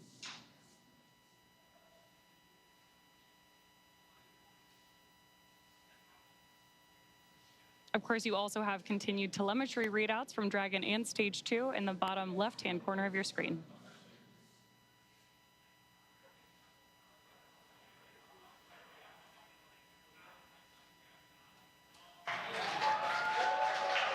Dragon separation confirmed. Crew7, on behalf of the Falcon team, I'd like to welcome you to orbit, and we hope you enjoyed the ride on Falcon 9. Space travel is difficult, even though you make it look easy, so thank you for trusting us to get you up there. It's not a bad way to spend a day in the office. Stand by for words from the launch director. Hello, Crew7. This is Launch Director here on Countdown. On behalf of the entire SpaceX Launch and Recovery team, I'm honored to welcome Dragon's first ever all-international crew to orbit. Счастливого пути, Gotor, Iterashai. Godspeed, Crew7. Cheers. SpaceX, thanks for the ride. It was awesome. On behalf of Andy, Satoshi, Toshi, and I, we'd like to thank the multitude of people who've led us to this unique moment. We may have 4 crew members on board from 4 different nations, Denmark, Japan, Russia, and the USA, but we're a united team with a common mission. We hope the work we do serves to benefit our beautiful home planet and those on it. As you said, human spaceflight requires an unparalleled level of vigilance and rigor, and we thank all those who prepared not only us, but also this truly impressive spacecraft for flight. Finally, to our families, carry the greater burden of our choice to explore. Thank you. Go Crew7. Awesome ride. Really incredibly moving words from Commander Jasmine Moghbeli now that she and her international team are up in space. That is going to end our coverage from Hawthorne until we pick back up with our docking coverage, like Leah mentioned, just about 30 hours from now. But for now, I'm going to hand it back over to Daryl and Jessica at Kennedy Space Center to wrap up our launch coverage tonight. All right, thank you very much, and great job. And Jessica, what a launch. It was spectacular. Like we said, those night launches are something to see. You see all those bright lights. You see those little nitrogen pulses when that first stage is coming back down. Spectacular. Phenomenal roar, the thunder, you could feel it in your chest. And then, of course, the booster came back and landed, and that was some extra pop. Pretty impressive all around. Sights, sounds, and even those feelings. That's new, of course, to Crew, to NASA. Crew is bringing the booster back. NASA decided they have a lot of prop margin, propellant that is, and so they burn the first stage a little less and the second stage a little more. It allows them to bring the first stage back and back to land, which is good to see. And so you saw the zero-G indicator floating around. Tell us what it was. I did. Well, that, Daryl, was a 3-toed sloth. Important distinction, not a 2-toed sloth. Oh, really? Yeah, so apparently this is one of Andy's kids' favorite animals. And as a family, they were even fortunate enough to see one in the wild in Costa Rica last Christmas when they were on vacation. So it was all kind of fate leading up to this, I think. How about that? This is Andy Moghbeli. Andy Moghbeli, the pilot. That's correct. That's right. And I guess his family calls him the slowest person in the world. So another reason why this 3-toed sloth had such meaning for all of them. Well, that actual sloth in the capsule looked like it was moving slow as well, but he's got an excuse. You know, we have a saying in space, and it's often true. Yeah. Slow is smooth, smooth is fast. And when you rush too much, especially in space, doing a spacewalk or anything that you're doing, you get in trouble. So slow is smooth, and smooth is fast. Wise words from our veteran space flyer, Jessica Meir, sorry. It's early. Hey, we got some social questions. Let's take a few. You do mind? Absolutely. All right. Well, let's look on our screen here, and here we've got one that says, come Sunday morning. Beautiful shot right there, though, of the spacecraft looking out the back. Boy, that is high-resolution image. Come Sunday morning, Earth Eastern Time, what are the first few tasks the crew will do, and how will they best acclimate and get dialed into their mission? Well, when we wake up in the morning on board the space station, we open up our computer and we have a plan that lays out our entire schedule for the day, whether it's scientific experiments, hardware, maintenance, whatever it is that you need to get done. I know what this crew will be doing. One of the first things they do, of course, is a safety briefing. So we want to make sure that they have all of the information they need in case they had any kind of situation on the space station where maybe they needed an emergency breathing mask or a fire extinguisher, anything like that. Safety first at NASA, and that's the first thing that we do when you arrive on board the space station as well. The veteran crew that is up there will take them through that, show them where everything is, talk through some of the main messages, and then they'll have a longer session usually the next day or later that week. They'll get into their crew quarters. Usually your crewmates will do a favor for you and unpack some of your things so you don't have to do all that when you get there. You arrive to your crew quarters and already have some of the things that you need out, maybe even some pictures from home. When I arrived, my crewmates had really taken great care of me. They had decorated my crew quarters. I had pictures of my friends and family. Everything was all laid out, and that really made it a nice, smooth transition, because those first few moments in space, especially when you've never been there before as a rookie, you're not quite that graceful yet. You know, you don't have your space wings quite yet, and you're getting used to just moving around and being in that three-dimensional microgravity environment. And so you're talking about, you know, getting used to the environment up there, and having a little something from home is important too. You took up a flight kit. These astronauts all have a flight kit. You, in fact, brought a few things that you took up into space. What were a couple of the more meaningful ones that you took? I did. You know, we often pictures of family and friends, like we've talked about before, or things that represent places we've been and worked. I brought up a picture of my wedding photo of my parents. Unfortunately, my father had passed away before I went to space, so I wanted to have a piece of him up there with me. I brought up some things to represent other things along the way. My home state of Maine. I had a university flag with me from my undergraduate university. Yeah. Sometimes we bring up presents for each other because we're up there for birthdays or holidays. Drew Morgan, my crewmate, brought us these harmonicas. Nice harmonica. And briefly, let's look at the screen here. We can see that the nose cone is deploying, and we have confirmation of it deploying.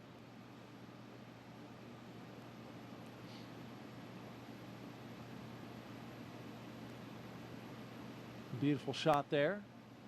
Of course, the nose cone has to deploy in order for Dragon to connect up to the International Space Station. And once this clears out of the way, it is quite a view. Depending on where Earth is in relation.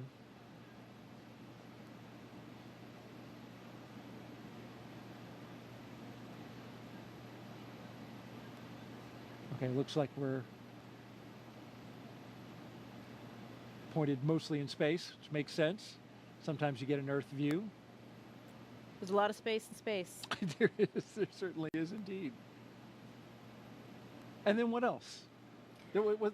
Oh, you got something special. My one item that I brought that was my personal kind of selfish item that wasn't for anybody else was my panda. This is Pandemonium. Oh, I've had him since I was 5 years old. Pandemonium. So he made his way to space with me as well, and we saw a lot of stuffed animals floating with these zero-G indicators. We saw that three-toed sloth, but Pandemonium was up there floating in all of his glory as well. And, you know, these are all just things that remind us of home and really help us share the mission with everybody back home. All of these places and things that have meant something to us along the way, because we did not get there alone.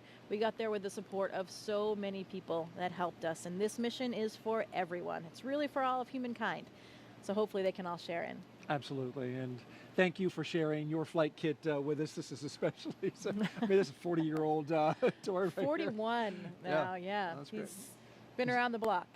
He just said he wants to go back to space. He does want to go, but we all want to go back to space. So hopefully he'll have another opportunity. We just got confirmation that nose cone is fully deployed, and so Dragon is on its way to the International Space Station. Now, a member of Crew7 will kick off a major study that will give us a comprehensive look at how the human body is affected by time and space. Let's bring in now NASA's Jasmine Hopkins for more. As we saw this morning, the Commercial Crew program launches astronauts from American soil, and this enables NASA's human research on the International Space Station. Joining us now to talk more about that is Kurt Costello, ISS Chief Program Scientist. Thank you for joining us, Kurt. Thanks, Jasmine. It's great to be here this morning. We are glad to have you here. So how does the Commercial Crew program better enable NASA's human research? So the Commercial Crew program has enabled us to launch again from U.S. soil.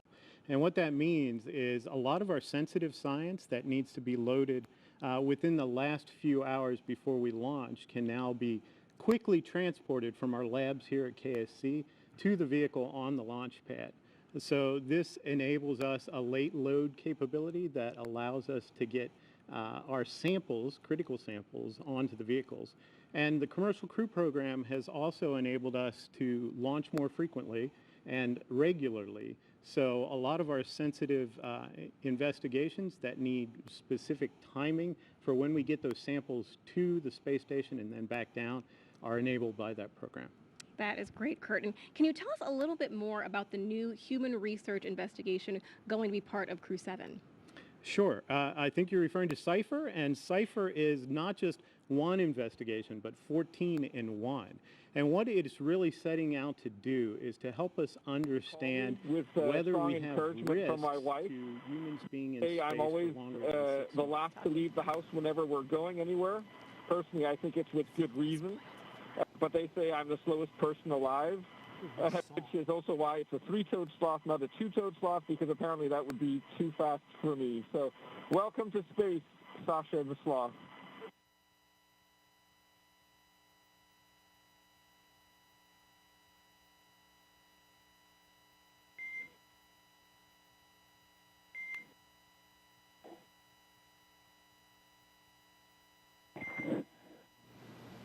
And Dragon, we appreciate the introduction to your zero-G indicator and noting that that is probably officially now the fastest sloth ever.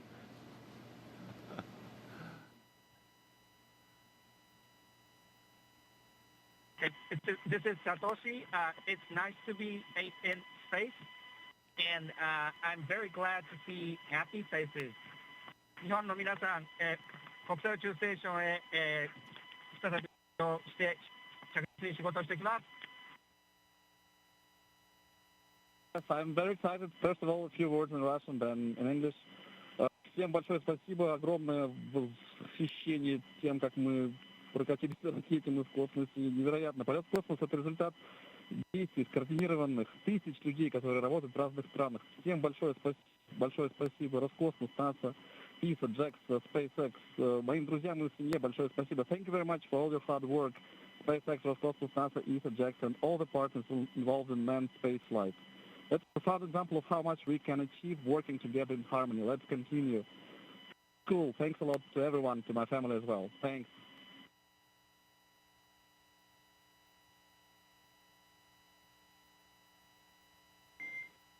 SpaceX copies all. Thank you for the kind words.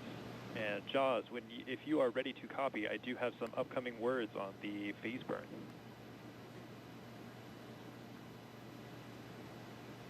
Expect a loss of signal. Good, Ellie. SpaceX Dragon is ready to copy. Okay, wanted to give you an update that we are going to be losing TDRS for voice comms for about 15, that's approximately 15 minutes, which is going to include that upcoming phase burn per your displays. We do have a ground station pass during that burn prep, so you will actually be able to call us in the blind. However, you will be LOS during the burn.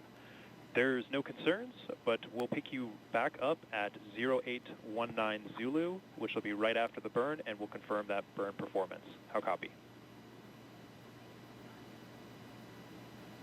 SpaceX Dragon copies all. We'll lose you on TDRS for the phase burn, but we can make calls via the ground station in the blind, and we'll catch you on the backside at 0819. Good readback. Okay, you just heard some communication between Commander Jasmine Moghbeli and SpaceX's launch team. Just saying they're going to lose TDRS connectivity, which will, during the burn, they'll be unable to communicate, but they've got a ground station that will catch them on either side of that. So communication will be established before and after the burn. Earlier, we heard some words from Andy Mogensen. Of course, you told us that that was a sloth. I wasn't sure that we were going to be able to, get some words from him, but it was good to hear from him and the other crew members about, now that they're in space and sharing a message with the world. Absolutely, and we got a name, Sasha the sloth. Sasha the sloth. The fastest moving sloth ever to be a sloth. Yeah, among the legendary, famous stuffed animals in space. That's now right. That's a thing. Joins the long list of them. And so Jasmine, Andreas, Satoshi, and Konstantin are on course to arrive at the International Space Station around 8:39 Eastern Time tomorrow. NASA TV, well, we will be wrapping up our coverage, but you can follow along with Crew 7's entire ride to the station and hear real-time audio from that space to ground, which we were listening to just then, on our mission audio stream on YouTube.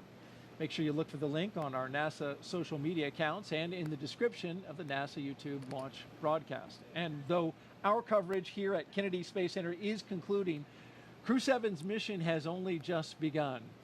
They'll get to the International Space Station in about 30 hours. It's going to be a long ride, but then they'll be able to meet and join, I should say, Crew 7 to Crew 6, and that'll be quite a ceremony. Absolutely. You know, these first missions, these first moments in space are absolutely unforgettable. I'll never forget that. Feeling weightlessness for the first time. You're still strapped in your seat, but everything starts lifting up, your arms, your pencils, anything that was on the floor, the zero-G indicator, everything. And I remember looking across at my crewmate, just sharing those moments and those smiles. I know how happy that crew is right now. I am so excited for them and their mission. It will take a little while, 30 hours, like you said, to get to space station, but they are in space right now, and I know they're enjoying every minute. Congratulations, Crew 7. We are so excited for you. This is going to be an incredible mission on the International Space Station. Great words, Jessica. Appreciate those. And Crew 6 will be coming back down in about a week. They'll have a roughly 5-day handover, and then they'll return. Next up for us is our post-launch news conference scheduled at 5 a.m. Eastern Time on NASA TV. And of course, we'll have live joint coverage of docking and the Crew 7 welcome ceremony starting tomorrow at 6:45 a.m. Eastern Time on NASA TV, as well as SpaceX's YouTube channel. You can find mission updates on X, at NASA, at SpaceX, and on the web at nasa.gov, including, again, the link to that mission audio stream if you want to stick around with Crew 7 and be with them on their entire journey. Well, before we sign off from Kennedy, I want to thank Jessica Meir for being here on the launch broadcast and sharing your incredible experiences and all your insight, answering the questions, bringing pandemonium and showing them off. Thank you so much. We really appreciate having an astronaut, and especially you today on Crew 7 to share this with us. Well, it is absolutely my pleasure. Any good day when a rocket ignites is a great day for astronauts all around the planet. So we wouldn't miss out on it for the world. Very happy to be here and excited to share this moment with all of you. Thanks so much. And a huge thanks as well to all of our guests for joining us today, but most importantly, thank all of you for watching. For everyone here at NASA and SpaceX, have a great morning and keep looking up. We leave you now with a look back at highlights from suit up to liftoff. So we've got Crew 7, and they are doing their suit checkouts. And here they come, the astronauts walking down the hallway at astronaut crew quarters. And here they come, Crew 7, taking their first steps outside before their journey to space. Here they go, doors are closing. This begins the drive across NASA's Kennedy Space Center to Launch Pad 39A. And there's Jasmine Moghbeli, the commander, and Andreas Moghbeli, our pilot. There go our pilot and commander carefully getting in. And here come our mission specialists, Konstantin, borisove, and on the right, Satoshi furukhwa. Technicians working to close that side hatch. 1, engine full power, and liftoff. Go Falcon, go Dragon, go Crew 7. Endurance ascends, an international crew destined for the International Space Station. Stage 1 That's propulsion is 1.7 nominal. million. Good calls from the propulsion officers here. Propulsion's nominal.